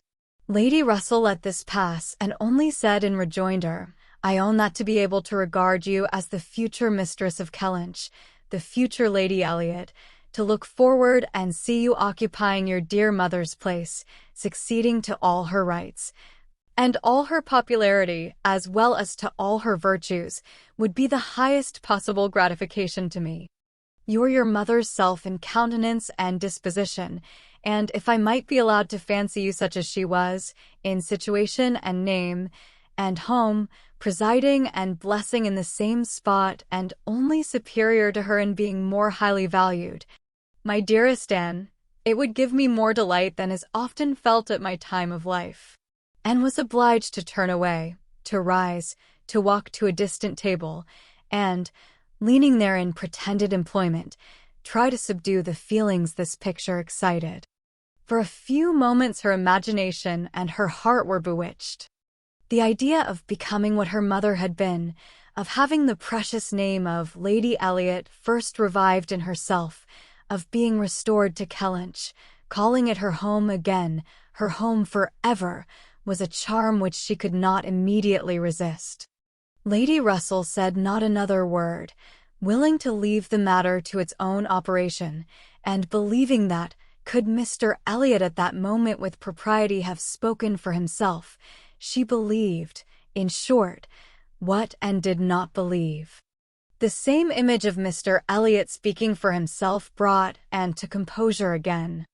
The charm of Kellynch and of Lady Elliot all faded away. She never could accept him. And it was not only that her feelings were still adverse to any man save one, her judgment, on a serious consideration of the possibilities of such a case, was against Mr. Elliot. Though they had now been acquainted a month, she could not be satisfied that she really knew his character. That he was a sensible man, an agreeable man, that he talked well, professed good opinions, seemed to judge properly and as a man of principle, this was all clear enough. He certainly knew what was right, nor could she fix on any one article of moral duty evidently transgressed, but yet she would have been afraid to answer for his conduct. She distrusted the past, if not the present. The names which occasionally dropped of former associates, the allusions to former practices and pursuits, suggested suspicions not favorable of what he had been. She saw that there had been bad habits, that Sunday traveling had been a common thing, that there had been a period of his life, and probably not a short one, when he had been, at least, careless in all serious matters, and, though he might now think very differently, who could answer for the true sentiments of a clever, cautious man, grown old enough to appreciate a fair character? How could it ever be ascertained that his mind was truly cleansed? Mr. Elliot was rational, discreet, polished, but he was not open. There was never any burst of feeling, any warmth of indignation or delight at the evil or good of others. This, to Anne, was a decided imperfection. Her early impressions were incurable. She prized the frank, the open-hearted, the eager character beyond all others. Warmth and enthusiasm did captivate her still. She felt that she could so much more depend upon the sincerity of those who sometimes looked or said a careless or a hasty thing than of those whose presence of mind never varied, whose tongue never slipped. Mr. Elliot was too generally agreeable. Various as were the tempers in her father's house, he pleased them all. He endured too well, stood too well with everybody. He had spoken to her with some degree of openness of Mrs. Clay, had appeared completely to see what Mrs. Clay was about, and to hold her in contempt, and yet Mrs. Clay found him as agreeable as anybody. Lady Russell saw either less or more than her young friend, for she saw nothing to excite distrust. She could not imagine a man more exactly what he ought to be than Mr. Elliot, nor did she ever enjoy a sweeter feeling than the hope of seeing him receive the hand of her beloved and in Kellynch Church in the course of the following autumn. Chapter 18. It was the beginning of February, and, having been a month in Bath, was growing very eager for news from Uppercross and Lyme. She wanted to hear much more than Mary had communicated. It was 3 weeks since she had heard it all. She only knew that Henrietta was at home again, and that Louisa, though considered to be recovering fast, was still in Lyme, and she was thinking of them all very intently one evening, when a thicker letter than usual from Mary was delivered to her, and, to quicken the pleasure and surprise with Admiral and Mrs. Croft's compliments. The Crofts must be in Bath, a circumstance to interest her. They were people whom her heart turned to very naturally. "What is this?" cried Sir Walter. "The Crofts have arrived in Bath? The Crofts who rent Kellynch? What have they brought you?" "A letter from Uppercross Cottage, sir." "Oh!" "Those letters are convenient passports. They secure an introduction. I should have visited Admiral Croft, however, at any rate. I know what is due to my tenant." And could listen no longer. She could not even have told how the poor Admiral's complexion escaped. Her letter engrossed her. It had been begun several days back. February 1st. My dear Anne, I make no apology for my silence, because I know how little people think of letters in such a place as Bath. You must be a great deal too happy to care for Uppercross, which, as you well know, affords little to write about. We have had a very dull Christmas. Mr. and Mrs. Musgrove have not had one dinner party all the holidays. I do not reckon the haters as anybody. The holidays, however, are over at last. I believe no children ever had such long ones. I am sure I had not. The house was cleared yesterday, except of the little Harvilles, but you will be surprised to hear they've never gone home. Mrs. Harville must be an odd mother to part with them so long. I do not understand it. They are not at all nice children, in my opinion, but Mrs. Musgrove seems to like them quite as well, if not better, than her grandchildren. What dreadful weather we have had! It may not be felt in Bath, with your nice pavements, but in the country it is of some consequence. I have not had a creature call on me since the second week in January, except Charles Hayter, who had been calling much oftener than was welcome. Between ourselves, I think it a great pity Henrietta did not remain at Lyme as long as Louisa. It would have kept her a little out of his way. The carriage is gone today, to bring Louisa and the Harvilles tomorrow. We are not asked to dine with them, however, till the day after. Mrs. Musgrove is so afraid of her being fatigued by the journey, which is not very likely, considering the care that will be taken of her, and it would be much more convenient to me to dine there tomorrow. I am glad you find Mr. Elliot so agreeable, and wish I could be acquainted with him too, but I have my usual luck. I am always out of the way when anything desirable is going on, always the last of my family to be noticed. What an immense time Mrs. Clay has been staying with Elizabeth. Does she never mean to go away? But perhaps if she were to leave the room vacant, we might not be invited. Let me know what you think of this. I do not expect my children to be asked, you know. I can leave them at the great house very well, for a month or 6 weeks. I have this moment heard that the Crofts are going to Bath almost immediately. They think the Admiral gouty. Charles heard it quite by chance. They have not had the civility to give me any notice, or of offering to take anything. I do not think they improve at all as neighbors. We see nothing of them, and this is really an instance of gross inattention. Charles joins me in love, and everything proper. Yours affectionately, Mary M. I am sorry to say that I am very far from well, and Jemima has just told me that the butcher says there is a bad sore throat very much about. I dare say I shall catch it, and my sore throats, you know, are always worse than anybody's. So ended the first part, which had been afterwards put into an envelope containing nearly as much more. I kept my letter open, that I might send you word how Louisa bore her journey, and now I am extremely glad I did, having a great deal to add. In the first place, I had a note from Mrs. Croft yesterday, offering to convey anything to you, a very kind, friendly note indeed, addressed to me, just as it ought. I shall therefore be able to make my letter as long as I like. The Admiral does not seem very ill, and I sincerely hope Bath will do him all the good he wants. I shall be truly glad to have them back again.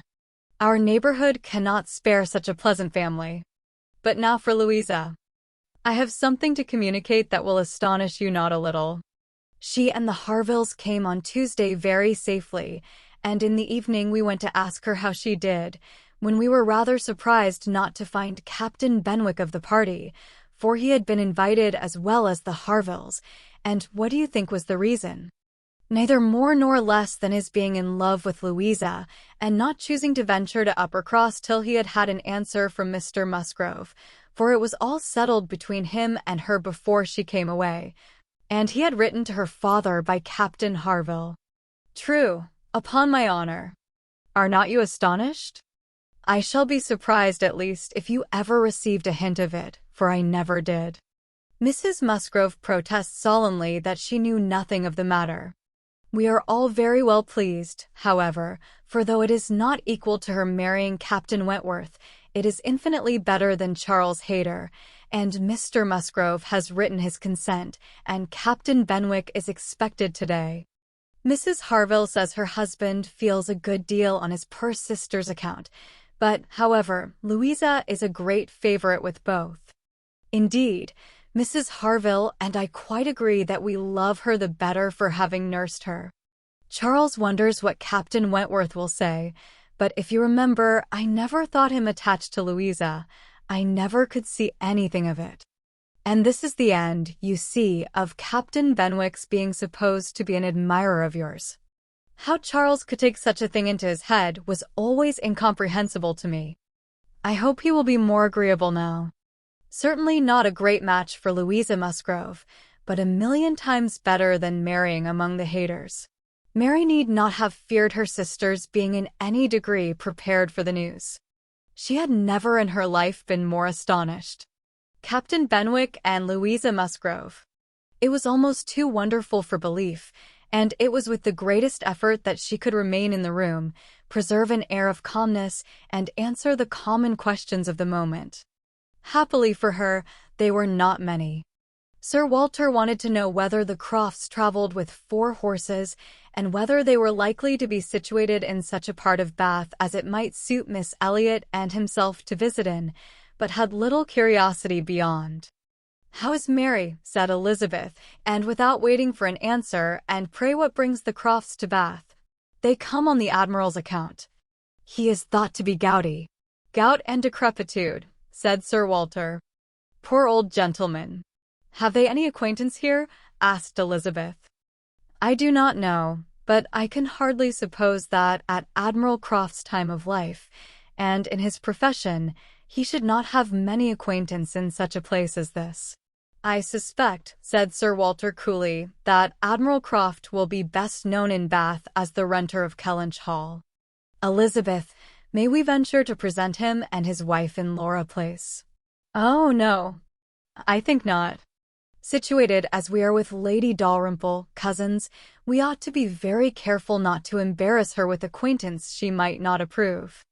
If we were not related, it would not signify, but as cousins, she would feel scrupulous as to any proposal of ours. We had better leave the Crofts to find their own level. There are several odd-looking men walking about here, who, I am told, are sailors. The Crofts will associate with them."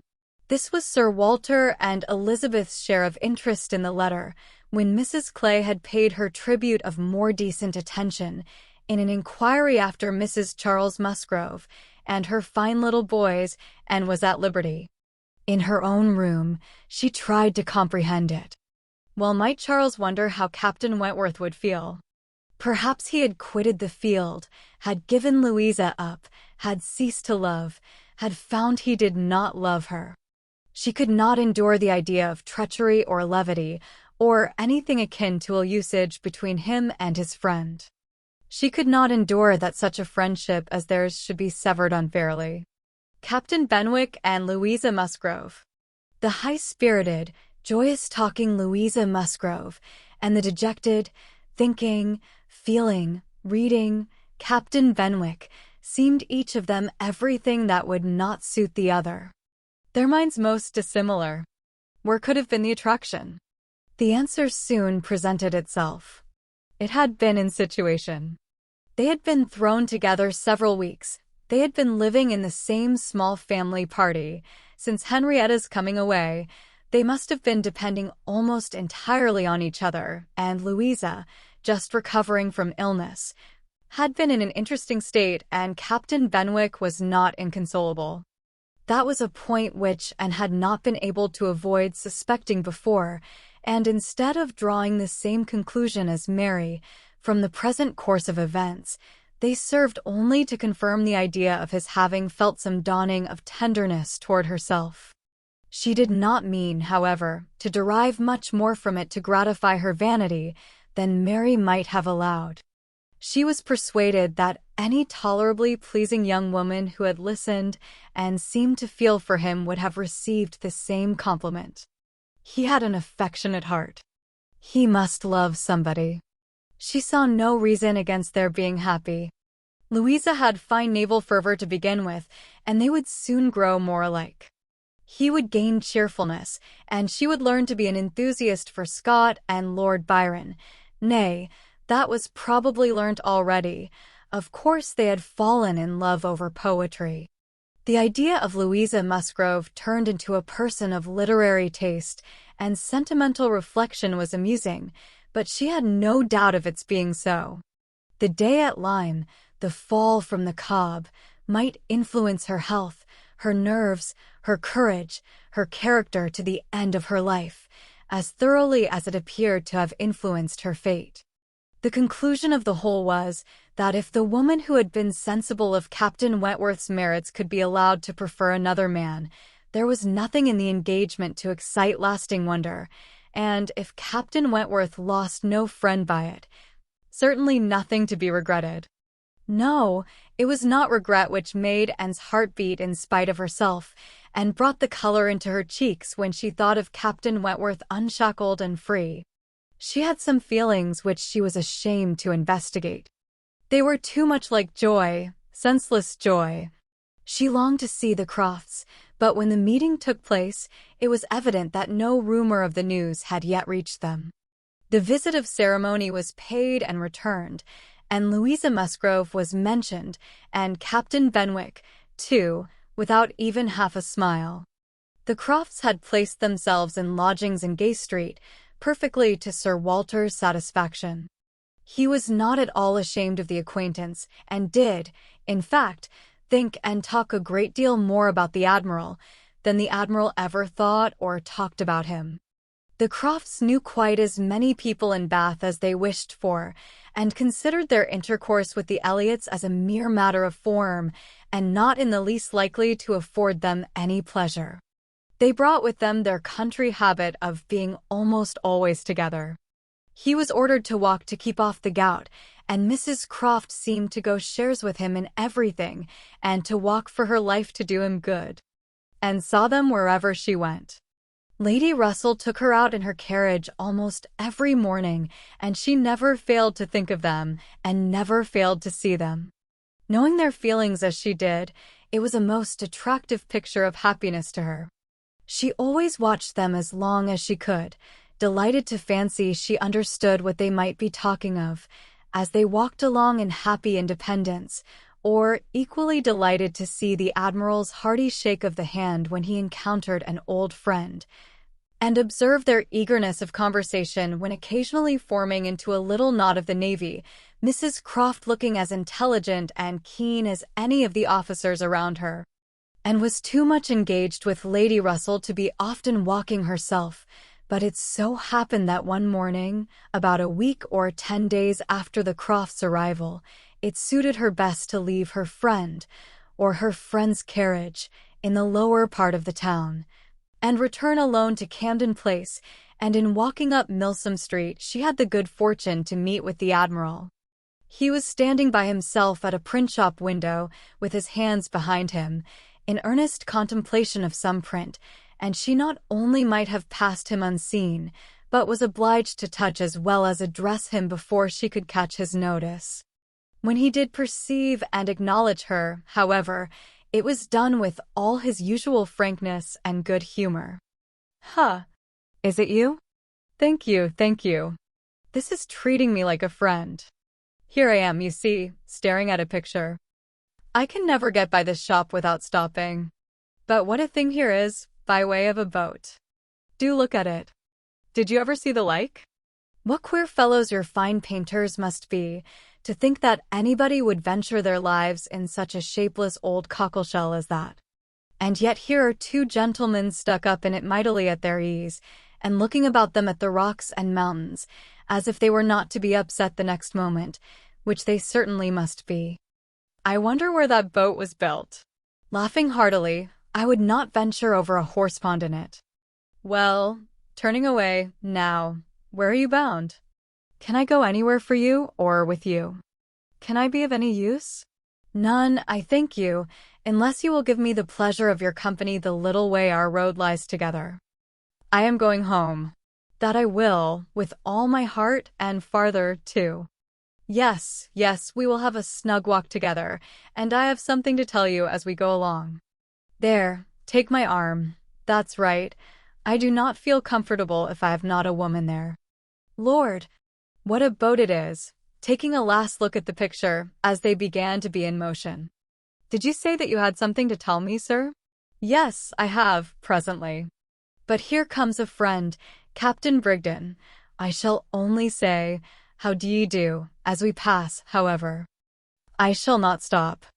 How do ye do? Brigden stares to see anybody with me but my wife. She, poor soul, is tied by the leg. She has a blister on one of her heels, as large as a 3-shilling piece. If you look across the street, you will see Admiral Brand coming down and his brother. Shabby fellows, both of them. I am glad they are not on the side of the way. Sophie cannot bear them. They played me a pitiful trick once, got away with some of my best men. I will tell you the whole story another time. There comes old Sir Archibald Drew and his grandson. Look, he sees us, he kisses his hand to you, he takes you for my wife. Ah, the peace has come too soon for that younker. Poor old Sir Archibald. How do you like Bath, Miss Elliot? It suits us very well. We are always meeting with some old friend or other, the streets full of them every morning, sure to have plenty of chat, and then we get away from them all and shut ourselves in our lodgings and draw in our chairs, and are as snug as if we were at Kellynch, or as we used to be even at North Yarmouth and Deal. We do not like our lodgings here the worse, I can tell you, for putting us in mind of those we first had at North Yarmouth. The wind blows through one of the cupboards just in the same way. When they were got a little farther, and ventured to press again for what he had to communicate. She hoped when clear of Milsom Street to have her curiosity gratified, but she was still obliged to wait, for the Admiral had made up his mind not to begin till they had gained the greater space and quiet of Belmont, and as she was not really Mrs. Croft, she must let him have his own way. As soon as they were fairly ascending Belmont, he began. Well, now you shall hear something that will surprise you. But first of all, you must tell me the name of the young lady I am going to talk about. That young lady, you know, that we have all been so concerned for. The Miss Musgrove, that all this has been happening to. Her Christian name, I always forget her Christian name. Anne had been ashamed to appear to comprehend so soon as she really did, but now she could safely suggest the name of Louisa. Miss Louisa Musgrove, that is the name. I wish young ladies had not such a number of fine Christian names. I should never be out if they were all Sophies, or something of that sort. Well, this Miss Louisa, we all thought, you know, was to marry Frederick. He was courting her week after week. The only wonder was what they could be waiting for, till the business at Lyme came. Then, indeed, it was clear enough that they must wait till her brain was set to right. But even then there was something odd in their way of going on. Instead of staying at Lyme, he went off to Plymouth, and then he went off to see Edward. When we came back from Minehead, he was gone down to Edward's, and there he has been ever since. We have seen nothing of him since November. Even Sophie could not understand it. But now, the matter has taken the strangest turn of all, for this young lady, the same Miss Musgrove, instead of being to marry Frederick, is to marry James Benwick. You know James Benwick? A little. I am a little acquainted with Captain Benwick. Well, she is to marry him. Nay, most likely they are married already, for I do not know what they should wait for. I thought Captain Benwick a very pleasing young man, said, and I understand that he bears an excellent character. Oh! Yes, yes, there is not a word to be said against James Benwick. He is only a commander, it is true, made last summer, and these are bad times for getting on, but he has not another fault that I know of. An excellent, good-hearted fellow, I assure you, a very active, zealous officer too, which is more than you would think for, perhaps, for that soft sort of manner does not do him justice. Indeed, you are mistaken there, sir. I should never augur one of spirit from Captain Benwick's manners. I thought them particularly pleasing, and I will answer for it, they would generally please. Well, well, ladies are the best judges, but James Benwick is rather too piano for me, and though very likely it is all our partiality, Sophie and I cannot help thinking Frederick's manners better than his. There is something about Frederick more to our taste. And was caught. She had only meant to oppose the too common idea of spirit and gentleness being incompatible with each other, not at all to represent Captain Benwick's manners as the very best that could possibly be, and, after a little hesitation, she was beginning to say, I was not entering into any comparison of the two friends, but the Admiral interrupted her with, and the thing is certainly true. It is not a mere bit of gossip. We have it from Frederick himself. His sister had a letter from him yesterday, in which he tells us of it, and he had just had it in a letter from Harville, written upon the spot, from Uppercross. I fancy they are all at Uppercross. This was an opportunity which Anne could not resist. She said, therefore, hope, Admiral, hope there is nothing in the style of Captain Wentworth's letter to make you and Mrs. Croft particularly uneasy.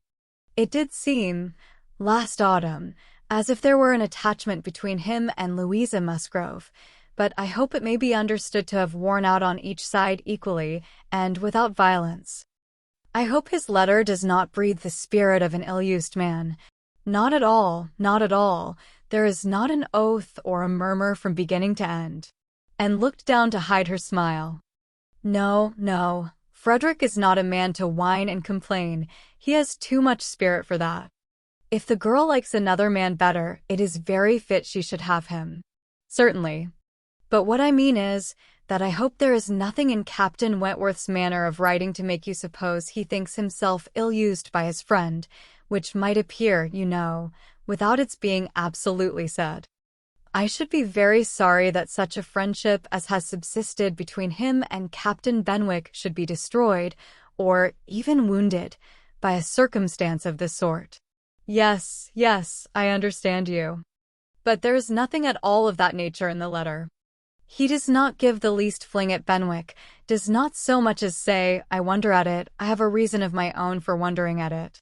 No, you would not guess, from his way of writing, that he had ever thought of this miss, what's her name, for himself.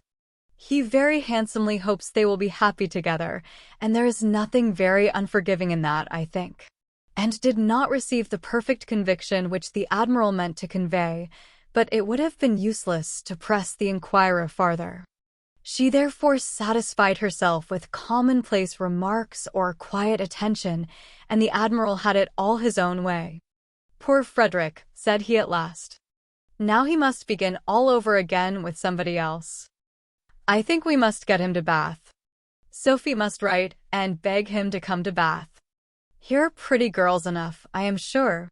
It would be of no use to go to Uppercross again, for that other Miss Musgrove, I find, is bespoke by her cousin, the young parson.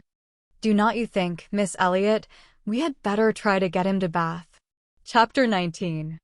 While Admiral Croft was taking this walk with Anne, and expressing his wish of getting Captain Wentworth to Bath, Captain Wentworth was already on his way thither.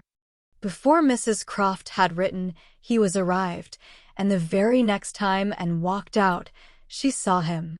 Mr. Elliot was attending his two cousins and Mrs. Clay. They were in Milsom Street.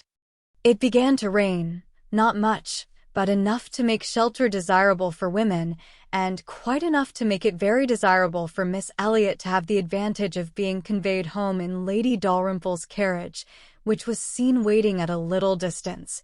She, And Mrs. Clay, therefore, turned into Mullins, while Mr. Elliot stepped to Lady Dalrymple to request her assistance. He soon joined them again, successful, of course. Lady Dalrymple would be most happy to take them home, and would call for them in a few minutes. Her ladyship's carriage was a barouche, and did not hold more than 4 with any comfort. Miss Carteret was with her mother. Consequently, it was not reasonable to expect accommodation for all the 3 Camden Place ladies. There could be no doubt as to Miss Elliot. Whoever suffered inconvenience, she must suffer none, but it occupied a little time to settle the point of civility between the other 2. The rain was a mere trifle, and was most sincere in preferring a walk with Mr. Elliot. But the rain was also a mere trifle to Mrs. Clay. She would hardly allow it even to drop at all, and her boots were so thick, much thicker than Miss Anne's, and, in short, her civility rendered her quite as anxious to be left to walk with Mr. Elliot as and could be, and it was discussed between them with a generosity so polite and so determined that the others were obliged to settle it for them, Miss Elliot maintaining that Mrs. Clay had a little cold already, and Mr. Elliot deciding on appeal that his cousin Anne's boots were rather the thickest. It was fixed accordingly that Mrs. Clay should be of the party in the carriage, and they had just reached this point, when Anne, as she sat near the window, descried, most decidedly and distinctly, Captain Wentworth walking down the street. Her start was perceptible only to herself, but she instantly felt that she was the greatest simpleton in the world, the most unaccountable and absurd. For a few minutes she saw nothing before her. It was all confusion. She was lost, and when she had scolded back her senses, she found the others still waiting for the carriage, and Mr. Elliot, always obliging, just setting off for Union Street on a commission of Mrs. Clay's. She now felt a great inclination to go to the outer door. She wanted to see if it rained. Why was she to suspect herself of another motive? Captain Wentworth must be out of sight. She left her seat. She would go. One half of her should not be always so much wiser than the other half, or always suspecting the other of being worse than it was. She would see if it rained. She was sent back, however, in a moment by the entrance of Captain Wentworth himself, among a party of gentlemen and ladies, evidently his acquaintance, and whom he must have joined a little below Milsom Street. He was more obviously struck and confused by the sight of her than she had ever observed before. He looked quite red. For the first time since their renewed acquaintance, she felt that she was betraying the least sensibility of the 2. She had the advantage of him in the preparation of the last few moments. All the overpowering, blinding, bewildering, first effects of strong surprise were over with her. Still, however, she had enough to feel. It was agitation, pain, pleasure, a something between delight and misery. He spoke to her, and then turned away. The character of his manner was embarrassment. She could not have called it either cold or friendly, or anything so certainly as embarrassed. After a short interval, however, he came towards her and spoke again. Mutual inquiries on common subjects passed, neither of them, probably, much the wiser for what they heard, and continuing fully sensible of his being less at ease than formerly. They had, by dint of being so very much together, got to speak to each other with a considerable portion of apparent indifference and calmness, but he could not do it now. Time had changed him, or Louisa had changed him. There was consciousness of some sort or other. He looked very well, not as if he had been suffering in health or spirits, and he talked of Uppercross, of the Musgroves, nay, even of Louisa, and had even a momentary look of his own arch significance as he named her. But yet it was Captain Wentworth not comfortable, not easy, not able to feign that he was. It did not surprise, but it grieved and to observe that Elizabeth would not know him.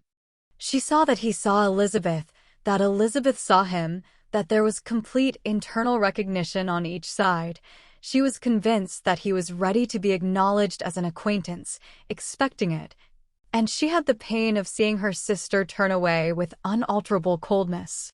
Lady Dalrymple's carriage, for which Miss Elliot was growing very impatient, now drew up. The servant came in to announce it. It was beginning to rain again, and altogether there was a delay, and a bustle, and a talking, which must make all the little crowd in the shop understand that Lady Dalrymple was calling to convey Miss Elliot. At last Miss Elliot and her friend, unattended but by the servant, for there was no cousin returned, were walking off, and Captain Wentworth, watching them, turned again to N, and by manner, rather than words, was offering his services to her.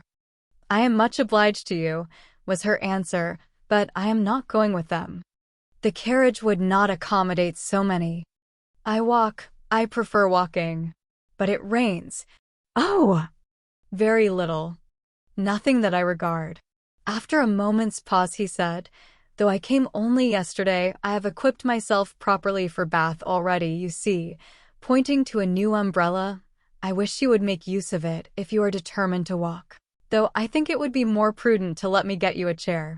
She was very much obliged to him, but declined it all, repeating her conviction that the rain would come to nothing at present, and adding, "I am only waiting for Mr. Elliot.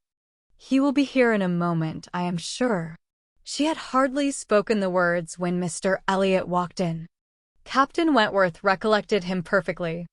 There was no difference between him and the man who had stood on the steps at Lyme, admiring and as she passed, except in the air and look and manner of the privileged relation and friend. He came in with eagerness, appeared to see and think only of her, apologized for his stay, was grieved to have kept her waiting, and anxious to get her away without further loss of time and before the rain increased, and in another moment they walked off together. Her arm under his, a gentle and embarrassed glance, and a "good morning to you," being all that she had time for, as she passed away. As soon as they were out of sight, the ladies of Captain Wentworth's party began talking of them. "Mr. Elliot does not dislike his cousin, I fancy?" "Oh!" "No, that is clear enough. One can guess what will happen there. He is always with them, half lives in the family, I believe." "What a very good-looking man." "Yes, and Miss Atkinson, who dined with him once at the Wallaces, says he is the most agreeable man she ever was in company with. She is pretty, I think, and Elliot, very pretty, when one comes to look at her. It is not the fashion to say so, but I confess I admire her more than her sister." "Oh!" "So do I. And so do I. No comparison. But the men are all wild after Miss Elliot, and is too delicate for them, and would have been particularly obliged to her cousin if he would have walked by her side all the way to Camden Place without saying a word." She had never found it so difficult to listen to him, though nothing could exceed his solicitude and care, and though his subjects were principally such as were wont to be always interesting, praise, warm, just, and discriminating of Lady Russell, and insinuations highly rational against Mrs. Clay. But just now she could think only of Captain Wentworth. She could not understand his present feelings, whether he were really suffering much from disappointment or not, and till that point were settled, she could not be quite herself. She hoped to be wise and reasonable in time, but alas! Alas! She must confess to herself that she was not wise yet. Another circumstance very essential for her to know was how long he meant to be in Bath. He had not mentioned it, or she could not recollect it. He might be only passing through, but it was more probable that he should be come to stay. In that case, so liable as everybody was to meet everybody in Bath, Lady Russell would in all likelihood see him somewhere. Would she recollect him? How would it all be? She had already been obliged to tell Lady Russell that Louisa Musgrove was to marry Captain Benwick. It had cost her something to encounter Lady Russell's surprise, And now, if she were by any chance to be thrown into company with Captain Wentworth, her imperfect knowledge of the matter might add another shade of prejudice against him.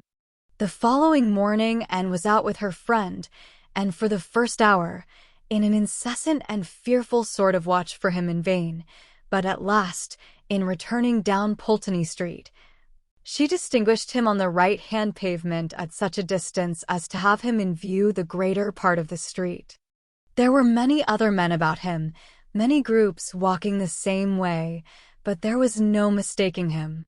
She looked instinctively at Lady Russell, but not from any mad idea of her recognizing him so soon as she did herself. No, it was not to be supposed that Lady Russell would perceive him till they were nearly opposite. She looked at her, however, from time to time, anxiously, and when the moment approached which must point him out, though not daring to look again, for her own countenance she knew was unfit to be seen, she was yet perfectly conscious of Lady Russell's eyes being turned exactly in the direction for him, of her being, in short, intently observing him. She could thoroughly comprehend the sort of fascination he must possess over Lady Russell's mind, the difficulty it must be for her to withdraw her eyes, the astonishment she must be feeling that 8 or 9 years should have passed over him, and in foreign climes and in active service too, without robbing him of one personal grace. At last, Lady Russell drew back her head. Now, how would she speak of him? "You will wonder," said she, "what has been fixing my eyes so long, but I was looking after some window curtains, which Lady Alicia and Mrs. Frankland were telling me of last night." They described the drawing-room window curtains of one of the houses on the side of the way, and this part of the street, as being the handsomest and best hung of any in Bath, but could not recollect the exact number. "And I have been trying to find out which it could be, but I confess I can see no curtains hereabouts that answer their description." And sighed and blushed and smiled, in pity and disdain, either at her friend or herself. The part which provoked her most was that in all this waste of foresight and caution, she should have lost the right moment for seeing whether he saw them. A day or two passed without producing anything. The theatre or the rooms, where he was most likely to be, were not fashionable enough for the Elliots, whose evening amusements were solely in the elegant stupidity of private parties, in which they were getting more and more engaged, and, wearied of such a state of stagnation, sick of knowing nothing, and fancying herself stronger because her strength was not tried, was quite impatient for the concert evening. It was a concert for the benefit of a person patronized by Lady Dalrymple. Of course they must attend. It was really expected to be a good one, and Captain Wentworth was very fond of music. If she could only have a few minutes' conversation with him again, she fancied she should be satisfied, and as to the power of addressing him, she felt all over courage if the opportunity occurred. Elizabeth had turned from him. Lady Russell overlooked him. Her nerves were strengthened by these circumstances. She felt that she owed him attention. She had once partly promised Mrs. Smith to spend the evening with her, but in a short hurried call she excused herself and put it off, with the more decided promise of a longer visit on the morrow. Mrs. Smith gave a most good-humored acquiescence. "By all means," said she, "only tell me all about it when you do come. Who is your party?" and named them all. Mrs. Smith made no reply, but when she was leaving her said, and with an expression half serious, half arch, "Well, I heartily wish your concert may answer, and do not fail me tomorrow if you can come, for I begin to have a foreboding that I may not have many more visits from you," and was startled and confused, but after standing in a moment's suspense, was obliged, and not sorry to be obliged, to hurry away. Chapter 20. Sir Walter, his 2 daughters, and Mrs. Clay were the earliest of all their party at the rooms in the evening, and as Lady Dalrymple must be waited for, they took their station by one of the fires in the octagon room. But hardly were they so settled when the door opened again and Captain Wentworth walked in alone. and was the nearest to him, and making yet a little advance, she instantly spoke. He was preparing only to bow and pass on, but her gentle, "How do you do?" brought him out of the straight line to stand near her and make inquiries in return, in spite of the formidable father and sister in the background. Their being in the background was a support too, and she knew nothing of their looks and felt equal to everything which she believed right to be done. While they were speaking, a whispering between her father and Elizabeth caught her ear. She could not distinguish, but she must guess the subject, and on Captain Wentworth's making a distant bow, she comprehended that her father had judged so well as to give him that simple acknowledgment of acquaintance, and she was just in time by a side glance to see a slight curtsy from Elizabeth herself. This, though late and reluctant and ungracious, was yet better than nothing, and her spirits improved. After talking, however, of the weather and Bath and the concert, their conversation began to flag, and so little was said at last that she was expecting him to go every moment, but he did not. He seemed in no hurry to leave her. And presently, with renewed spirit, with a little smile, a little glow, he said, "I have hardly seen you since our day at Lyme. I am afraid you must have suffered from the shock, and the more from its not overpowering you at the time." She assured him that she had not. "It was a frightful hour," said he, "a frightful day," and he passed his hand across his eyes, as if the remembrance were still too painful, but in a moment, half smiling again, added, "The day has produced some effects, however, has had some consequences which must be considered as the very reverse of frightful. When you had the presence of mind to suggest that Benwick would be the properest person to fetch a surgeon, you could have little idea of his being eventually one of those most concerned in her recovery. Certainly I could have none. But it appears, I should hope it would be a very happy match. There are on both sides good principles and good temper." "Yes," said he, looking not exactly forward, "but there, I think, ends the resemblance. With all my soul I wish them happy and rejoice over every circumstance in favor of it. They have no difficulties to contend with at home, no opposition, no caprice, no delays. The Musgroves are behaving like themselves, most honorably and kindly, only anxious with true parental hearts to promote their daughter's comfort. All this is much, very much in favor of their happiness, more than perhaps." He stopped. A sudden recollection seemed to occur, and to give him some taste of that emotion which was reddening Anne's cheeks and fixing her eyes on the ground. After clearing his throat, however, he proceeded thus. "I confess that I do think there is a disparity, too great a disparity, and in a point no less essential than mind. I regard Louisa Musgrove as a very amiable, sweet-tempered girl, and not deficient in understanding, but Benwick is something more. He is a clever man, a reading man, and I confess that I do consider his attaching himself to her with some surprise. Had it been the effect of gratitude, had he learnt to love her, because he believed her to be preferring him, it would have been another thing. But I have no reason to suppose it so. It seems, on the contrary, to have been a perfectly spontaneous, untaught feeling on his side, and this surprises me. A man like him, in his situation, with a heart pierced, wounded, almost broken. Fanny Harville was a very superior creature, and his attachment to her was indeed attachment. A man does not recover from such a devotion of the heart to such a woman. He ought not, he does not. Either from the consciousness, however, that his friend had recovered, or from other consciousness, he went no farther, and who, in spite of the agitated voice in which the latter part had been uttered, and in spite of all the various noises of the room, the almost ceaseless slam of the door and ceaseless buzz of persons walking through, had distinguished every word, was struck, gratified, confused, and beginning to breathe very quick and feel 100 things in a moment. It was impossible for her to enter on such a subject, and yet, after a pause, feeling the necessity of speaking, and having not the smallest wish for a total change, she only deviated so far as to say, "You were a good while at Lyme, I think? About a fortnight." I could not leave it till Louisa's doing well was quite ascertained.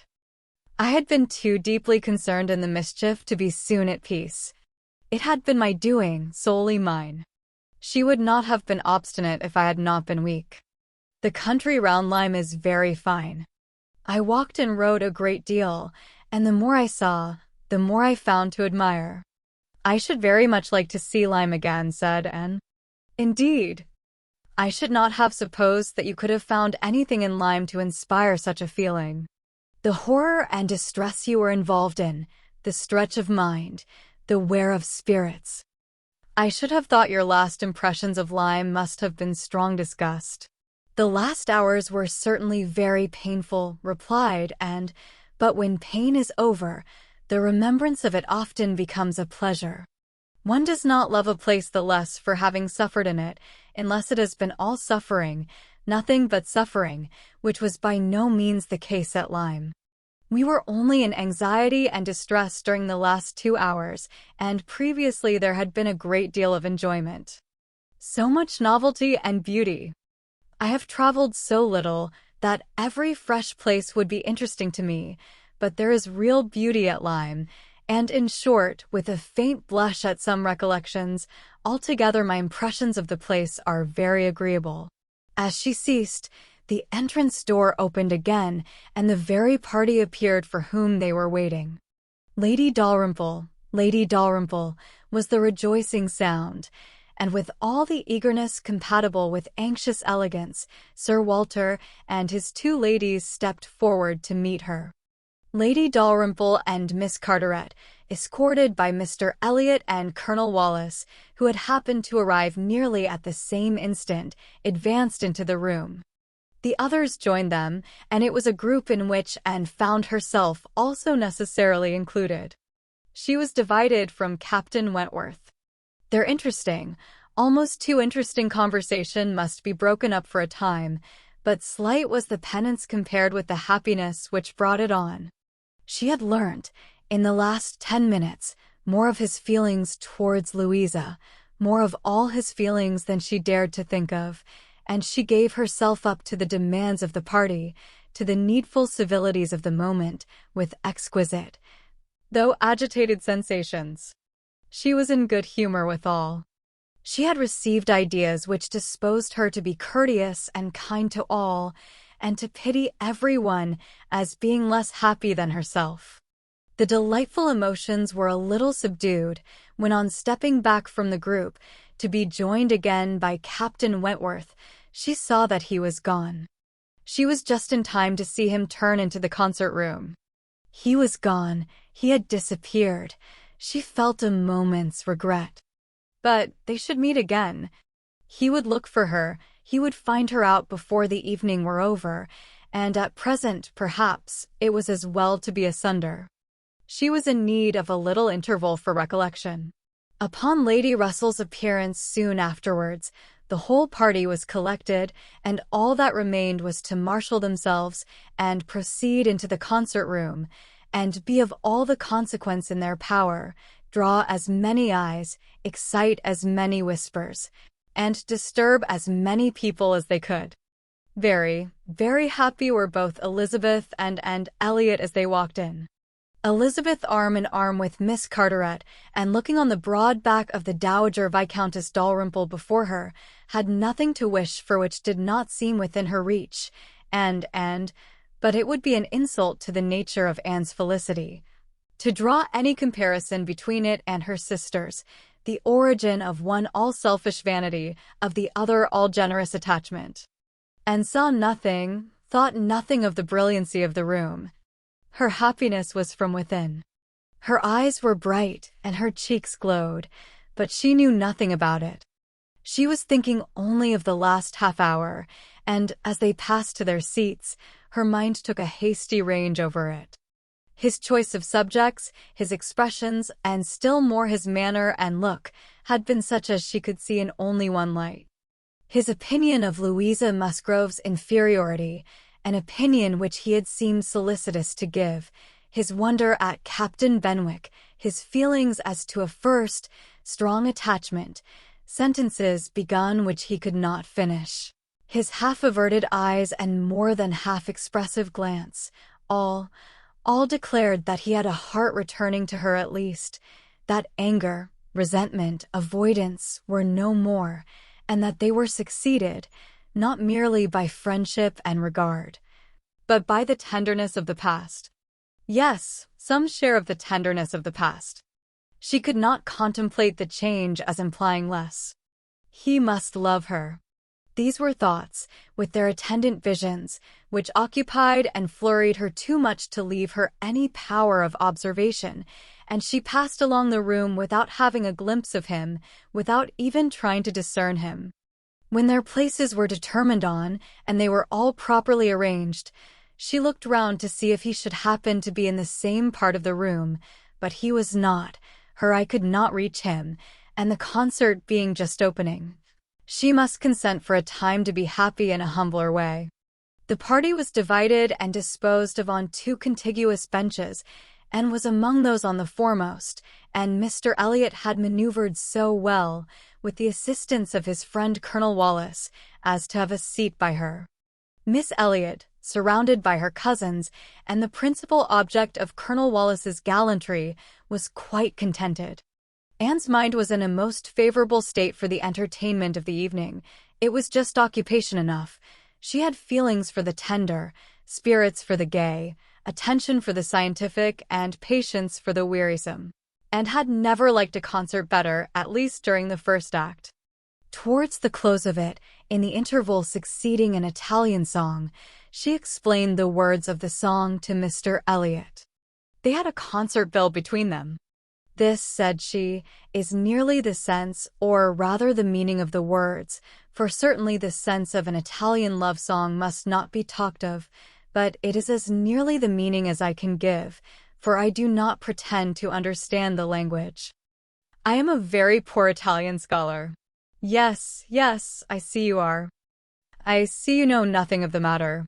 You have only knowledge enough of the language to translate at sight these inverted, transposed, curtailed Italian lines into clear, comprehensible, elegant English. You need not say anything more of your ignorance. Here is complete proof. I will not oppose such kind politeness, but I should be sorry to be examined by a real proficient. I have not had the pleasure of visiting in Camden Place so long, replied he, without knowing something of Miss and Elliot, and I do regard her as one who is too modest for the world in general to be aware of half her accomplishments, and too highly accomplished for modesty to be natural in any other woman. For shame! For shame! This is too much flattery. I forget what we are to have next, turning to the bill. Perhaps, said Mr. Elliot, speaking low, I have had a longer acquaintance with your character than you are aware of. Indeed? How so? You can have been acquainted with it only since I came to Bath, excepting as you might hear me previously spoken of in my own family.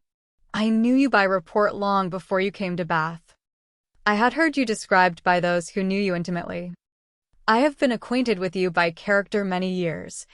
Your person, your disposition, accomplishments, manner, they were all present to me. Mr. Elliot was not disappointed in the interest he hoped to raise. No one can withstand the charm of such a mystery. To have been described long ago to a recent acquaintance, by nameless people, is irresistible, and was all curiosity. She wondered, and questioned him eagerly, but in vain. He delighted in being asked, but he would not tell. No, some time or other, perhaps, but not now. He would mention no names now, but such, he could assure her, had been the fact.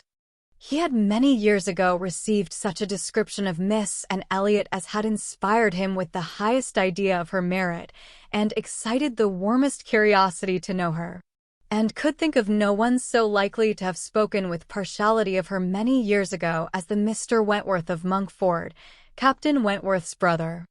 He might have been in Mr. Elliot's company, but she had not courage to ask the question. The name of an Elliot, said he, has long had an interesting sound to me. Very long has it possessed a charm over my fancy, and, if I dared, I would breathe my wishes that the name might never change. Such, she believed, were his words, but scarcely had she received their sound, than her attention was caught by other sounds immediately behind her, which rendered everything else trivial. Her father and Lady Dalrymple were speaking. "A well-looking man," said Sir Walter, "a very well-looking man." "A very fine young man indeed," said Lady Dalrymple. "More air than one often sees in Bath. Irish, I dare say." "No, I just know his name." "A bowing acquaintance." "Wentworth, Captain Wentworth of the Navy. His sister married my tenant in Somersetshire, the Croft, who rents Kellynch." Before Sir Walter had reached this point, Anne's eyes had caught the right direction and distinguished Captain Wentworth standing among a cluster of men at a little distance. As her eyes fell on him, his seemed to be withdrawn from her. It had that appearance. It seemed as if she had been one moment too late, and as long as she dared observe, he did not look again, but the performance was recommencing, and she was forced to seem to restore her attention to the orchestra and look straight forward. When she could give another glance, he had moved away. He could not have come nearer to her if he would. She was so surrounded and shut in, but she would rather have caught his eye. Mr. Elliot's speech, too, distressed her. She had no longer any inclination to talk to him. She wished him not so near her. The first act was over. Now she hoped for some beneficial change, and after a period of nothing saying amongst the party, some of them did decide on going in quest of tea, and was one of the few who did not choose to move. She remained in her seat, and so did Lady Russell, but she had the pleasure of getting rid of Mr. Elliot, and she did not mean, whatever she might feel on Lady Russell's account, to shrink from conversation with Captain Wentworth, if he gave her the opportunity. She was persuaded by Lady Russell's countenance that she had seen him. He did not come, however, and sometimes fancied she discerned him at a distance, but he never came. The anxious interval wore away unproductively. The others returned, the room filled again, benches were reclaimed and repossessed, and another hour of pleasure or of penance was to be sat out, another hour of music was to give delight or the gapes, as real or affected taste for it prevailed. To Anne, it chiefly wore the prospect of an hour of agitation. She could not quit that room in peace without seeing Captain Wentworth once more, without the interchange of one friendly look. In resettling themselves there were now many changes, the result of which was favorable for her. Colonel Wallis declined sitting down again, and Mr. Elliot was invited by Elizabeth and Miss Carteret, in a manner not to be refused, to sit between them, and by some other removals and a little scheming of her own, and was enabled to place herself much nearer the end of the bench than she had been before, much more within reach of a passer-by. She could not do so without comparing herself with Miss Larolles, the inimitable Miss Larolles, but still she did it, and not with much happier effect, though by what seemed prosperity in the shape of an early abdication in her next neighbors. She found herself at the very end of the bench before the concert closed. Such was her situation, with a vacant space at hand, when Captain Wentworth was again in sight. She saw him not far off. He saw her too, yet he looked grave, and seemed irresolute, and only by very slow degrees came at last near enough to speak to her. She felt that something must be the matter. The change was indubitable. The difference between his present air and what it had been in the octagon room was strikingly great. Why was it? She thought of her father, of Lady Russell. Could there have been any unpleasant glances? He began by speaking of the concert gravely, more like the Captain Wentworth of Uppercross, owned himself disappointed, had expected singing, and, in short, must confess that he should not be sorry when it was over. and replied, and spoke in defense of the performance so well, and yet in allowance for his feelings so pleasantly, that his countenance improved, and he replied again with almost a smile. They talked for a few minutes more. The improvement held. He even looked down towards the bench, as if he saw a place on it well worth occupying, when at that moment a touch on her shoulder obliged Anne to turn round. It came from Mr. Elliot. He begged her pardon, but she must be applied to explain Italian again. Miss Carteret was very anxious to have a general idea of what was next to be sung, and could not refuse, but never had she sacrificed to politeness with a more suffering spirit. A few minutes, though as few as possible, were inevitably consumed, and when her own mistress again, when able to turn and look as she had done before, she found herself accosted by Captain Wentworth in a reserved yet hurried sort of farewell. He must wish her good night. He was going. He should get home as fast as he could. "Is not this song worth staying for?" said Anne, suddenly struck by an idea which made her yet more anxious to be encouraging. "No," he replied impressively, "there is nothing worth my staying for," and he was gone directly. Jealousy of Mr. Elliot. It was the only intelligible motive. Captain Wentworth jealous of her affection. Could she have believed it a week ago? 3 hours ago? For a moment the gratification was exquisite. But, alas, there were very different thoughts to succeed. How was such jealousy to be quieted? How was the truth to reach him?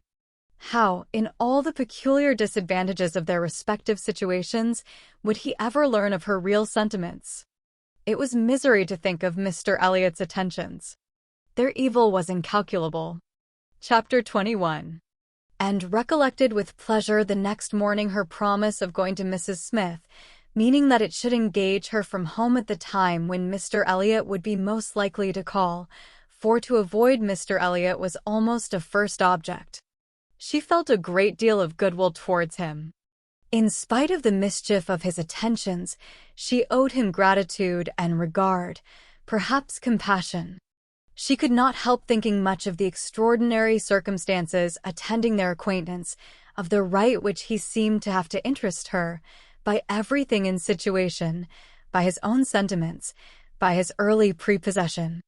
It was altogether very extraordinary, flattering, but painful.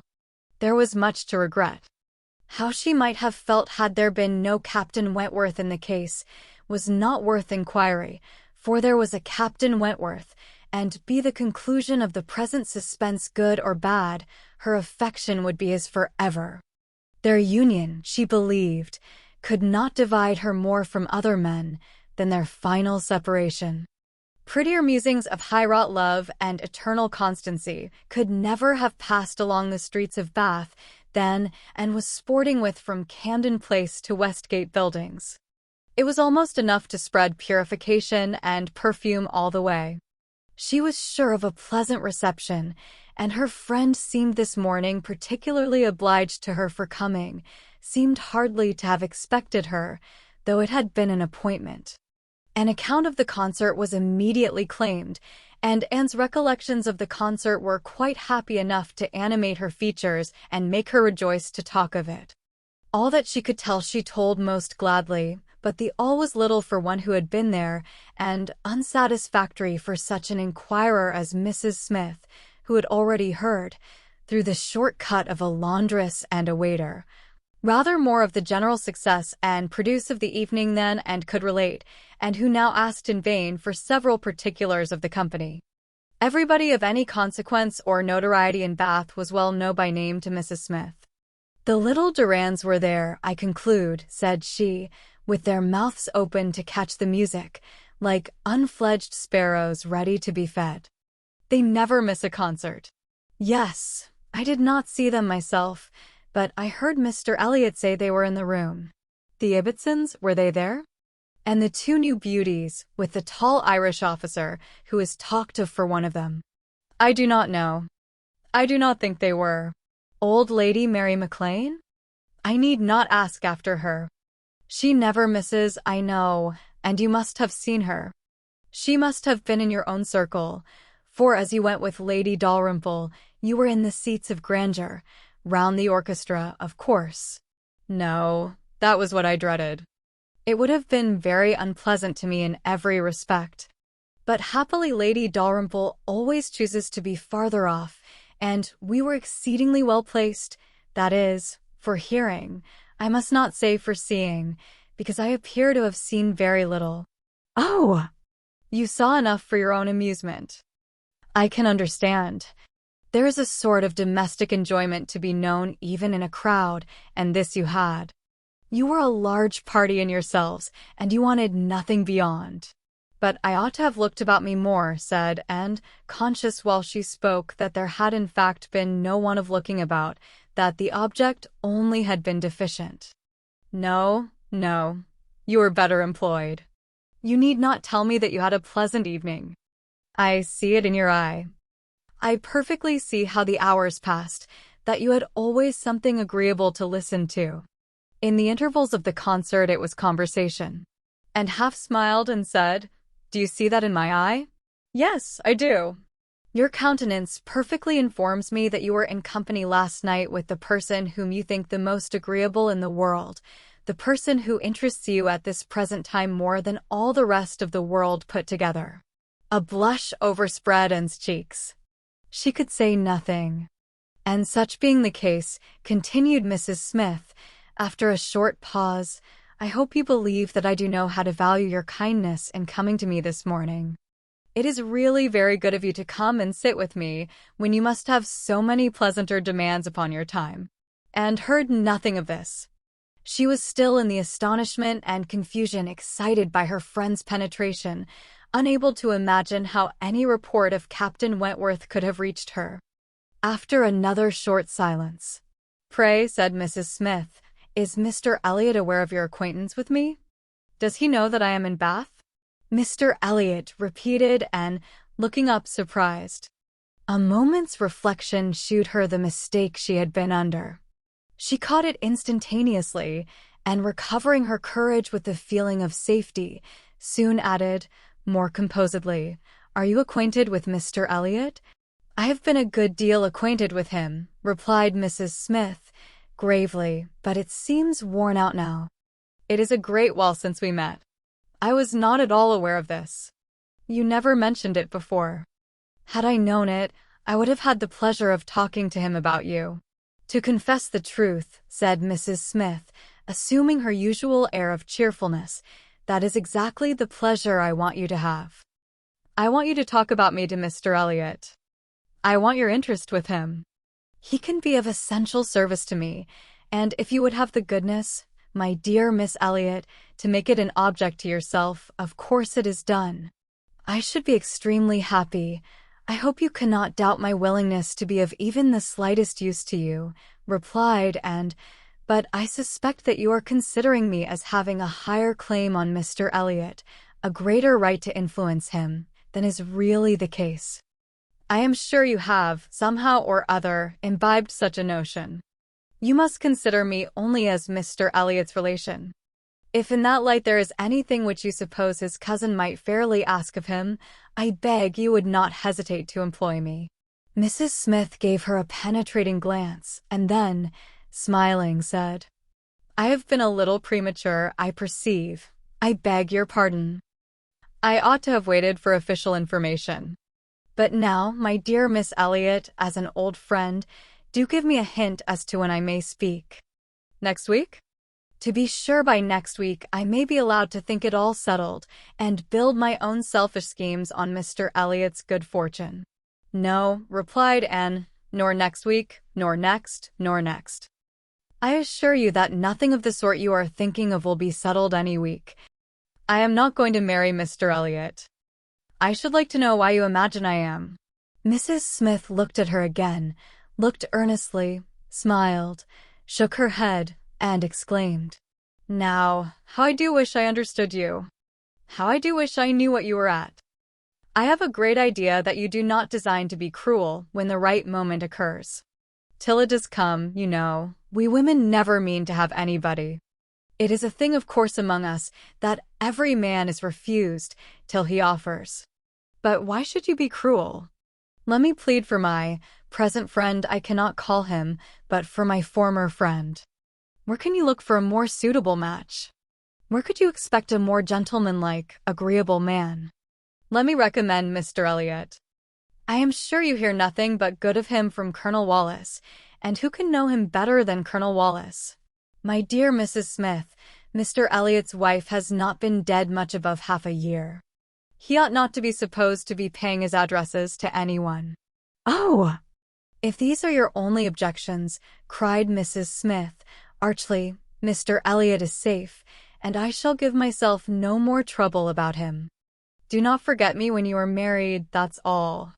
Let him know me to be a friend of yours, and then he will think little of the trouble required, which it is very natural for him now, with so many affairs and engagements of his own, to avoid and get rid of as he can.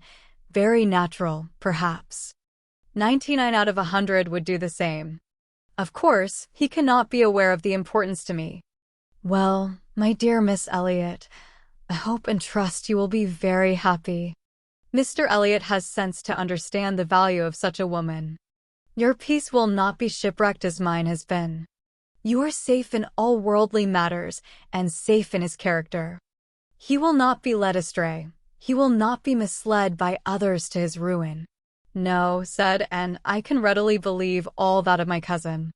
He seems to have a calm, decided temper, not at all open to dangerous impressions. I consider him with great respect. I have no reason, from anything that has fallen within my observation, to do otherwise. But I have not known him long, and he is not a man, I think, to be known intimately soon. Will not this manner of speaking of him, Mrs. Smith, convince you that he is nothing to me? Surely this must be calm enough. And, upon my word, he is nothing to me. Should he ever propose to me, which I have very little reason to imagine he has any thought of doing, I shall not accept him. I assure you I shall not. I assure you, Mr. Elliot had not the share which you have been supposing, in whatever pleasure the concert of last night might afford. Not Mr. Elliot. It is not Mr. Elliot that. She stopped, regretting with a deep blush that she had implied so much, but less would hardly have been sufficient. Mrs. Smith would hardly have believed so soon in Mr. Elliot's failure, but from the perception of there being a somebody else. As it was, she instantly submitted, and with all the semblance of seeing nothing beyond, and Anne, eager to escape farther notice, was impatient to know why Mrs. Smith should have fancied she was to marry Mr. Elliot, where she could have received the idea, or from whom she could have heard it. Do tell me how it first came into your head. It first came into my head, replied Mrs. Smith, upon finding how much you were together, and feeling it to be the most probable thing in the world to be wished for by everybody belonging to either of you. And you may depend upon it that all your acquaintance have disposed of you in the same way. But I never heard it spoken of till 2 days ago. And has it indeed been spoken of? Did you observe the woman who opened the door to you when you called yesterday? No. Was not it Mrs. Speed, as usual, or the maid? I observed no one in particular. It was my friend Mrs. Rook, Nurse Rook, who, by the by, had a great curiosity to see you, and was delighted to be in the way to let you in. She came away from Marlborough Buildings only on Sunday, and she it was who told me you were to marry Mr. Elliot. She had had it from Mrs. Wallace herself, which did not seem bad authority. She sat an hour with me on Monday evening and gave me the whole history. The whole history repeated and laughing. She could not make a very long history, I think, of one such little article of unfounded news. Mrs. Smith said nothing, but continued, and presently, though there is no truth in my having this claim on Mr. Elliot, I should be extremely happy to be of use to you in any way that I could. Shall I mention to him your being in Bath? Shall I take any message? No, I thank you. No, certainly not. In the warmth of the moment, and under a mistaken impression, I might, perhaps, have endeavored to interest you in some circumstances, but not now. No, I thank you. I have nothing to trouble you with. I think you spoke of having known Mr. Elliot many years? I did. Not before he was married, I suppose? Yes, he was not married when I knew him first. And were you much acquainted? Intimately. Indeed. Then do tell me what he was at that time of life. I have a great curiosity to know what Mr. Elliot was as a very young man. Was he at all such as he appears now? I have not seen Mr. Elliot these 3 years, was Mrs. Smith's answer, given so gravely that it was impossible to pursue the subject farther, and felt that she had gained nothing but an increase of curiosity. They were both silent, Mrs. Smith very thoughtful. At last, "I beg your pardon, my dear Miss Elliot," she cried, in her natural tone of cordiality. "I beg your pardon for the short answers I have been giving you, but I have been uncertain what I ought to do. I have been doubting and considering as to what I ought to tell you. There were many things to be taken into the account. One hates to be officious, to be giving bad impressions, making mischief. Even the smooth surface of family union seems worth preserving, though there may be nothing durable beneath. However, I have determined, I think I am right, I think you ought to be made acquainted with Mr. Elliot's real character. Though I fully believe that, at present, you have not the smallest intention of accepting him, there is no saying what may happen. You might, some time or other, be differently affected towards him. Hear the truth, therefore, now, while you are unprejudiced. Mr. Elliot is a man without heart or conscience, a designing, wary, cold-blooded being, who thinks only of himself, whom for his own interest or ease, would be guilty of any cruelty or any treachery that could be perpetrated without risk of his general character. He has no feeling for others. Those whom he has been the chief cause of leading into ruin, he can neglect and desert without the smallest compunction. He is totally beyond the reach of any sentiment of justice or compassion. Oh! He is black at heart, hollow and black. Anne's astonished air and exclamation of wonder made her pause, and in a calmer manner, she added, "My expressions startle you. You must allow for an injured, angry woman. But I will try to command myself. I will not abuse him. I will only tell you what I have found him. Facts shall speak. He was the intimate friend of my dear husband, who trusted and loved him, and thought him as good as himself. The intimacy had been formed before our marriage. I found them most intimate friends, and I, too, became excessively pleased with Mr. Elliot and entertained the highest opinion of him. At 19, you know, one does not think very seriously, but Mr. Elliot appeared to me quite as good as others, and much more agreeable than most others, and we were almost always together. We were principally in town, living in very good style. He was then the inferior in circumstances, he was then the poor one, he had chambers in the Temple, and it was as much as he could do to support the appearance of a gentleman. He had always a home with us whenever he chose it, he was always welcome, he was like a brother. My poor Charles, who had the finest, most generous spirit in the world, would have divided his last farthing with him, and I know that his purse was open to him, I know that he often assisted him. This must have been about that very period of Mr. Elliot's life, said Anne, which has always excited my particular curiosity. It must have been about the same time that he became known to my father and sister. I never knew him myself, I only heard of him, but there was a something in his conduct then, with regard to my father and sister, and afterwards in the circumstances of his marriage, which I never could quite reconcile with present times. It seemed to announce a different sort of man. I know it all, cried Mrs. Smith. He had been introduced to Sir Walter and your sister before I was acquainted with him, but I heard him speak of them forever.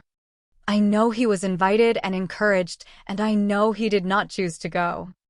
I can satisfy you, perhaps, on points which you would little expect, and as to his marriage, I knew all about it at the time. I was privy to all the furs and againsts.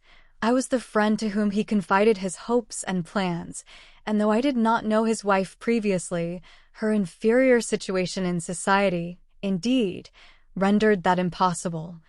Yet I knew her all her life afterwards, or at least till within the last 2 years of her life, and can answer any question you may wish to put. Nay, said Anne, I have no particular inquiry to make about her. I have always understood they were not a happy couple. But I should like to know why, at that time of his life, he should slight my father's acquaintance as he did. My father was certainly disposed to take very kind and proper notice of him. Why did Mr. Elliot draw back? Mr. Elliot, replied Mrs. Smith, at that period of his life, had one object in view, to make his fortune, and by a rather quicker process than the law. He was determined to make it by marriage. He was determined, at least, not to mar it by an imprudent marriage, and I know it was his belief, whether justly or not, of course I cannot decide, that your father and sister, in their civilities and invitations, were designing a match between the heir and the young lady, and it was impossible that such a match should have answered his ideas of wealth and independence. That was his motive for drawing back, I can assure you. He told me the whole story. He had no concealments with me. It was curious that having just left you behind me in Bath, my first and principal acquaintance on marrying should be your cousin, and that, through him, I should be continually hearing of your father and sister. He described one Miss Elliot, and I thought very affectionately of the other. Perhaps, cried Anne, struck by a sudden idea, you sometimes spoke of me to Mr. Elliot? To be sure I did, very often. I used to boast of my own and Elliot, and vouch for your being a very different creature from. She checked herself just in time. This accounts for something which Mr. Elliot said last night, cried Anne. This explains it. I found he had been used to hear of me. I could not comprehend how. What wild imaginations one forms where dear self is concerned. How sure to be mistaken. But I beg your pardon, I have interrupted you. Mr. Elliot married then completely for money? The circumstances, probably, which first opened your eyes to his character. Mrs. Smith hesitated a little here. Oh! Those things are too common. When one lives in the world, a man or woman's marrying for money is too common to strike one as it ought. I was very young and associated only with the young, and we were a thoughtless, gay set, without any strict rules of conduct. We lived for enjoyment. I think differently now. Time and sickness and sorrow have given me other notions, but at that period I must own I saw nothing reprehensible in what Mr. Elliot was doing. To do the best for himself passed as a duty. But was not she a very low woman? Yes, which I objected to, but he would not regard. Money was all that he wanted. Her father was a grazier, her grandfather had been a butcher, but that was all nothing. She was a fine woman, had had a decent education, was brought forward by some cousins, thrown by chance into Mr. Elliot's company, and fell in love with him, and not a difficulty or a scruple was there on his side, with respect to her birth. All his caution was spent in being secured of the real amount of her fortune before he committed himself. Depend upon it, whatever esteem Mr. Elliot may have for his own situation in life now, as a young man he had not the smallest value for it. His chance for the Kellynch estate was something, but all the honor of the family he held as cheap as dirt. I have often heard him declare that if baronetcies were saleable, anybody should have his for £50, arms and motto, name and livery included, but I will not pretend to repeat half that I used to hear him say on that subject. It would not be fair, and yet you ought to have proof, for what is all this but assertion, and you shall have proof. Indeed, my dear Mrs. Smith, I want none, cried Anne. You have asserted nothing contradictory to what Mr. Elliot appeared to be some years ago. This is all in confirmation, rather, of what we used to hear and believe. I am more curious to know why he should be so different now, But for my satisfaction, if you will have the goodness to ring for Mary, stay, I am sure you will have the still greater goodness of going yourself into my bedroom and bringing me the small inlaid box which you will find on the upper shelf of the closet. And, seeing her friend to be earnestly bent on it, did as she was desired. The box was brought and placed before her, and Mrs. Smith, sighing over it as she unlocked it, said, "This is full of papers belonging to him, to my husband, a small portion only of what I had to look over when I lost him. The letter I am looking for was one written by Mr. Elliot to him before our marriage, and happened to be saved. Why, one can hardly imagine. But he was careless and immethodical, like other men, about those things, and when I came to examine his papers, I found it with others still more trivial, from different people scattered here and there, while many letters and memorandums of real importance had been destroyed. Here it is. I would not burn it, because being even then very little satisfied with Mr. Elliot, I was determined to preserve every document of former intimacy. I have now another motive for being glad that I can produce it. This was the letter, directed to Charles Smith, Esq., Tunbridge Wells, and dated from London, as far back as July 1803. Dear Smith, I have received yours. Your kindness almost overpowers me. I wish nature had made such hearts as yours more common, but I have lived 23 years in the world, and have seen none like it. At present, believe me, I have no need of your services, being in cash again. Give me joy, I have got rid of Sir Walter and Miss. They are gone back to Kellynch, and almost made me swear to visit them this summer, but my first visit to Kellynch will be with a surveyor, to tell me how to bring it with best advantage to the hammer. The baronet, nevertheless, is not unlikely to marry again. He is quite fool enough. If he does, however, they will leave me in peace, which may be a decent equivalent for the reversion. He is worse than last year. I wish I had any name but Elliot. I am sick of it. The name of Walter I can drop, thank God. And I desire you will never insult me with my second W. Again, meaning, for the rest of my life, to be only yours truly. W.M. Elliot. Such a letter could not be read without putting and in a glow, and Mrs. Smith, observing the high color in her face, said, "The language, I know, is highly disrespectful. Though I have forgot the exact terms, I have a perfect impression of the general meaning. But it shows you the man. Mark his professions to my poor husband. Can anything be stronger?" And could not immediately get over the shock and mortification of finding such words applied to her father. She was obliged to recollect that her seeing the letter was a violation of the laws of honor, that no one ought to be judged or to be known by such testimonies, that no private correspondence could bear the eye of others. Before she could recover calmness enough to return the letter which she had been meditating over and say, "Thank you. This is full proof, undoubtedly, proof of everything you were saying. But why be acquainted with us now?" "I can explain this too," cried Mrs. Smith, smiling. "Can you really?" "Yes. I have shown you Mr. Elliot as he was a dozen years ago, and I will shew him as he is now. I cannot produce written proof again, but I can give as authentic oral testimony as you can desire of what he is now wanting and what he is now doing. He is no hypocrite now. He truly wants to marry you. His present attentions to your family are very sincere, quite from the heart. I will give you my authority, his friend Colonel Wallace." "Colonel Wallace. You are acquainted with him?" "No. It does not come to me in quite so direct a line as that. It takes a bend or two, but nothing of consequence. The stream is as good as at first. The little rubbish it collects in the turnings is easily moved away. Mr. Elliot talks unreservedly to Colonel Wallace of his views on you, which said Colonel Wallace, I imagine to be, in himself, a sensible, careful, discerning sort of character, but Colonel Wallace has a very pretty silly wife, to whom he tells things which he had better not, and he repeats it all to her.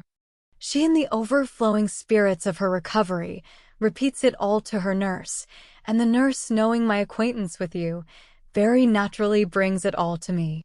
On Monday evening, my good friend Mrs. Rook let me thus much into the secrets of Marlborough Buildings.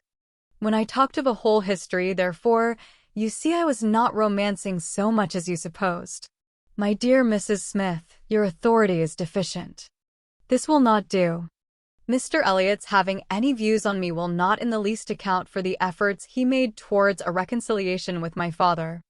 That was all prior to my coming to Bath. I found them on the most friendly terms when I arrived. I know you did.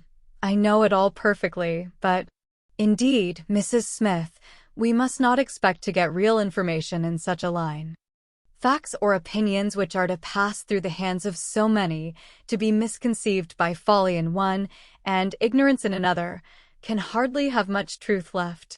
Only give me a hearing. You will soon be able to judge of the general credit due, by listening to some particulars which you can yourself immediately contradict or confirm. Nobody supposes that you were his first inducement. He had seen you indeed, before he came to Bath, and admired you, but without knowing it to be you. So says my historian, at least. Is this true? Did he see you last summer or autumn, somewhere down in the West, to use her own words, without knowing it to be you? He certainly did. So far it is very true. At Lyme. I happened to be at Lyme. Well, continued Mrs. Smith, triumphantly, grant my friend the credit due to the establishment of the first point asserted. He saw you then at Lyme, and liked you so well as to be exceedingly pleased to meet with you again in Camden Place, as Miss and Elliot, and from that moment, I have no doubt, had a double motive in his visits there. But there was another, and an earlier, which I will now explain. If there is anything in my story which you know to be either false or improbable, stop me.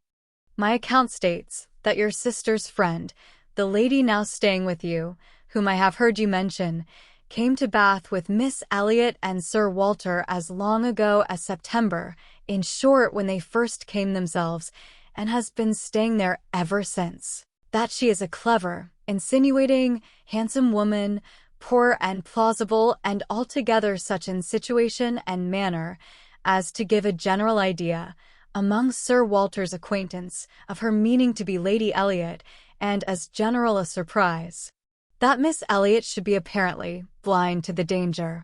Here Mrs. Smith paused a moment, and had not a word to say, and she continued.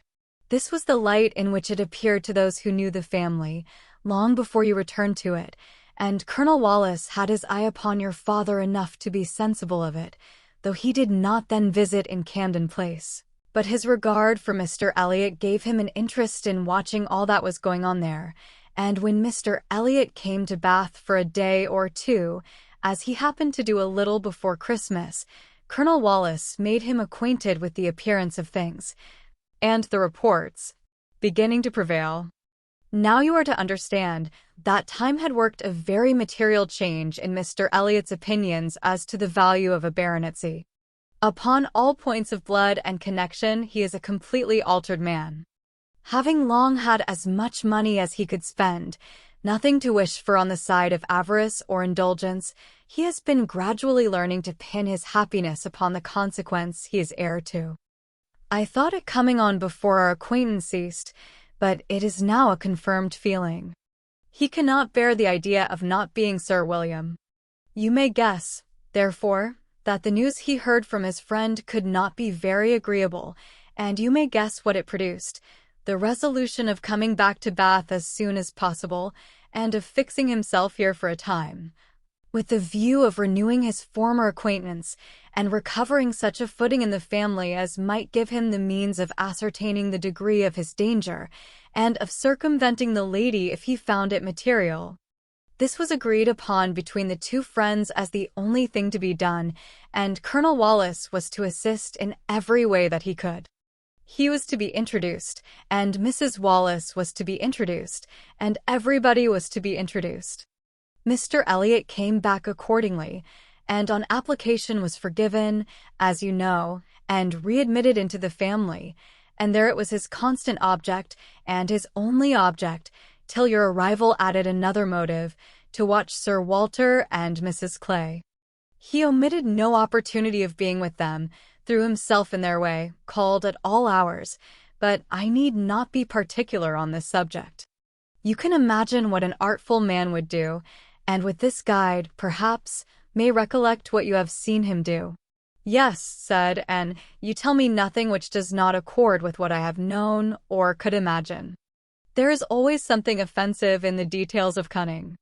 The maneuvers of selfishness and duplicity must ever be revolting, but I have heard nothing which really surprises me. I know those who would be shocked by such a representation of Mr. Elliot, who would have difficulty in believing it, but I have never been satisfied. I have always wanted some other motive for his conduct than appeared. I should like to know his present opinion as to the probability of the event he has been in dread of, whether he considers the danger to be lessening or not. Lessening, I understand, replied Mrs. Smith. He thinks Mrs. Clay afraid of him, aware that he sees through her, and not daring to proceed as she might do in his absence. But since he must be absent some time or other, I do not perceive how he can ever be secure while she holds her present influence. Mrs. Wallace has an amusing idea, as nurse tells me, that it is to be put into the marriage articles when you and Mr. Elliot marry, that your father is not to marry Mrs. Clay. A scheme worthy of Mrs. Wallace's understanding, by all accounts, but my sensible nurse Rook sees the absurdity of it. Why, to be sure, ma'am, said she, it would not prevent his marrying anybody else. And, indeed, to own the truth, I do not think nurse, in her heart, is a very strenuous opposer of Sir Walter's making a second match. She must be allowed to be a favourer of matrimony, you know, and, since self will intrude, who can say that she may not have some flying visions of attending the next Lady Elliot, through Mrs. Wallace's recommendation? I am very glad to know all this, said Anne after a little thoughtfulness. It will be more painful to me in some respects to be in company with him, but I shall know better what to do. My line of conduct will be more direct. Mr. Elliot is evidently a disingenuous, artificial, worldly man who has never had any better principle to guide him than selfishness. But Mr. Elliot was not done with. Mrs. Smith had been carried away from her first direction and had forgotten, in the interest of her own family concerns, how much had been originally implied against him, but her attention was now called to the explanation of those first hints, and she listened to a recital which, if it did not perfectly justify the unqualified bitterness of Mrs. Smith, proved him to have been very unfeeling in his conduct towards her, very deficient both in justice and compassion. She learned that, the intimacy between them continuing unimpaired by Mr. Elliot's marriage, they had been as before always together, and Mr. Elliot had led his friend into expenses much beyond his fortune. Mrs. Smith did not want to take blame to herself, and was most tender of throwing any on her husband, but and could collect that their income had never been equal to their style of living, and that from the first there had been a great deal of general and joint extravagance. From his wife's account of him she could discern Mr. Smith to have been a man of warm feelings, easy temper, careless habits, and not strong understanding, much more amiable than his friend, and very unlike him, led by him, and probably despised by him. Mr. Elliot, raised by his marriage to great affluence, and disposed to every gratification of pleasure and vanity which could be commanded without involving himself, for with all his self-indulgence he had become a prudent man, and beginning to be rich, just as his friend ought to have found himself to be poor, seemed to have had no concern at all for that friend's probable finances, but, on the contrary, had been prompting and encouraging expenses which could end only in ruin, and the Smiths, accordingly, had been ruined. The husband had died just in time to be spared the full knowledge of it. They had previously known embarrassments enough to try the friendship of their friends, and to prove that Mr. Elliot's had better not be tried, but it was not till his death that the wretched state of his affairs was fully known. With a confidence in Mr. Elliot's regard, more creditable to his feelings than his judgment, Mr. Smith had appointed him the executor of his will, but Mr. Elliot would not act, and the difficulties and distress which this refusal had heaped on her, in addition to the inevitable sufferings of her situation, had been such as could not be related without anguish of spirit, or listened to without corresponding indignation. And was shown some letters of his on the occasion, answers to urgent applications from Mrs. Smith, which all breathed the same stern resolution of not engaging in a fruitless trouble, and, under a cold civility, the same hard-hearted indifference to any of the evils it might bring on her. It was a dreadful picture of ingratitude and inhumanity, and felt, at some moments, that no flagrant open crime could have been worse. She had a great deal to listen to, all the particulars of past sad scenes, all the minutiae of distress upon distress, which in former conversations had been merely hinted at, were dwelt on now with a natural indulgence, and could perfectly comprehend the exquisite relief, and was only the more inclined to wonder at the composure of her friend's usual state of mind. There was one circumstance in the history of her grievances of particular irritation. She had good reason to believe that some property of her husband in the West Indies, which had been for many years under a sort of sequestration for the payment of its own encumbrances, might be recoverable by proper measures, and this property, though not large, would be enough to make her comparatively rich. But there was nobody to stir in it. Mr. Elliot would do nothing, and she could do nothing herself, equally disabled from personal exertion by her state of bodily weakness, and from employing others by her want of money. She had no natural connections to assist her even with their counsel, and she could not afford to purchase the assistance of the law. This was a cruel aggravation of actually straitened means. To feel that she ought to be in better circumstances, that a little trouble in the right place might do it, and to fear that delay might be even weakening her claims, was hard to bear. It was on this point that she had hoped to engage Anne's good offices with Mr. Elliot. She had previously, in the anticipation of their marriage, been very apprehensive of losing her friend by it, but on being assured that he could have made no attempt of that nature, since he did not even know her to be in Bath, it immediately occurred that something might be done in her favor by the influence of the woman he loved, and she had been hastily preparing to interest Anne's feelings, as far as the observances due to Mr. Elliot's character would allow, when Anne's refutation of the supposed engagement changed the face of everything, and while it took from her the new-formed hope of succeeding in the object of her first anxiety, left her at least the comfort of telling the whole story her own way. After listening to this full description of Mr. Elliot, Anne could not but express some surprise at Mrs. Smith's having spoken of him so favorably in the beginning of their conversation. She had seemed to recommend and praise him. "My dear," was Mrs. Smith's reply, "there was nothing else to be done. I considered your marrying him as certain, though he might not yet have made the offer, and I could no more speak the truth of him than if he had been your husband. My heart bled for you, as I talked of happiness, and yet he is sensible, he is agreeable, and with such a woman as you, it was not absolutely hopeless. He was very unkind to his first wife.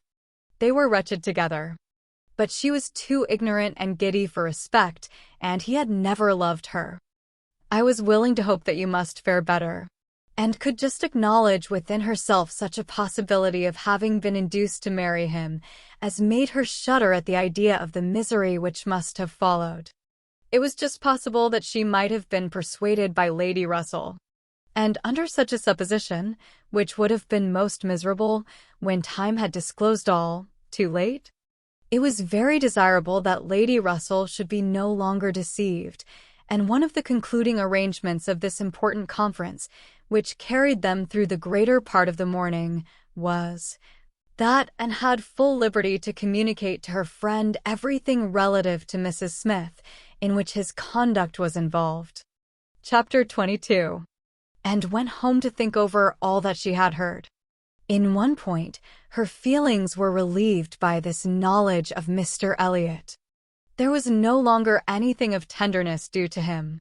He stood as opposed to Captain Wentworth in all his own unwelcome obtrusiveness, and the evil of his attentions last night, the irremediable mischief he might have done, was considered with sensations unqualified, unperplexed. Pity for him was all over. But this was the only point of relief. In every other respect, in looking around her or penetrating forward, she saw more to distrust and to apprehend. She was concerned for the disappointment and pain Lady Russell would be feeling, for the mortifications which must be hanging over her father and sister, and had all the distress of foreseeing many evils without knowing how to avert any one of them. She was most thankful for her own knowledge of him. She had never considered herself as entitled to reward for not slighting an old friend like Mrs. Smith, but here was a reward indeed springing from it. Mrs. Smith had been able to tell her what no one else could have done. Could the knowledge have been extended through her family? But this was a vain idea. She must talk to Lady Russell, tell her, consult with her, and having done her best, wait the event with as much composure as possible, and after all, her greatest want of composure would be in that quarter of the mind which could not be open to Lady Russell, in that flow of anxieties and fears which must be all to herself. She found, on reaching home, that she had, as she intended, escaped seeing Mr. Elliot, that he had called and paid them a long morning visit, but hardly had she congratulated herself and felt safe when she heard that he was coming again in the evening. "I had not the smallest intention of asking him," said Elizabeth, with affected carelessness, "but he gave so many hints, so Mrs. Clay says, at least. Indeed, I do say it. I never saw anybody in my life spell harder for an invitation. Poor man! I was really in pain for him, for your hard-hearted sister, miss, and seems bent on cruelty." "Oh," cried Elizabeth, "I've been rather too much used to the game to be soon overcome by a gentleman's hints. However, when I found how excessively he was regretting that he should miss my father this morning, I gave way immediately, for I would never really omit an opportunity of bringing him and Sir Walter together. They appear to so much advantage in company with each other, each behaving so pleasantly. Mr. Elliot looking up with so much respect. Quite delightful," cried Mrs. Clay, not daring, however, to turn her eyes towards Anne. "Exactly like father and son. Dear Miss Elliot, may I not say father and son? Oh!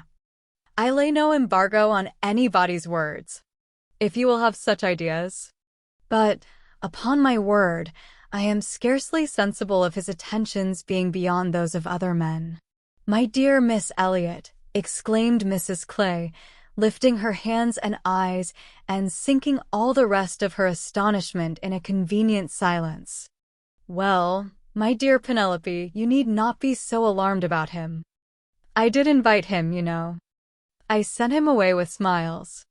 When I found he was really going to his friends at Thornbury Park for the whole day tomorrow, I had compassion on him, and admired the good acting of the friend, in being able to shew such pleasure as she did, in the expectation and in the actual arrival of the very person whose presence must really be interfering with her prime object.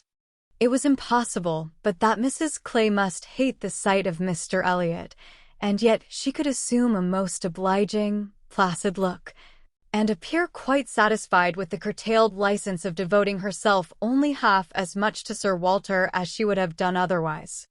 To Anne herself it was most distressing to see Mr. Elliot enter the room, and quite painful to have him approach and speak to her.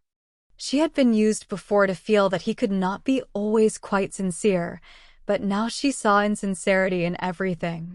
His attentive deference to her father, contrasted with his former language, was odious, and when she thought of his cruel conduct towards Mrs. Smith, she could hardly bear the sight of his present smiles and mildness, or the sound of his artificial good sentiments.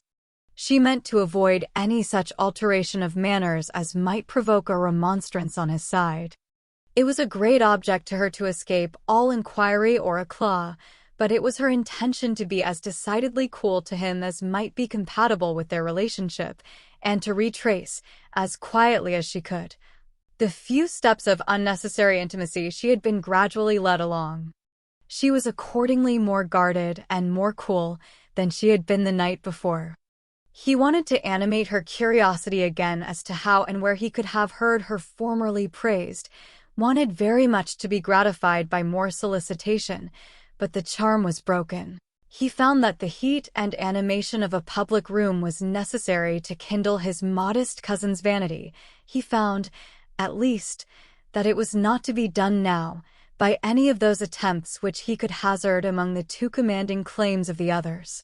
He little surmised that it was a subject acting now exactly against his interest, bringing immediately to her thoughts all those parts of his conduct which were least excusable. She had some satisfaction in finding that he was really going out of Bath the next morning, going early, and that he would be gone the greater part of 2 days. He was invited again to Camden Place the very evening of his return, but from Thursday to Saturday evening his absence was certain. It was bad enough that a Mrs. Clay should be always before her, but that a deeper hypocrite should be added to their party seemed the destruction of everything like peace and comfort. It was so humiliating to reflect on the constant deception practiced on her father and Elizabeth, to consider the various sources of mortification preparing for them.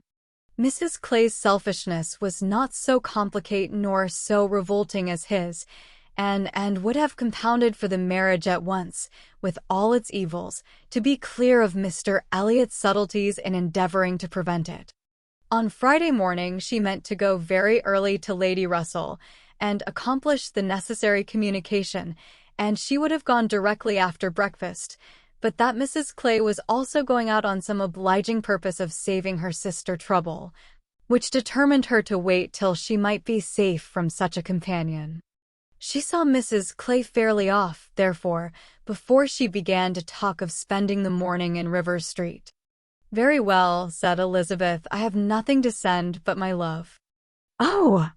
You may as well take back that tiresome book she would lend me, and pretend I have read it through. I really cannot be plaguing myself forever with all the new poems and states of the nation that come out. Lady Russell quite bores one with her new publications. You need not tell her so, but I thought her dress hideous the other night. I used to think she had some taste in dress, but I was ashamed of her at the concert. Something so formal and arranged in her air. And she sits so upright. My best love, of course. And mine," added Sir Walter. "Kindest regards. And you may say that I mean to call upon her soon. Make a civil message, but I shall only leave my card. Morning visits are never fair by women at her time of life, who make themselves up so little. If she would only wear rouge she would not be afraid of being seen, but last time I called, I observed the blinds were let down immediately. While her father spoke, there was a knock at the door. Who could it be? Anne, remembering the preconcerted visits at all hours of Mr. Elliot, would have expected him, but for his known engagement 7 miles off. After the usual period of suspense, the usual sounds of approach were heard, and Mr. and Mrs. Charles Musgrove were ushered into the room. Surprise was the strongest emotion raised by their appearance, but Anne was really glad to see them, and the others were not so sorry but that they could put on a decent air of welcome, and as soon as it became clear that these, their nearest relations, were not arrived with any views of accommodation in that house, Sir Walter and Elizabeth were able to rise in cordiality and do the honors of it very well. They were come to Bath for a few days with Mrs. Musgrove, and were at the White Hart. So much was pretty soon understood, but till Sir Walter and Elizabeth were walking Mary into the other drawing-room, and regaling themselves with her admiration, and could not draw upon Charles's brain for a regular history of their coming. or an explanation of some smiling hints of particular business which had been ostentatiously dropped by Mary, as well as of some apparent confusion as to whom their party consisted of. She then found that it consisted of Mrs. Musgrove, Henrietta, and Captain Harville, beside their two selves. He gave her a very plain, intelligible account of the whole, a narration in which she saw a great deal of most characteristic proceeding. The scheme had received its first impulse by Captain Harville's wanting to come to Bath on business. He had begun to talk of it a week ago, and by way of doing something, as shooting was over, Charles had proposed coming with him, and Mrs. Harville had seemed to like the idea of it very much, as an advantage to her husband. But Mary could not bear to be left, and had made herself so unhappy about it, that for a day or two everything seemed to be in suspense or at an end. But then, it had been taken up by his father and mother. His mother had some old friends in Bath whom she wanted to see. It was thought a good opportunity for Henrietta to come and buy wedding clothes for herself and her sister, and, in short, it ended in being his mother's party. That everything might be comfortable and easy to Captain Harville, and he and Mary were included in it by way of general convenience. They had arrived late the night before. Mrs. Harville, her children, and Captain Benwick remained with Mr. Musgrove and Louisa at Uppercross. Anne's only surprise was that affairs should be in forwardness enough for Henrietta's wedding clothes to be talked of. She had imagined such difficulties of fortune to exist there as must prevent the marriage from being near at hand, but she learned from Charles that, very recently, since Mary's last letter to herself, Charles Hayter had been applied to by a friend to hold a living for a youth who could not possibly claim it under many years, and that on the strength of his present income, with almost a certainty of something more permanent long before the term in question, the two families had consented to the young people's wishes, and that their marriage was likely to take place in a few months, quite as soon as Louisa's. And a very good living it was, Charles added, only 25 miles from Uppercross, and in a very fine country, fine part of Dorsetshire. In the centre of some of the best preserves in the kingdom, surrounded by 3 great proprietors, each more careful and jealous than the other, and to 2 of the 3 at least, Charles Hayter might get a special recommendation. Not that he will value it as he ought, he observed. Charles is too cool about sporting. That's the worst of him. I am extremely glad, indeed, cried Anne, particularly glad that this should happen, and that of 2 sisters, who both deserve equally well, and who have always been such good friends, the pleasant prospect of one should not be dimming those of the other, that they should be so equal in their prosperity and comfort. I hope your father and mother are quite happy with regard to both. Oh, yes. My father would be well pleased if the gentleman were richer, but he has no other fault to find. Money, you know, coming down with money, 2 daughters at once, it cannot be a very agreeable operation, and it straightens him as to many things. However, I do not mean to say they have not a right to it. It is very fit they should have daughters' shares, and I am sure he has always been a very kind, liberal father to me. Mary does not above half like Henrietta's match. She never did, you know. But she does not do him justice, nor think enough about Winthrop. I cannot make her attend to the value of the property. It is a very fair match, as times go, and I have liked Charles Hayter all my life, and I shall not leave off now. Such excellent parents as Mr. and Mrs. Musgrove, exclaimed Anne, should be happy in their children's marriages. They do everything to confer happiness, I am sure. What a blessing to young people to be in such hands. Your father and mother seem so totally free from all those ambitious feelings which have led to so much misconduct and misery, both in young and old. I hope you think Louisa perfectly recovered now. He answered rather hesitatingly, yes, I believe I do. Very much recovered, but she is altered. There is no running or jumping about, no laughing or dancing. It is quite different. If one happens only to shut the door a little hard, She starts and wriggles like a young dabchick in the water, and Benwick sits at her elbow, reading verses or whispering to her all day long, and could not help laughing. "That cannot be much to your taste, I know," said she, "but I do believe him to be an excellent young man." "To be sure he is. Nobody doubts it, and I hope you do not think I am so illiberal as to want every man to have the same objects and pleasures as myself. I have a great value for Benwick, and when one can but get him to talk, he has plenty to say. His reading has done him no harm, for he has fought as well as read. He is a brave fellow. I got more acquainted with him last Monday than ever I did before. We had a famous set to at rat hunting all the morning in my father's great barns, and he played his part so well that I have liked him the better ever since." Here they were interrupted by the absolute necessity of Charles's following the others to admire mirrors and china, and had heard enough to understand the present state of Uppercross, and rejoice in its happiness, and though she sighed as she rejoiced, her sigh had none of the ill will of envy in it. She would certainly have risen to their blessings if she could, but she did not want to lessen theirs. The visit passed off altogether in high good humor. Mary was in excellent spirits, enjoying the gaiety and the change, and so well satisfied with the journey in her mother-in-law's carriage with 4 horses, and with her own complete independence of Camden Place, that she was exactly in a temper to admire everything as she ought, and enter most readily into all the superiorities of the house, as they were detailed to her. She had no demands on her father or sister, and her consequence was just enough increased by their handsome drawing-rooms.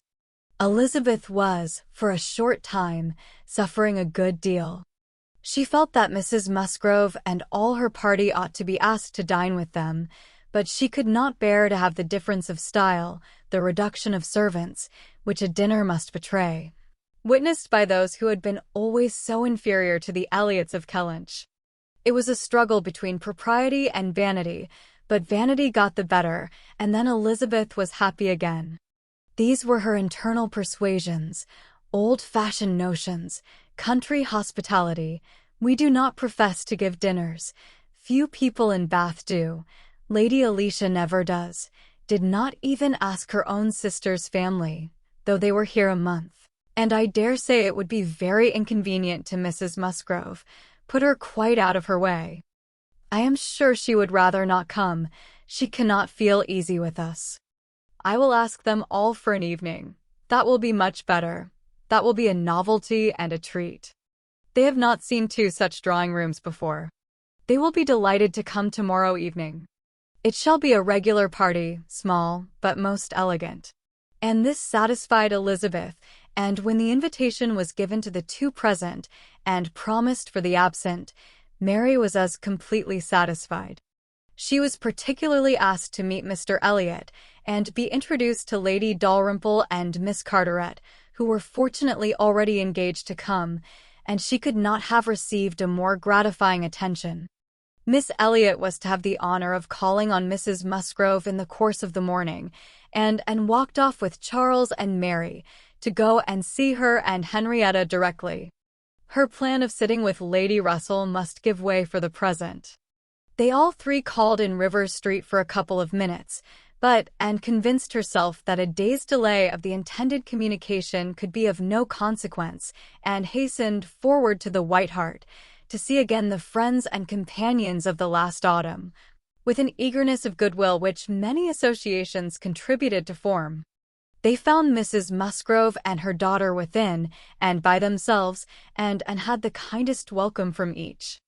Henrietta was exactly in that state of recently improved views, of fresh-formed happiness, which made her full of regard and interest for everybody she had ever liked before at all. And Mrs. Musgrove's real affection had been won by her usefulness when they were in distress. It was a heartiness and a warmth and a sincerity which delighted in the more, from the sad want of such blessings at home. She was entreated to give them as much of her time as possible, invited for every day and all day long, or rather claimed as part of the family, and, in return, She naturally fell into all her wonted ways of attention and assistance, and on Charles's leaving them together, was listening to Mrs. Musgrove's history of Louisa and to Henrietta's of herself, giving opinions on business and recommendations to shops, with intervals of every help which Mary required, from altering her ribbon to settling her accounts, from finding her keys and assorting her trinkets, to trying to convince her that she was not ill-used by anybody, which Mary, well amused as she generally was, in her station at a window overlooking the entrance to the pump-room, could not but have her moments of imagining. A morning of thorough confusion was to be expected. A large party in an hotel ensured a quick-changing, unsettled scene. 5 minutes brought a note, the next a parcel, and had not been there half an hour, when their dining-room, spacious as it was, seemed more than half filled. A party of steady old friends were seated around Mrs. Musgrove, and Charles came back with Captains Harville and Wentworth. The appearance of the latter could not be more than the surprise of the moment. It was impossible for her to have forgotten to feel that this arrival of their common friends must be soon bringing them together again. Their last meeting had been most important in opening his feelings. She had derived from it a delightful conviction, but she feared from his looks that the same unfortunate persuasion which had hastened him away from the concert-room still governed. He did not seem to want to be near enough for conversation. She tried to be calm and leave things to take their course, and tried to dwell much on this argument of rational dependence. Surely, if there be constant attachment on each side, our hearts must understand each other ere long. We are not boy and girl, to be captiously irritable, misled by every moment's inadvertence, and wantonly playing with our own happiness. And yet, a few minutes afterwards, she felt as if their being in company with each other, under their present circumstances, could only be exposing them to inadvertencies and misconstructions of the most mischievous kind.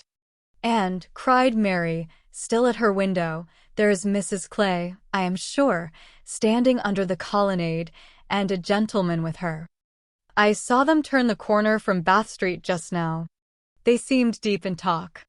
Who is it? Come and tell me. Good heavens! I recollect. It is Mr. Elliot himself. No, cried Anne quickly, it cannot be Mr. Elliot, I assure you. He was to leave Bath at 9 this morning, and does not come back till tomorrow. As she spoke, she felt that Captain Wentworth was looking at her, the consciousness of which vexed and embarrassed her, and made her regret that she had said so much, simple as it was. Mary, resenting that she should be supposed not to know her own cousin, began talking very warmly about the family features, and protesting still more positively that it was Mr. Elliot, calling again upon Anne to come and look for herself. But Anne did not mean to stir, and tried to be cool and unconcerned. Her distress returned, however, on perceiving smiles and intelligent glances pass between 2 or 3 of the lady visitors, as if they believed themselves quite in the secret. It was evident that the report concerning her had spread, and a short pause succeeded, which seemed to ensure that it would now spread farther. Do come, Anne, cried Mary, come and look yourself. You will be too late if you do not make haste. They are parting. They're shaking hands. He is turning away. Not know Mr. Elliot, indeed. You seem to have forgot all about Lyme. To pacify Mary, and perhaps screen her own embarrassment, and did move quietly to the window. She was just in time to ascertain that it really was Mr. Elliot, which she had never believed, before he disappeared on one side, as Mrs. Clay walked quickly off on the other.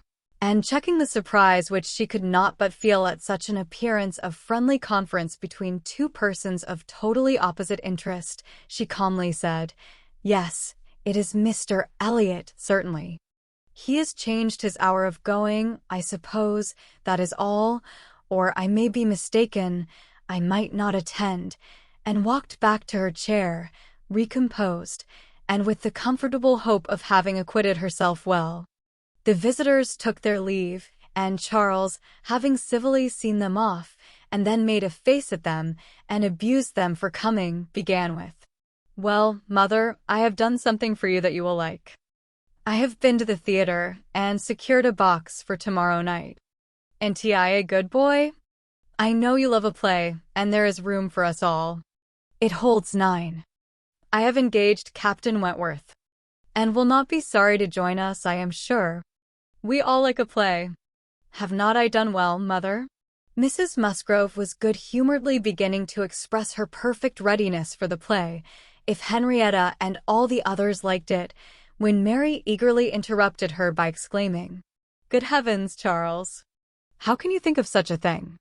Take a box for tomorrow night. Have you forgot that we are engaged to Camden Place tomorrow night? And that we were most particularly asked to meet Lady Dalrymple and her daughter, and Mr. Elliot, and all the principal family connections on purpose to be introduced to them? How can you be so forgetful?" "Phoo! Phoo!" replied Charles. "What's an evening party? Never worth remembering. Your father might have asked us to dinner, I think, if he had wanted to see us. You may do as you like, but I shall go to the play." "Oh!"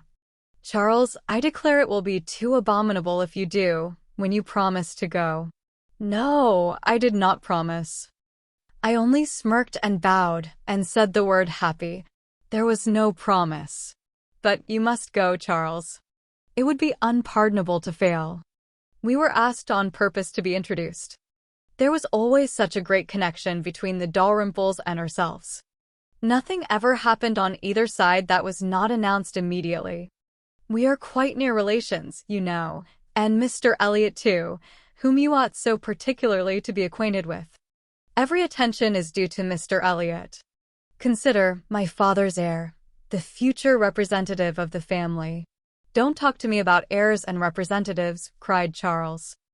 "I am not one of those who neglect the reigning power to bow to the rising sun.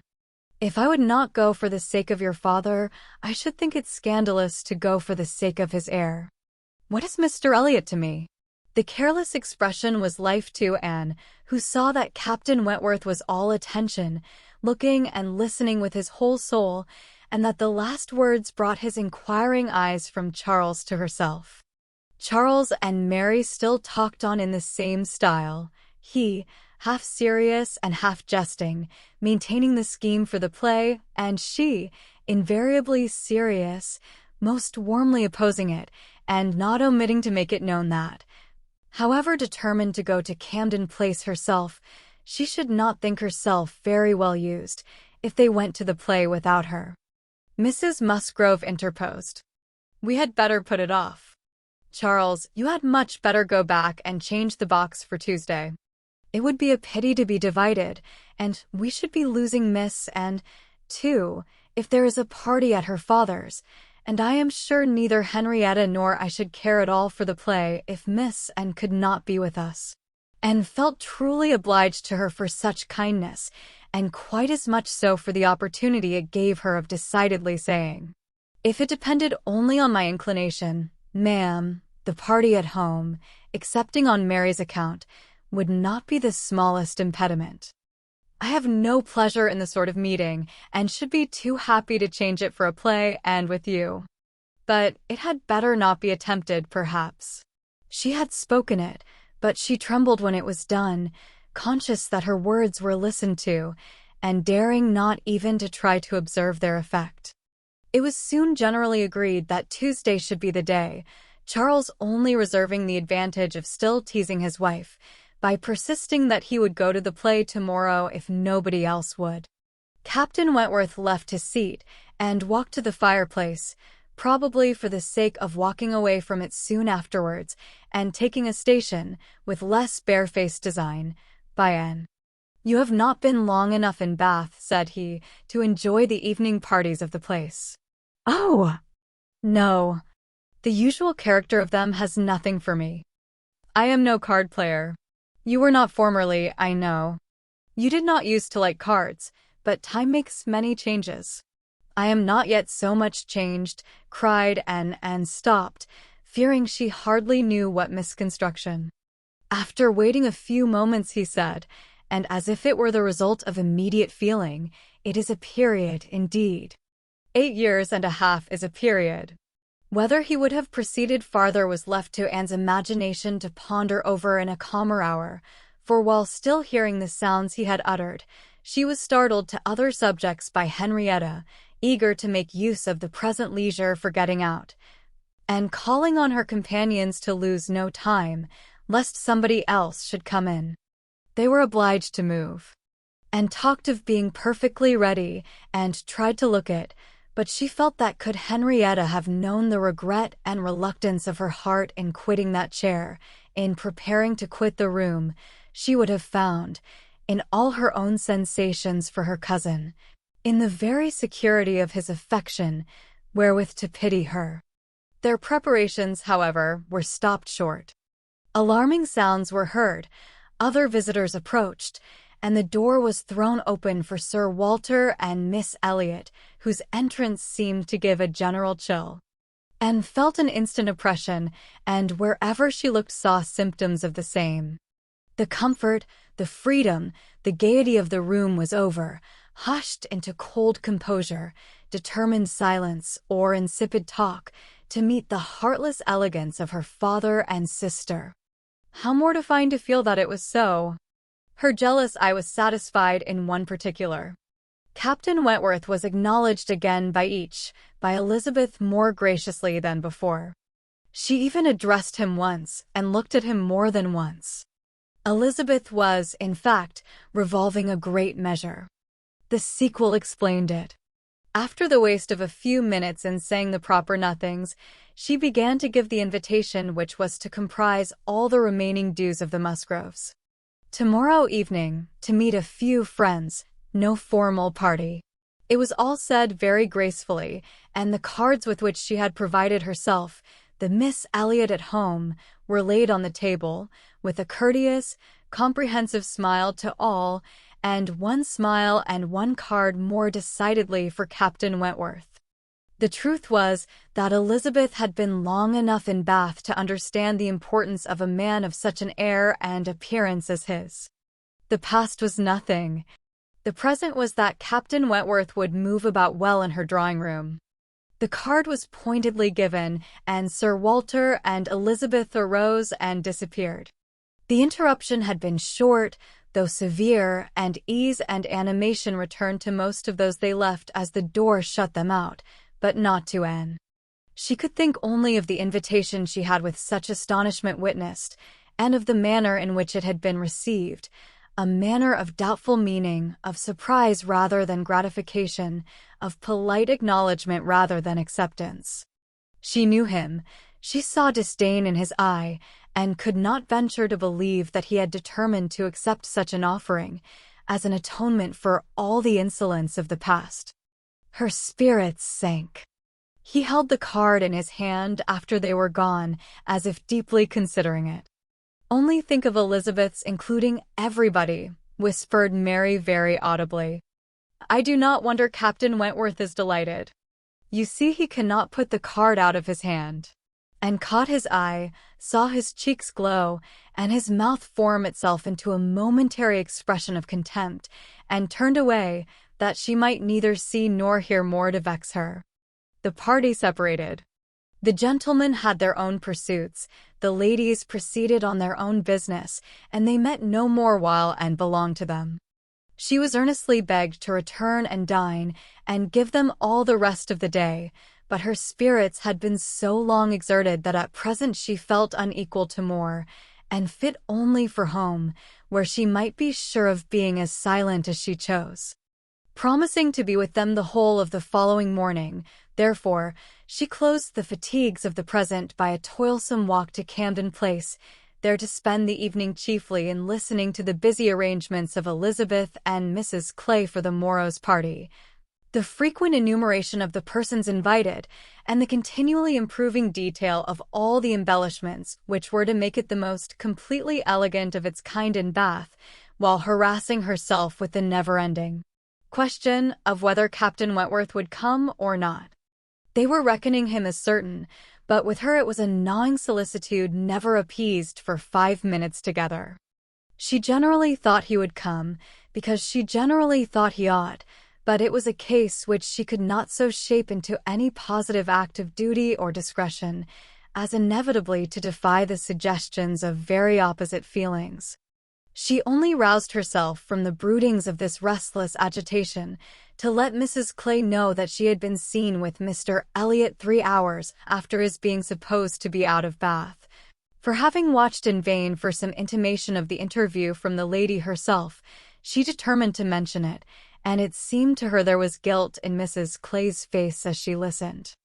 It was transient, cleared away in an instant, but Anne could imagine she read there the consciousness of having, by some complication of mutual trick, or some overbearing authority of his, been obliged to attend, perhaps for half an hour, to his lectures and restrictions on her designs on Sir Walter. She exclaimed, however, with a very tolerable imitation of nature, "Oh, dear! Very true.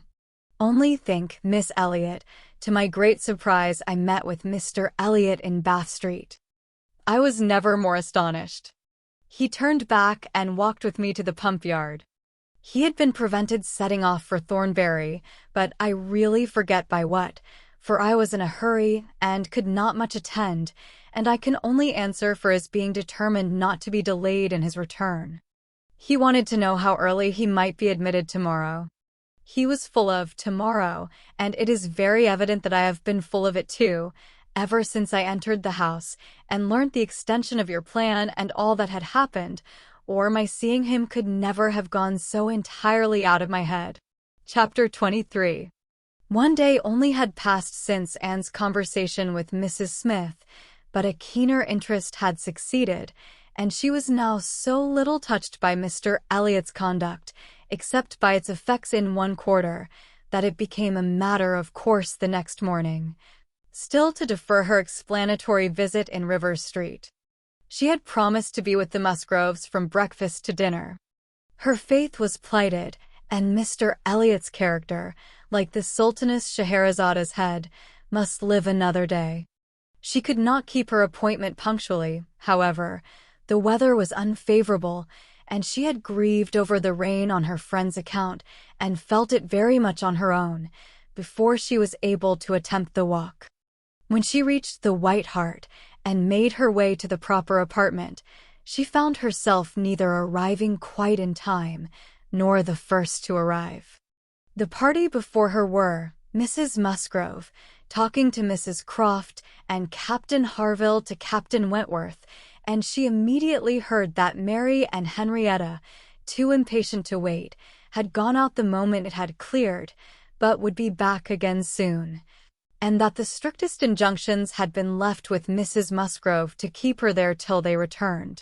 She had only to submit, sit down, be outwardly composed, and feel herself plunged at once in all the agitations which she had merely laid her account of tasting a little before the morning closed. There was no delay, no waste of time. She was deep in the happiness of such misery, or the misery of such happiness, instantly. 2 minutes after her entering the room, Captain Wentworth said, "We will write the letter we were talking of, Harville, now, if you will give me materials." Materials were at hand, on a separate table. He went to it, and nearly turning his back to them all, was engrossed by writing. Mrs. Musgrove was giving Mrs. Croft the history of her eldest daughter's engagement, and just in that inconvenient tone of voice which was perfectly audible while it pretended to be a whisper. Anne felt that she did not belong to the conversation, and yet, as Captain Harville seemed thoughtful and not disposed to talk, she could not avoid hearing many undesirable particulars, such as how Mr. Musgrove and my brother Hayter had met again and again to talk it over, what my brother Hayter had said one day, and what Mr. Musgrove had proposed the next, and what had occurred to my sister Hayter, and what the young people had wished. And what I said at first I never could consent to, but was afterwards persuaded to think might do very well, and a great deal in the same style of open-hearted communication, minutiae which, even with every advantage of taste and delicacy, which good Mrs. Musgrove could not give, could be properly interesting only to the principals.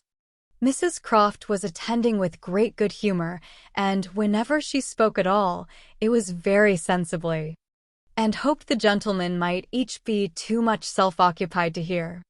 "And so, ma'am, all these things considered," said Mrs. Musgrove, in her powerful whisper, though we could have wished it different, yet, altogether, we did not think it fair to stand out any longer, for Charles Hayter was quite wild about it, and Henrietta was pretty near as bad, and so we thought they had better marry at once, and make the best of it as many others have done before them. "At any rate," said I, "it will be better than a long engagement." "That is precisely what I was going to observe," cried Mrs. Croft. "I would rather have young people settle on a small income at once, and have to struggle with a few difficulties together, than be involved in a long engagement. I always think that no mutual—" "Oh, dear Mrs. Croft," cried Mrs. Musgrove, unable to let her finish her speech, "there is nothing I so abominate for young people as a long engagement. It is what I always protested against for my children. It is all very well, I used to say, for young people to be engaged, if there is a certainty of their being able to marry in 6 months, or even in 12, but a long engagement—" "Yes, dear ma'am," said Mrs. Croft, "or an uncertain engagement, an engagement which may be long. To begin without knowing that at such a time there will be the means of marrying, I hold to be very unsafe and unwise, and what I think all parents should prevent as far as they can." And found an unexpected interest here. She felt its application to herself, felt it in a nervous thrill all over her, and at the same moment that her eyes instinctively glanced towards the distant table, Captain Wentworth's pen ceased to move, his head was raised, pausing, listening, and he turned round the next instant to give a look, one quick, conscious look at her. The two ladies continued to talk, to re-urge the same admitted truths, and enforce them with such examples of the ill effect of a contrary practice as had fallen within their observation, and heard nothing distinctly. It was only a buzz of words in her ear, her mind was in confusion.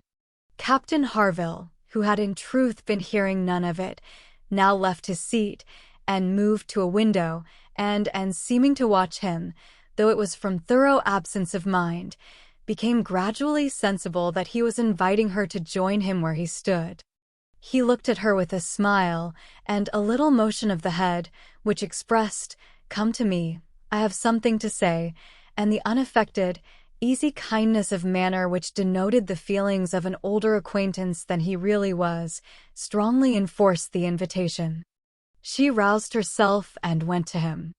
The window at which he stood was at the other end of the room from where the two ladies were sitting, and though nearer to Captain Wentworth's table, not very near. As she joined him, Captain Harville's countenance reassumed the serious, thoughtful expression which seemed its natural character. "Look here," said he, unfolding a parcel in his hand, and displaying a small miniature painting. "Do you know who that is?" "Certainly. Captain Benwick." "Yes, and you may guess who it is for." But, in a deep tone, it was not done for her. "Miss Elliot, do you remember our walking together at Lyme and grieving for him?" "I little thought then, but no matter." This was drawn at the Cape. He met with a clever young German artist at the Cape, and in compliance with a promise to my poor sister, sat to him, and was bringing it home for her, and I have now the charge of getting it properly set for another. It was a commission to me. But who else was there to employ? I hope I can allow for him. I am not sorry, indeed, to make it over to another. He undertakes it. Looking towards Captain Wentworth, he is writing about it now. And with a quivering lip he wound up the whole by adding, "Poor Fanny. She would not have forgotten him so soon." "No," replied Anne in a low, feeling voice. "That I can easily believe. It was not in her nature. She doted on him. It would not be the nature of any woman who truly loved." Captain Harville smiled, as much as to say, "Do you claim that for your sex?" And she answered the question, smiling also, "Yes. We certainly do not forget you as soon as you forget us. It is, perhaps, our fate rather than our merit. We cannot help ourselves. We live at home, quiet, confined, and our feelings prey upon us. You are forced on exertion. You have always a profession, pursuits, business of some sort or other, to take you back into the world immediately, and continual occupation and change soon weaken impressions. Granting your assertion that the world does all this so soon for men, which, however, I do not think I shall grant, it does not apply to Benwick. He has not been forced upon any exertion. The peace turned him on shore at the very moment, and he has been living with us in our little family circle ever since." "True," said Anne. "Very true. I did not recollect. But what shall we say now, Captain Harville? If the change be not from outward circumstances, it must be from within. It must be nature, man's nature, which has done the business for Captain Benwick." "No, no, it is not man's nature. I will not allow it to be more man's nature than woman's to be inconstant and forget those they do love, or have loved. I believe the reverse. I believe in a true analogy between our bodily frames and our mental, and that as our bodies are the strongest, so are our feelings, capable of bearing most rough usage and riding out the heaviest weather." "Your feelings may be the strongest," replied Anne, "but the same spirit of analogy will authorize me to assert that ours are the most tender. Man is more robust than woman, but he is not longer lived, which exactly explains my view of the nature of their attachments. Nay, it would be too hard upon you, if it were otherwise. You have difficulties and privations and dangers enough to struggle with.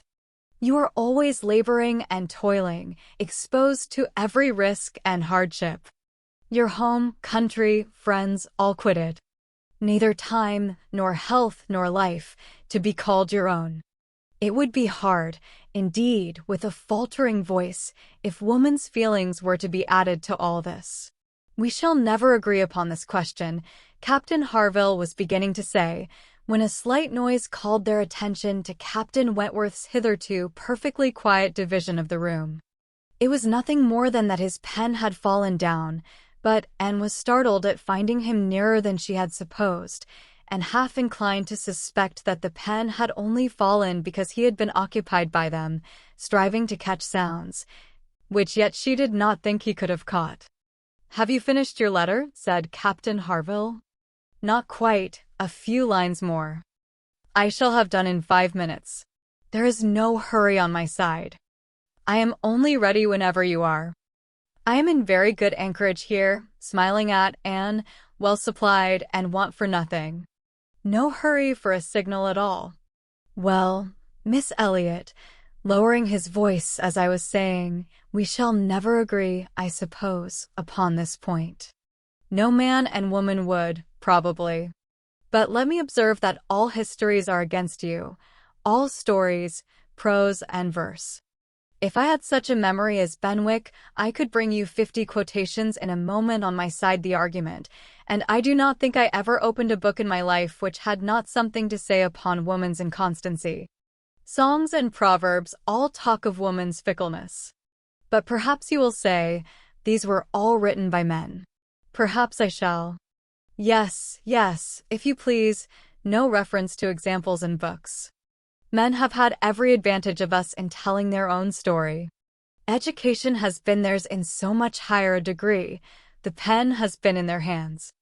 I will not allow books to prove anything. But how shall we prove anything? We never shall. We never can expect to prove anything upon such a point. It is a difference of opinion which does not admit of proof. We each begin, probably, with a little bias towards our own sex, and upon that bias build every circumstance in favor of it which has occurred within our own circle, many of which circumstances, perhaps those very cases which strike us the most, may be precisely such as cannot be brought forward without betraying a confidence, or in some respect saying what should not be said.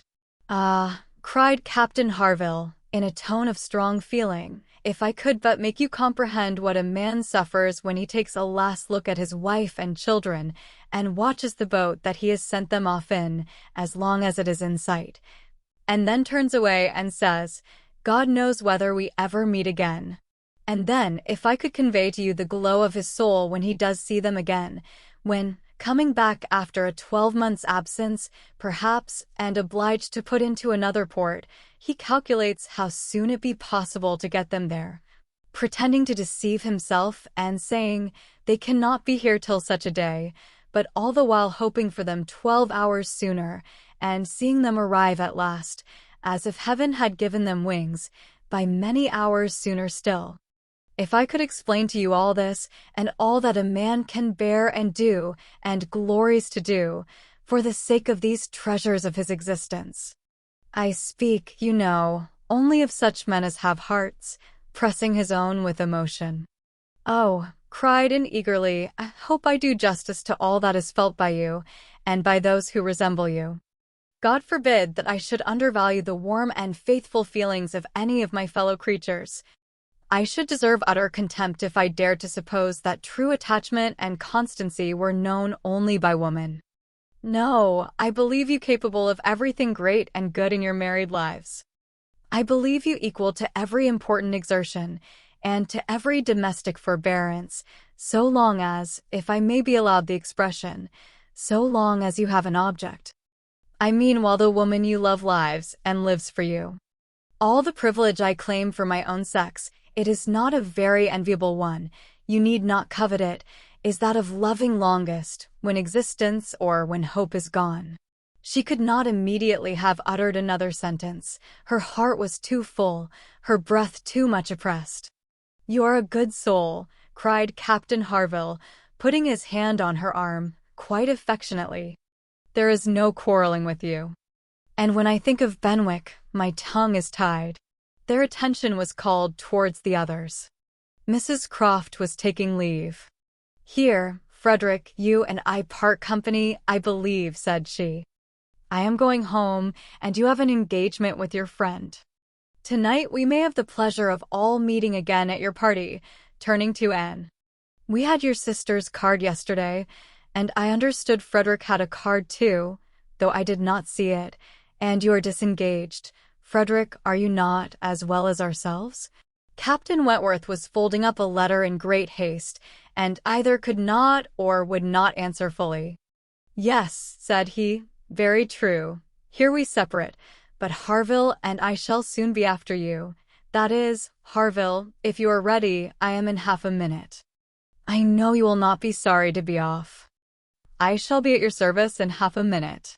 Mrs. Croft left them, and Captain Wentworth, having sealed his letter with great rapidity, was indeed ready, and had even a hurried, agitated air, which shewed impatience to be gone. And knew not how to understand it. She had the kindest "Good morning, God bless you," from Captain Harville, but from him not a word, nor a look. He had passed out of the room without a look. She had only time, however, to move closer to the table where he had been writing, when footsteps were heard returning. The door opened. It was himself. He begged their pardon, but he had forgotten his gloves, and instantly crossing the room to the writing table, he drew out a letter from under the scattered paper, placed it before, and with eyes of glowing entreaty fixed on her for a time, and hastily collecting his gloves, was again out of the room, almost before Mrs. Musgrove was aware of his being in it, the work of an instant. The revolution which one instant had made in Anne was almost beyond expression. The letter, with a direction hardly legible, to Miss A. E. was evidently the one which he had been folding so hastily. While supposed to be writing only to Captain Benwick, he had been also addressing her. On the contents of that letter depended all which this world could do for her. Anything was possible, anything might be defied rather than suspense. Mrs. Musgrove had little arrangements of her own at her own table, to their protection she must trust, and sinking into the chair which he had occupied, succeeding to the very spot where he had leaned and written, her eyes devoured the following words. I can listen no longer in silence. I must speak to you by such means as are within my reach. You pierce my soul. I am half agony, half hope. Tell me not that I am too late, that such precious feelings are gone forever. I offer myself to you again with a heart even more your own than when you almost broke it 8 years and a half ago. Dare not say that man forgets sooner than woman, that his love has an earlier death. I have loved none but you. Unjust I may have been, weak and resentful I have been, but never inconstant. You alone have brought me to Bath. For you alone I think and plan. Have you not seen this? Can you fail to have understood my wishes? I had not waited even these 10 days, could I have read your feelings, as I think you must have penetrated mine. I can hardly write. I am every instant hearing something which overpowers me. You sink your voice, but I can distinguish the tones of that voice when they would be lost on others. Too good, too excellent creature. You do us justice indeed. You do believe that there is true attachment and constancy among men. Believe it to be most fervent, most undeviating, in F. W. I must go, uncertain of my fate, but I shall return hither, or follow your party, as soon as possible. A word, a look, will be enough to decide whether I enter your father's house this evening or never. Such a letter was not to be soon recovered from.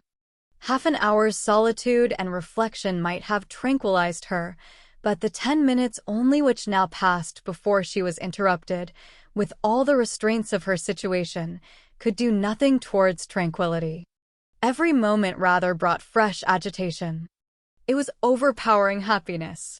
And before she was beyond the first stage of full sensation, Charles, Mary, and Henrietta all came in.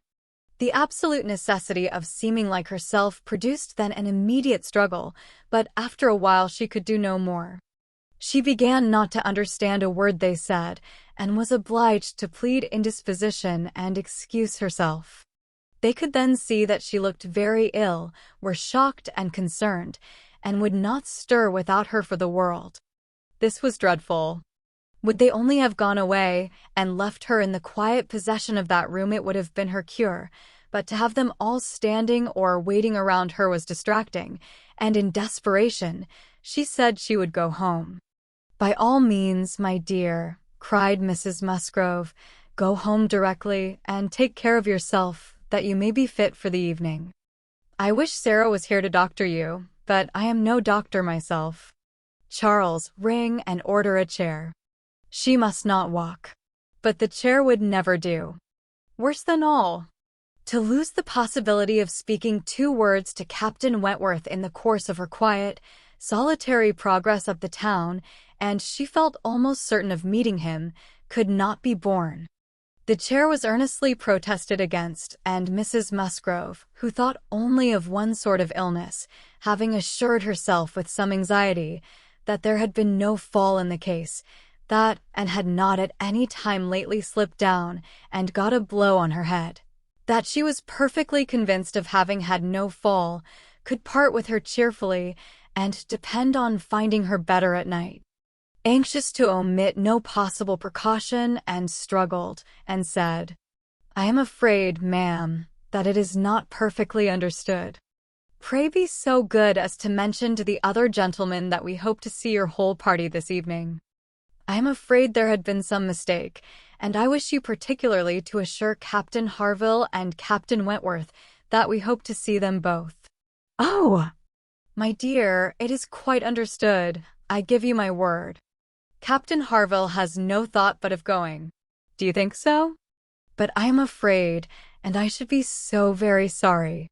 Will you promise me to mention it when you see them again? You will see them both this morning, I dare say. Do promise me. To be sure I will, if you wish it. Charles, if you see Captain Harville anywhere, remember to give Miss N's message. But indeed, my dear, you need not be uneasy. Captain Harville holds himself quite engaged, I'll answer for it, and Captain Wentworth the same, I dare say. Anne could do no more, but her heart prophesied some mischance to damp the perfection of her felicity. It could not be very lasting, however. Even if he did not come to Camden Place himself, it would be in her power to send an intelligible sentence by Captain Harville. Another momentary vexation occurred. Charles, in his real concern and good nature, would go home with her. There was no preventing him. This was almost cruel. But she could not be long ungrateful. He was sacrificing an engagement at a gunsmith's to be of use to her, and she set off with him, with no feeling but gratitude apparent. They were on Union Street, when a quicker step behind, a something of familiar sound, gave her 2 moments' preparation for the sight of Captain Wentworth. He joined them, but, as if irresolute whether to join or to pass on, said nothing, only looked, and could command herself enough to receive that look, and not repulsively. The cheeks which had been pale now glowed, and the movements which had hesitated were decided. He walked by her side. Presently, struck by a sudden thought, Charles said, "Captain Wentworth, which way are you going? Only to Gay Street, or farther up the town?" "I hardly know," replied Captain Wentworth, surprised. "Are you going as high as Belmont? Are you going near Camden Place? Because, if you are, I shall have no scruple in asking you to take my place and give your arm to her father's door. She is rather done for this morning, and must not go so far without help, and I ought to be at that fellow's in the market-place. He promised me the sight of a capital gun he is just going to send off, said he would keep it unpacked to the last possible moment, that I might see it, and if I do not turn back now, I have no chance. By his description, a good deal like the second-size double-barrel of mine, which you shot with one day round Winthrop. There could not be an objection. There could be only the most proper alacrity, a most obliging compliance for public view, and smiles reined in and spirits dancing in private rapture. In half a minute Charles was at the bottom of Union Street again, and the other 2 proceeding together, and soon words enough had passed between them to decide their direction towards the comparatively quiet and retired gravel walk, where the power of conversation would make the present hour a blessing indeed, and prepare it for all the immortality which the happiest recollections of their own future lives could bestow. There they exchanged again those feelings and those promises which had once before seemed to secure everything, but which had been followed by so many years of division and estrangement. There they returned again into the past, more exquisitely happy, perhaps, in their reunion than when it had been first projected, more tender, more tried, more fixed in a knowledge of each other's character, truth, and attachment, more equal to act, more justified in acting. And there, as they slowly paced the gradual ascent, heedless of every group around them, seeing neither sauntering politicians, bustling housekeepers, flirting girls, nor nursery maids and children, they could indulge in those retrospections and acknowledgments, and especially in those explanations of what had directly preceded the present moment, which were so poignant and so ceaseless in interest. All the little variations of the last week were gone through, and of yesterday and today there could scarcely be an end. She had not mistaken him. Jealousy of Mr. Elliot had been the retarding weight, the doubt, the torment. That had begun to operate in the very hour of first meeting her in Bath, that had returned, after a short suspension, to ruin the concert, and that had influenced him in everything he had said and done, or omitted to say and do, in the last 24 hours. It had been gradually yielding to the better hopes which her looks, or words, or actions occasionally encouraged. It had been vanquished at last by those sentiments and those tones which had reached him while she talked with Captain Harville, and under the irresistible governance of which he had seized a sheet of paper and poured out his feelings. Of what he had then written, nothing was to be retracted or qualified. He persisted in having loved none but her. She had never been supplanted. He never even believed himself to see her equal. Thus much indeed he was obliged to acknowledge that he had been constant unconsciously, nay unintentionally, that he had meant to forget her and believed it to be done. He had imagined himself indifferent when he had only been angry, and he had been unjust to her merits because he had been a sufferer from them. Her character was now fixed on his mind as perfection itself, maintaining the loveliest medium of fortitude and gentleness, but he was obliged to acknowledge that only at Uppercross had he learnt to do her justice, and only at Lyme had he begun to understand himself. At Lyme, he had received lessons of more than one sort. The passing admiration of Mr. Elliot had at least roused him, and the scenes on the Cobb and at Captain Harville's had fixed her superiority. In his preceding attempts to attach himself to Louisa Musgrove, the attempts of angry pride, he protested that he had forever felt it to be impossible, that he had not cared, could not care, for Louisa, though till that day, till the leisure for reflection which followed it, he had not understood the perfect excellence of the mind with which Louisa's could so ill bear a comparison, or the perfect unrivaled hold it possessed over his own. There, he had learnt to distinguish between the steadiness of principle and the obstinacy of self-will, between the darings of heedlessness and the resolution of a collected mind. There he had seen everything to exalt in his estimation the woman he had lost, and there begun to deplore the pride, the folly, the madness of resentment, which had kept him from trying to regain her when thrown in his way. From that period his penance had become severe.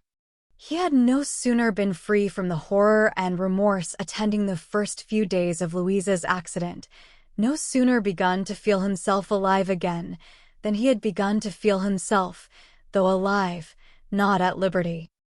"I found," said he, "that I was considered by Harville an engaged man, that neither Harville nor his wife entertained a doubt of our mutual attachment." I was startled and shocked. To a degree, I could contradict this instantly, but when I began to reflect that others might have felt the same, her own family, nay, perhaps herself, I was no longer at my own disposal. I was hers in honor if she wished it. I had been unguarded. I had not thought seriously on this subject before.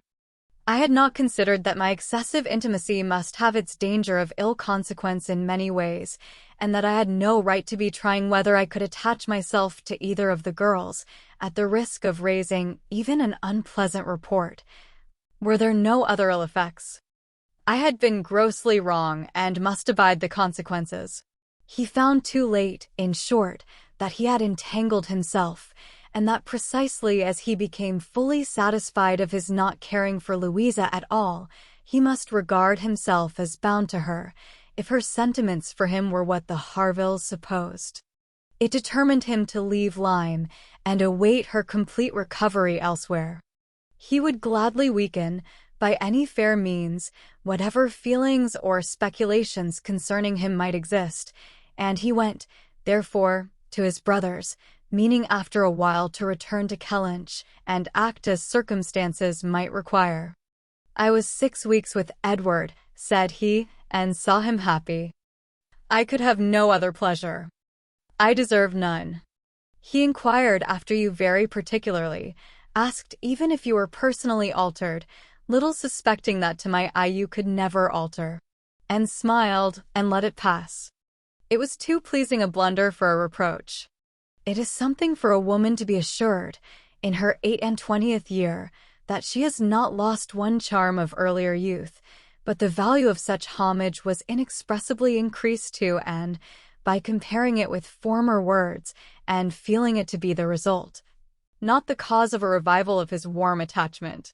He had remained in Shropshire, lamenting the blindness of his own pride, and the blunders of his own calculations, till at once released from Louisa by the astonishing and felicitous intelligence of her engagement with Benwick. "Here," said he, "ended the worst of my state, for now I could at least put myself in the way of happiness, I could exert myself, I could do something. But to be waiting so long in inaction, and waiting only for evil, had been dreadful." Within the first 5 minutes, I said, I will be at Bath on Wednesday, and I was. Was it unpardonable to think it worth my while to come? And to arrive with some degree of hope? You were single. It was possible that you might retain the feelings of the past, as I did, and one encouragement happened to be mine. I could never doubt that you would be loved and sought by others, but I knew to a certainty that you had refused one man, at least, of better pretensions than myself, and I could not help often saying, was this for me? Their first meeting in Milsom Street afforded much to be said, but the concert still more. That evening seemed to be made up of exquisite moments. The moment of her stepping forward in the octagon room to speak to him, the moment of Mr. Elliot's appearing and tearing her away, and one or two subsequent moments, marked by returning hope or increasing despondency, were dwelt on with energy. "To see you," cried he, "in the midst of those who could not be my well-wishers, to see your cousin close by you, conversing and smiling, and feel all the horrible eligibilities and proprieties of the match. To consider it as the certain wish of every being who could hope to influence you. Even if your own feelings were reluctant or indifferent, to consider what powerful supports would be his. Was it not enough to make the fool of me which I appeared? How could I look on without agony? Was not the very sight of the friend who sat behind you, was not the recollection of what had been, the knowledge of her influence, the indelible, immovable impression of what Persuasion had once done, was it not all against me? You should have distinguished, replied Anne. You should not have suspected me now. The case is so different, and my age is so different. If I was wrong in yielding to Persuasion once, remember that it was to Persuasion exerted on the side of safety, not of risk. When I yielded, I thought it was to duty, but no duty could be called in aid here. In marrying a man indifferent to me, all risk would have been incurred, and all duty violated. Perhaps I ought to have reasoned thus, he replied, but I could not. I could not derive benefit from the late knowledge I had acquired of your character. I could not bring it into play. It was overwhelmed, buried, lost in those earlier feelings which I had been smarting under year after year. I could think of you only as one who had yielded, who had given me up, who had been influenced by anyone rather than by me. I saw you with the very person who had guided you in that year of misery. I had no reason to believe her of less authority now. The force of habit was to be added. I should have thought, said Anne, that my manner to yourself might have spared you much or all of this. No, no. Your manner might be only the ease which your engagement to another man would give. I left you in this belief, and yet I was determined to see you again. My spirits rallied with the morning, and I felt that I had still a motive for remaining here. At last, and was at home again, and happier than anyone in that house could have conceived. All the surprise and suspense, and every other painful part of the morning dissipated by this conversation, she re-entered the house so happy as to be obliged to find an alloy in some momentary apprehensions of its being impossible to last. An interval of meditation, serious and grateful, was the best corrective of everything dangerous in such high-wrought felicity, and she went to her room, and grew steadfast and fearless in the thankfulness of her enjoyment. The evening came, the drawing-rooms were lighted up, the company assembled. It was but a card party, it was but a mixture of those who had never met before, and those who met too often, a commonplace business, too numerous for intimacy, too small for variety, and had never found an evening shorter. Glowing and lovely in sensibility and happiness, and more generally admired than she thought about or cared for, she had cheerful or forbearing feelings for every creature around her. Mr. Elliot was there. She avoided, but she could pity him. The Wallaces, she had amusement in understanding them. Lady Dalrymple and Miss Carteret, they would soon be innoxious cousins to her. She cared not for Mrs. Clay, and had nothing to blush for in the public manners of her father and sister. With the Musgroves, there was the happy chat of perfect ease, with Captain Harville, the kind-hearted intercourse of brother and sister, with Lady Russell, attempts at conversation, which a delicious consciousness cut short, with Admiral and Mrs. Croft.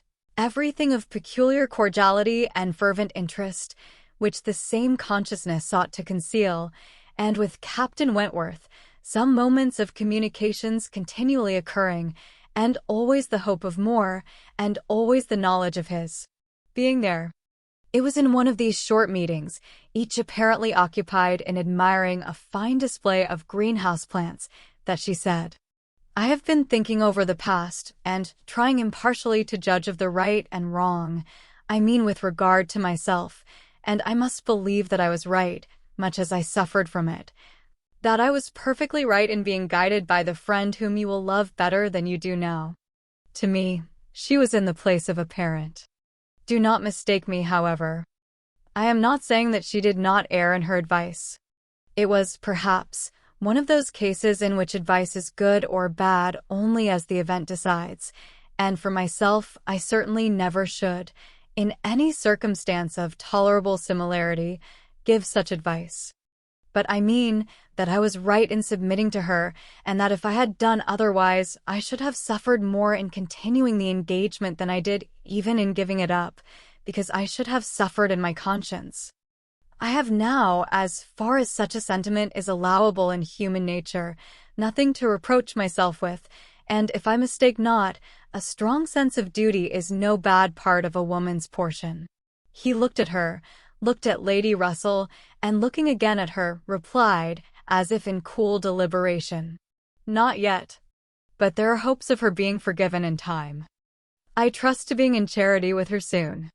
But I too have been thinking over the past, and a question has suggested itself, whether there may not have been one person more my enemy even than that lady. My own self. Tell me if, when I returned to England in the year 8, with a few £1,000, and was posted into the Laconia, if I had then written to you, would you have answered my letter? Would you, in short, have renewed the engagement then? Would I, was all her answer, but the accent was decisive enough. Good God, he cried, you would. It is not that I did not think of it, or desire it, as what could alone crown all my other success, but I was proud, too proud to ask again. I did not understand you. I shut my eyes and would not understand you, or do you justice. This is a recollection which ought to make me forgive every one sooner than myself. 6 years of separation and suffering might have been spared. It is a sort of pain, too, which is new to me. I have been used to the gratification of believing myself to earn every blessing that I enjoyed. I have valued myself on honorable toils and just rewards. Like other great men under reverses, he added, with a smile, I must endeavor to subdue my mind to my fortune. I must learn to brook being happier than I deserve. Chapter 24. Who can be in doubt of what followed? When any two young people take it into their heads to marry, they are pretty sure by perseverance to carry their point, be they ever so poor, or ever so imprudent, or ever so little likely to be necessary to each other's ultimate comfort. This may be bad morality to conclude with, but I believe it to be truth, and if such parties succeed, how should a Captain Wentworth and an Elliot, with the advantage of maturity of mind, consciousness of right, and one independent fortune between them, fail of bearing down every opposition? They might, in fact, have borne down a great deal more than they met with, for there was little to distress them beyond the want of graciousness and warmth. Sir Walter made no objection, and Elizabeth did nothing worse than look cold and unconcerned. Captain Wentworth, with £25,000, and as high in his profession as merit and activity could place him, was no longer nobody. He was now esteemed quite worthy to address the daughter of a foolish, spendthrift baronet, who had not had principle or sense enough to maintain himself in the situation in which Providence had placed him, and who could give his daughter at present but a small part of the share of £10,000 which must be hers hereafter. Sir Walter, indeed, though he had no affection for Anne, and no vanity flattered, to make him really happy on the occasion, was very far from thinking it a bad match for her. On the contrary, when he saw more of Captain Wentworth saw him repeatedly by daylight, and eyed him well, he was very much struck by his personal claims, and felt that his superiority of appearance might be not unfairly balanced against her superiority of rank, and all this, assisted by his well-sounding name, enabled Sir Walter at last to prepare his pen, with a very good grace, for the insertion of the marriage in the volume of honor. The only one among them whose opposition of feeling could excite any serious anxiety was Lady Russell, and knew that Lady Russell must be suffering some pain in understanding and relinquishing Mr. Elliot, and be making some struggles to become truly acquainted with and do justice to Captain Wentworth. This, however, was what Lady Russell had now to do. She must learn to feel that she had been mistaken with regard to both, that she had been unfairly influenced by appearances in each, that because Captain Wentworth's manners had not suited her own ideas, she had been too quick in suspecting them to indicate a character of dangerous impetuosity, and that because Mr. Elliot's manners had precisely pleased her in their propriety and correctness, their general politeness and suavity, she had been too quick in receiving them as the certain result of the most correct opinions and well-regulated mind. There was nothing less for Lady Russell to do than to admit that she had been pretty completely wrong, and to take up a new set of opinions and of hopes. There is a quickness of perception in some, a nicety in the discernment of character, a natural penetration, in short, which no experience in others can equal, and Lady Russell had been less gifted in this part of understanding than her young friend. But she was a very good woman, and if her second object was to be sensible and well-judging, her first was to see and happy. She loved and better than she loved her own abilities, and when the awkwardness of the beginning was over, found little hardship in attaching herself as a mother to the man who was securing the happiness of her other child. Of all the family, Mary was probably the one most immediately gratified by the circumstance. It was creditable to have a sister married, and she might flatter herself with having been greatly instrumental to the connection, by keeping Anne with her in the autumn, and as her own sister must be better than her husband's sisters, it was very agreeable that Captain Wentworth should be a richer man than either Captain Benwick or Charles Hayter. She had something to suffer, perhaps, when they came into contact again, in seeing Anne restored to the rights of seniority, and the mistress of a very pretty landaulette, but she had a future to look forward to, of powerful consolation, and had no Uppercross Hall before her, no landed estate, no headship of a family, and if they could but keep Captain Wentworth from being made a baronet, she would not change situations with Anne. It would be well for the eldest sister if she were equally satisfied with her situation, for a change is not very probable there. She had soon the mortification of seeing Mr. Elliot withdraw, and no one of proper condition has since presented himself to raise even the unfounded hopes which sunk with him. The news of his cousin Anne's engagement burst on Mr. Elliot most unexpectedly. It deranged his best plan of domestic happiness, his best hope of keeping Sir Walter single by the watchfulness which a son-in-law's rights would have given. But, though discomfited and disappointed, he could still do something for his own interest and his own enjoyment. He soon quitted Bath, and on Mrs. Clay's quitting it soon afterwards, and being next heard of as established under his protection in London, it was evident how double a game he had been playing, and how determined he was to save himself from being cut out by one artful woman at least. Mrs. Clay's affections had overpowered her interest, and she had sacrificed, for the young man's sake, the possibility of scheming longer for Sir Walter. She has abilities, however, as well as affections, and it is now a doubtful point whether his cunning, or hers, may finally carry the day, whether, after preventing her from being the wife of Sir Walter, he may not be wheedled and caressed at last into making her the wife of Sir William.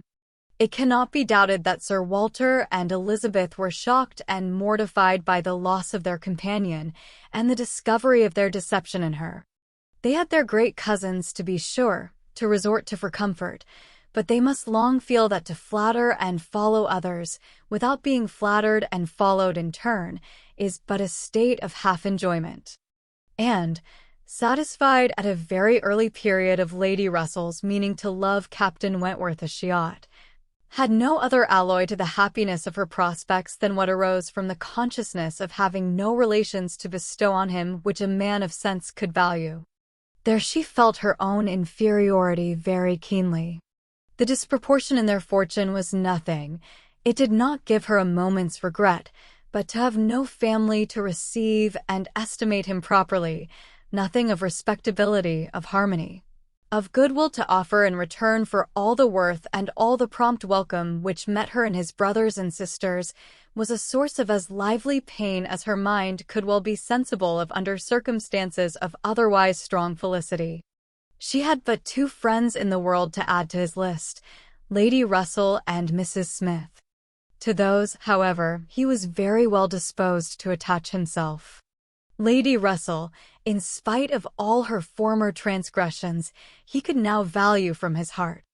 While he was not obliged to say that he believed her to have been right in originally dividing them, he was ready to say almost everything else in her favor, and as for Mrs. Smith, she had claims of various kinds to recommend her quickly and permanently.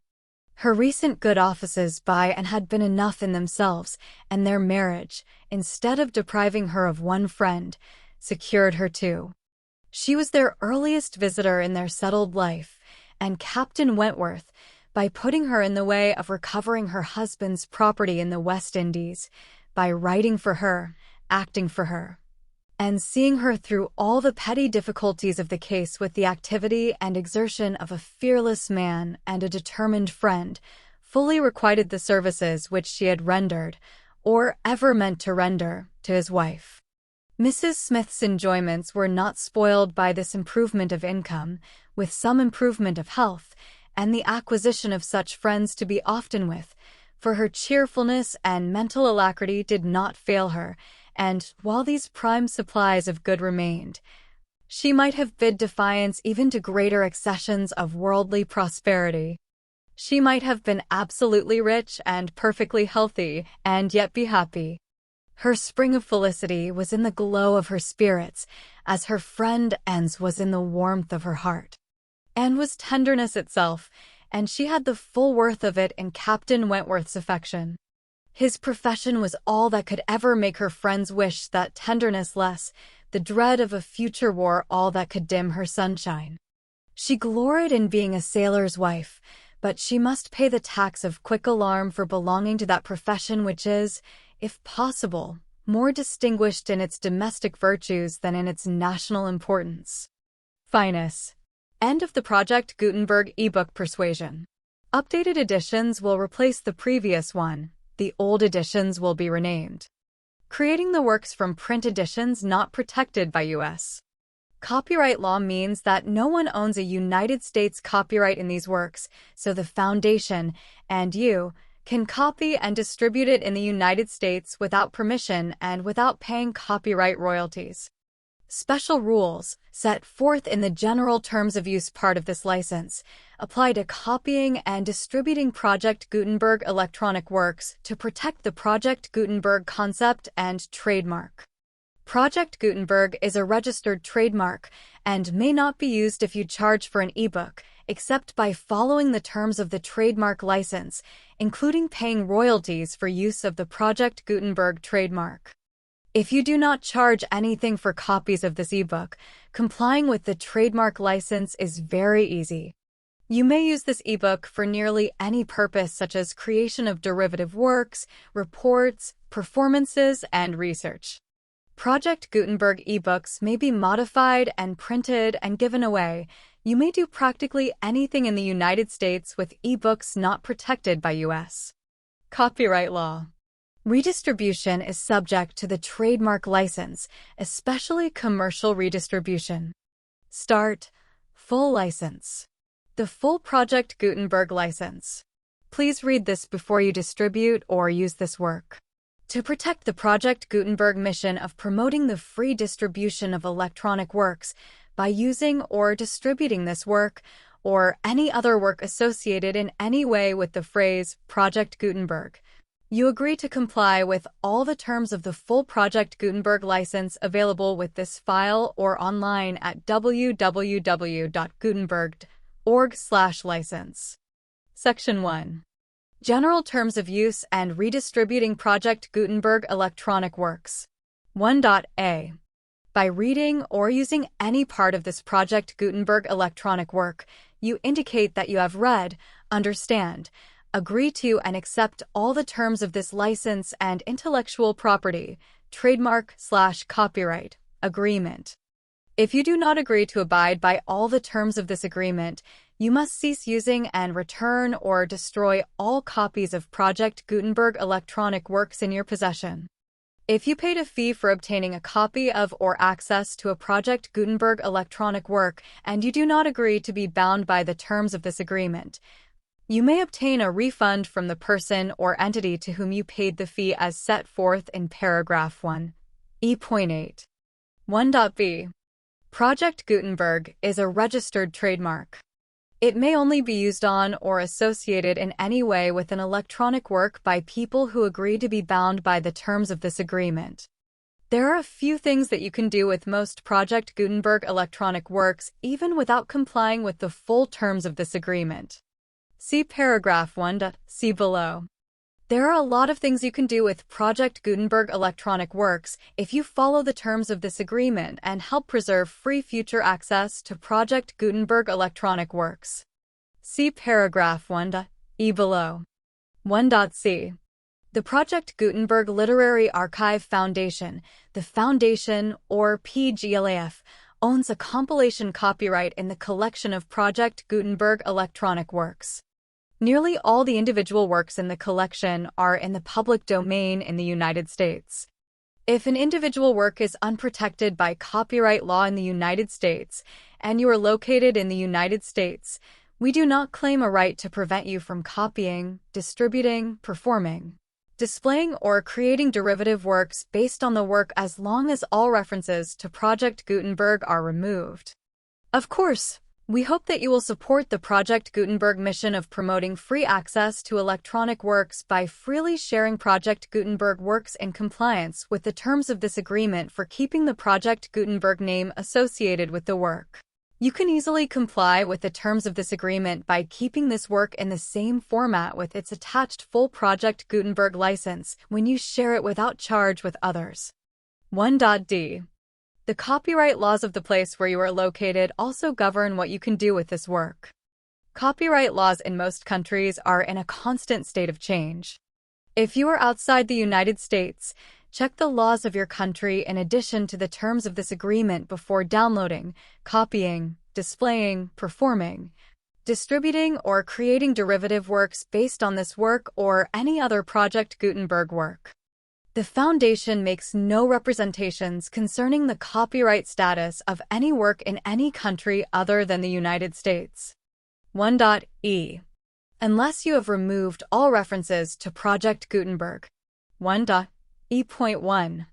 The following sentence, with active links to or other immediate access to the full Project Gutenberg license must appear prominently whenever any copy of a Project Gutenberg work, any work on which the phrase Project Gutenberg appears, or with which the phrase Project Gutenberg is associated, is accessed, displayed, performed, viewed, copied, or distributed. This ebook is for the use of anyone anywhere in the United States and most other parts of the world at no cost and with almost no restrictions whatsoever. You may copy it, give it away, or reuse it under the terms of the Project Gutenberg license included with this ebook or online at www.gutenberg.org. If you are not located in the United States, you will have to check the laws of the country where you are located before using this ebook. 1.e.2. If an individual Project Gutenberg electronic work is derived from texts not protected by U.S. copyright law, does not contain a notice indicating that it is posted with permission of the copyright holder, the work can be copied and distributed to anyone in the United States without paying any fees or charges. If you are redistributing or providing access to a work with the phrase Project Gutenberg associated with or appearing on the work, you must comply either with the requirements of paragraphs 1, E.1 through 1, E.7 or obtain permission for the use of the work and the Project Gutenberg trademark as set forth in paragraphs 1, E.8 or 1, E.9, 1.E.3. If an individual Project Gutenberg electronic work is posted with the permission of the copyright holder, your use and distribution must comply with both paragraphs 1, E.1 through 1, E.7 and any additional terms imposed by the copyright holder. Additional terms will be linked to the Project Gutenberg license for all works posted with the permission of the copyright holder found at the beginning of this work. 1.E.4.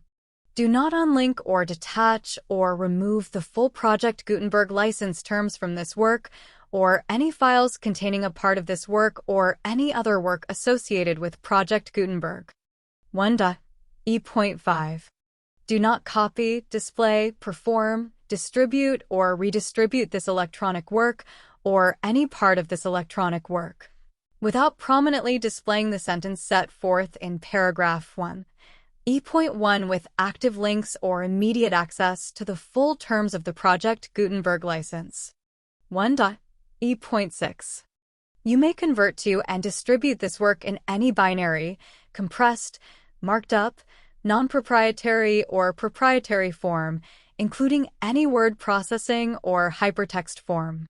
However, if you provide access to or distribute copies of a Project Gutenberg work in a format other than plain vanilla ASCII or other format used in the official version posted on the official Project Gutenberg website, www.gutenberg.org, you must, at no additional cost, fee, or expense to the user, provide a copy, a means of exporting a copy, or a means of obtaining a copy upon request, of the work in its original, plain vanilla ASCII or other form. Any alternate format must include the full Project Gutenberg license as specified in paragraph 1, E.1, 1.E.7. Do not charge a fee for access to, viewing, displaying, performing, copying, or distributing any Project Gutenberg works unless you comply with paragraph 1, E.8 or 1, E.9. 1.E.8. You may charge a reasonable fee for copies of or providing access to or distributing Project Gutenberg electronic works provided that you pay a royalty fee of 20% of the gross profits you derive from the use of Project Gutenberg works calculated using the method you already used to calculate your applicable taxes. The fee is owed to the owner of the Project Gutenberg trademark, but he has agreed to donate royalties under this paragraph to the Project Gutenberg Literary Archive Foundation. Royalty payments must be paid within 60 days following each date on which you prepare, or are legally required to prepare, your periodic tax returns. Royalty payments should be clearly marked as such and sent to the Project Gutenberg Literary Archive Foundation at the address specified in Section 4, Information about donations to the Project Gutenberg Literary Archive Foundation. You provide a full refund of any money paid by a user who notifies you in writing or by email within 30 days of receipt that she does not agree to the terms of the full Project Gutenberg license. You must require such a user to return or destroy all copies of the works possessed in a physical medium and discontinue all use of and all access to other copies of Project Gutenberg works. You provide, in accordance with paragraph 1, F.3, a full refund of any money paid for a work or a replacement copy if a defect in the electronic work is discovered and reported to you within 90 days of receipt of the work. You comply with all other terms of this agreement for free distribution of Project Gutenberg works. 1.E.9. If you wish to charge a fee or distribute a Project Gutenberg electronic work or group of works on different terms than are set forth in this agreement, you must obtain permission in writing from the Project Gutenberg Literary Archive Foundation, the manager of the Project Gutenberg trademark. Contact the Foundation as set forth in Section 3 below. 1.f. 1.f.1. Project Gutenberg volunteers and employees expend considerable effort to identify, do copyright research on, transcribe, and proofread works not protected by U.S. copyright law in creating the Project Gutenberg collection. Despite these efforts, Project Gutenberg electronic works and the medium on which they may be stored may contain defects such as, but not limited to, incomplete, inaccurate, or corrupt data, transcription errors, a copyright or other intellectual property infringement, a defective or damaged disk or other medium, a computer virus, or computer codes that damage or cannot be read by your equipment. 1.f.2. Limited warranty, disclaimer of damages, except for the right of replacement or refund, described in paragraph 1.f.3. The Project Gutenberg Literary Archive Foundation, the owner of the Project Gutenberg trademark, and any other party distributing a Project Gutenberg electronic work under this agreement, disclaim all liability to you for damages, costs, and expenses, including legal fees. You agree that you have no remedies for negligence, strict liability, breach of warranty, or breach of contract except those provided in paragraph 1.f.3. You agree that the Foundation, the trademark owner, and any distributor under this agreement will not be liable to you for actual, direct, indirect, consequential, punitive, or incidental damages, even if you give notice of the possibility of such damage. 1.f.3. Limited right of replacement or refund. If you discover a defect in this electronic work within 90 days of receiving it, you can receive a refund of the money, if any. You paid for it by sending a written explanation to the person you received the work from. If you received the work on a physical medium, you must return the medium with your written explanation. The person or entity that provided you with the defective work may elect to provide a replacement copy in lieu of a refund. If you received the work electronically, the person or entity providing it to you may choose to give you a second opportunity to receive the work electronically in lieu of a refund. If the second copy is also defective, you may demand a refund in writing without further opportunities to fix the problem. 1.f.4. Except for the limited right of replacement or refund set forth in paragraph 1.f.3, this work is provided to you, ASS, with no other warranties of any kind, express or implied, including but not limited to warranties of merchantability or fitness for any purpose. 1.f.5. Some states do not allow disclaimers of certain implied warranties or the exclusion or limitation of certain types of damages. If any disclaimer or limitation set forth in this agreement violates the law of the state applicable to this agreement, the agreement shall be interpreted to make the maximum disclaimer or limitation permitted by the applicable state law. The invalidity or unenforceability of any provision of this agreement shall not void the remaining provisions. 1.f.6. Indemnity. You agree to indemnify and hold the Foundation, the trademark owner, any agent or employee of the Foundation, anyone providing copies of Project Gutenberg electronic works in accordance with this agreement, and any volunteers associated with the production, promotion, and distribution of Project Gutenberg electronic works, harmless from all liability, costs, and expenses, including legal fees, that arise directly or indirectly from any of the following which you do or cause to occur. A. Distribution of this or any Project Gutenberg work. B. Alteration, modification, or additions or deletions to any Project Gutenberg work. And C. Any defect you cause. Section 2. Information about the mission of Project Gutenberg. Project Gutenberg is synonymous with the free distribution of electronic works in formats readable by the widest variety of computers, including obsolete, old, middle-aged, and new computers. It exists because of the efforts of hundreds of volunteers and donations from people in all walks of life. Volunteers and financial support to provide volunteers with the assistance they need are critical to reaching Project Gutenberg's goals and ensuring that the Project Gutenberg collection will remain freely available for generations to come. In 2001, the Project Gutenberg Literary Archive Foundation was created to provide a secure and permanent future for Project Gutenberg and future generations. To learn more about the Project Gutenberg Literary Archive Foundation and how your efforts and donations can help, see Sections 3 and 4 and the Foundation information page at www.gutenberg.org. Section 3. Information about the Project Gutenberg Literary Archive Foundation. The Project Gutenberg Literary Archive Foundation is a nonprofit 501(c)(3) educational corporation organized under the laws of the state of Mississippi and granted tax-exempt status by the Internal Revenue Service.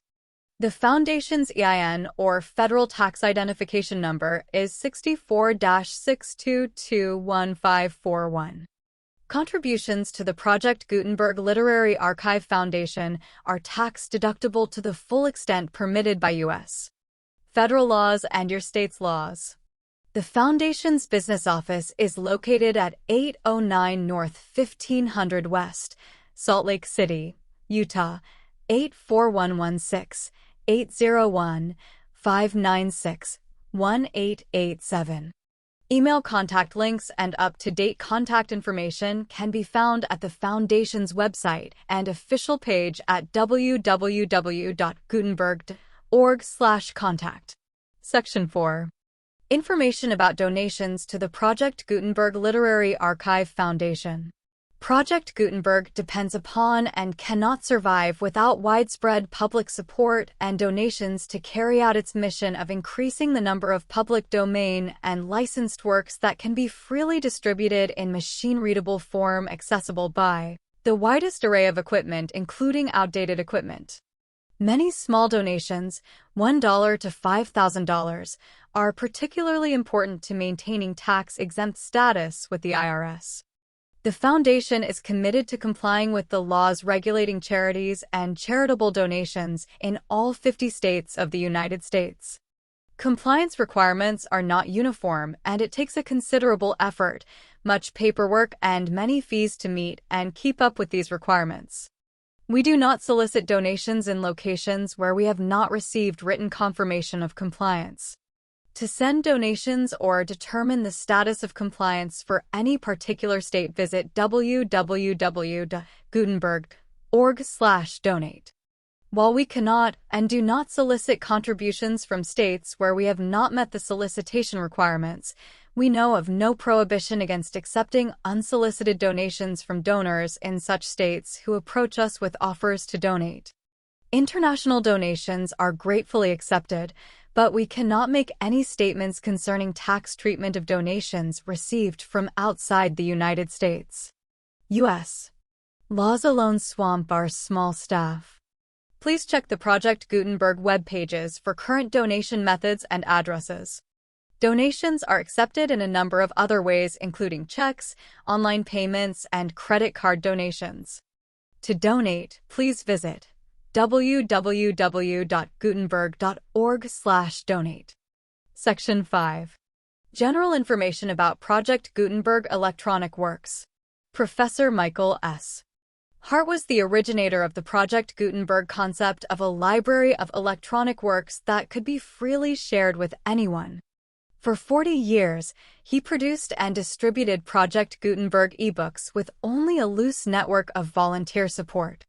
Project Gutenberg ebooks are often created from several printed editions, all of which are confirmed as not protected by copyright in the U.S., unless a copyright notice is included. Thus, we do not necessarily keep ebooks in compliance with any particular paper edition. Most people start at our website, which has the main PG search facility, www.gutenberg.org.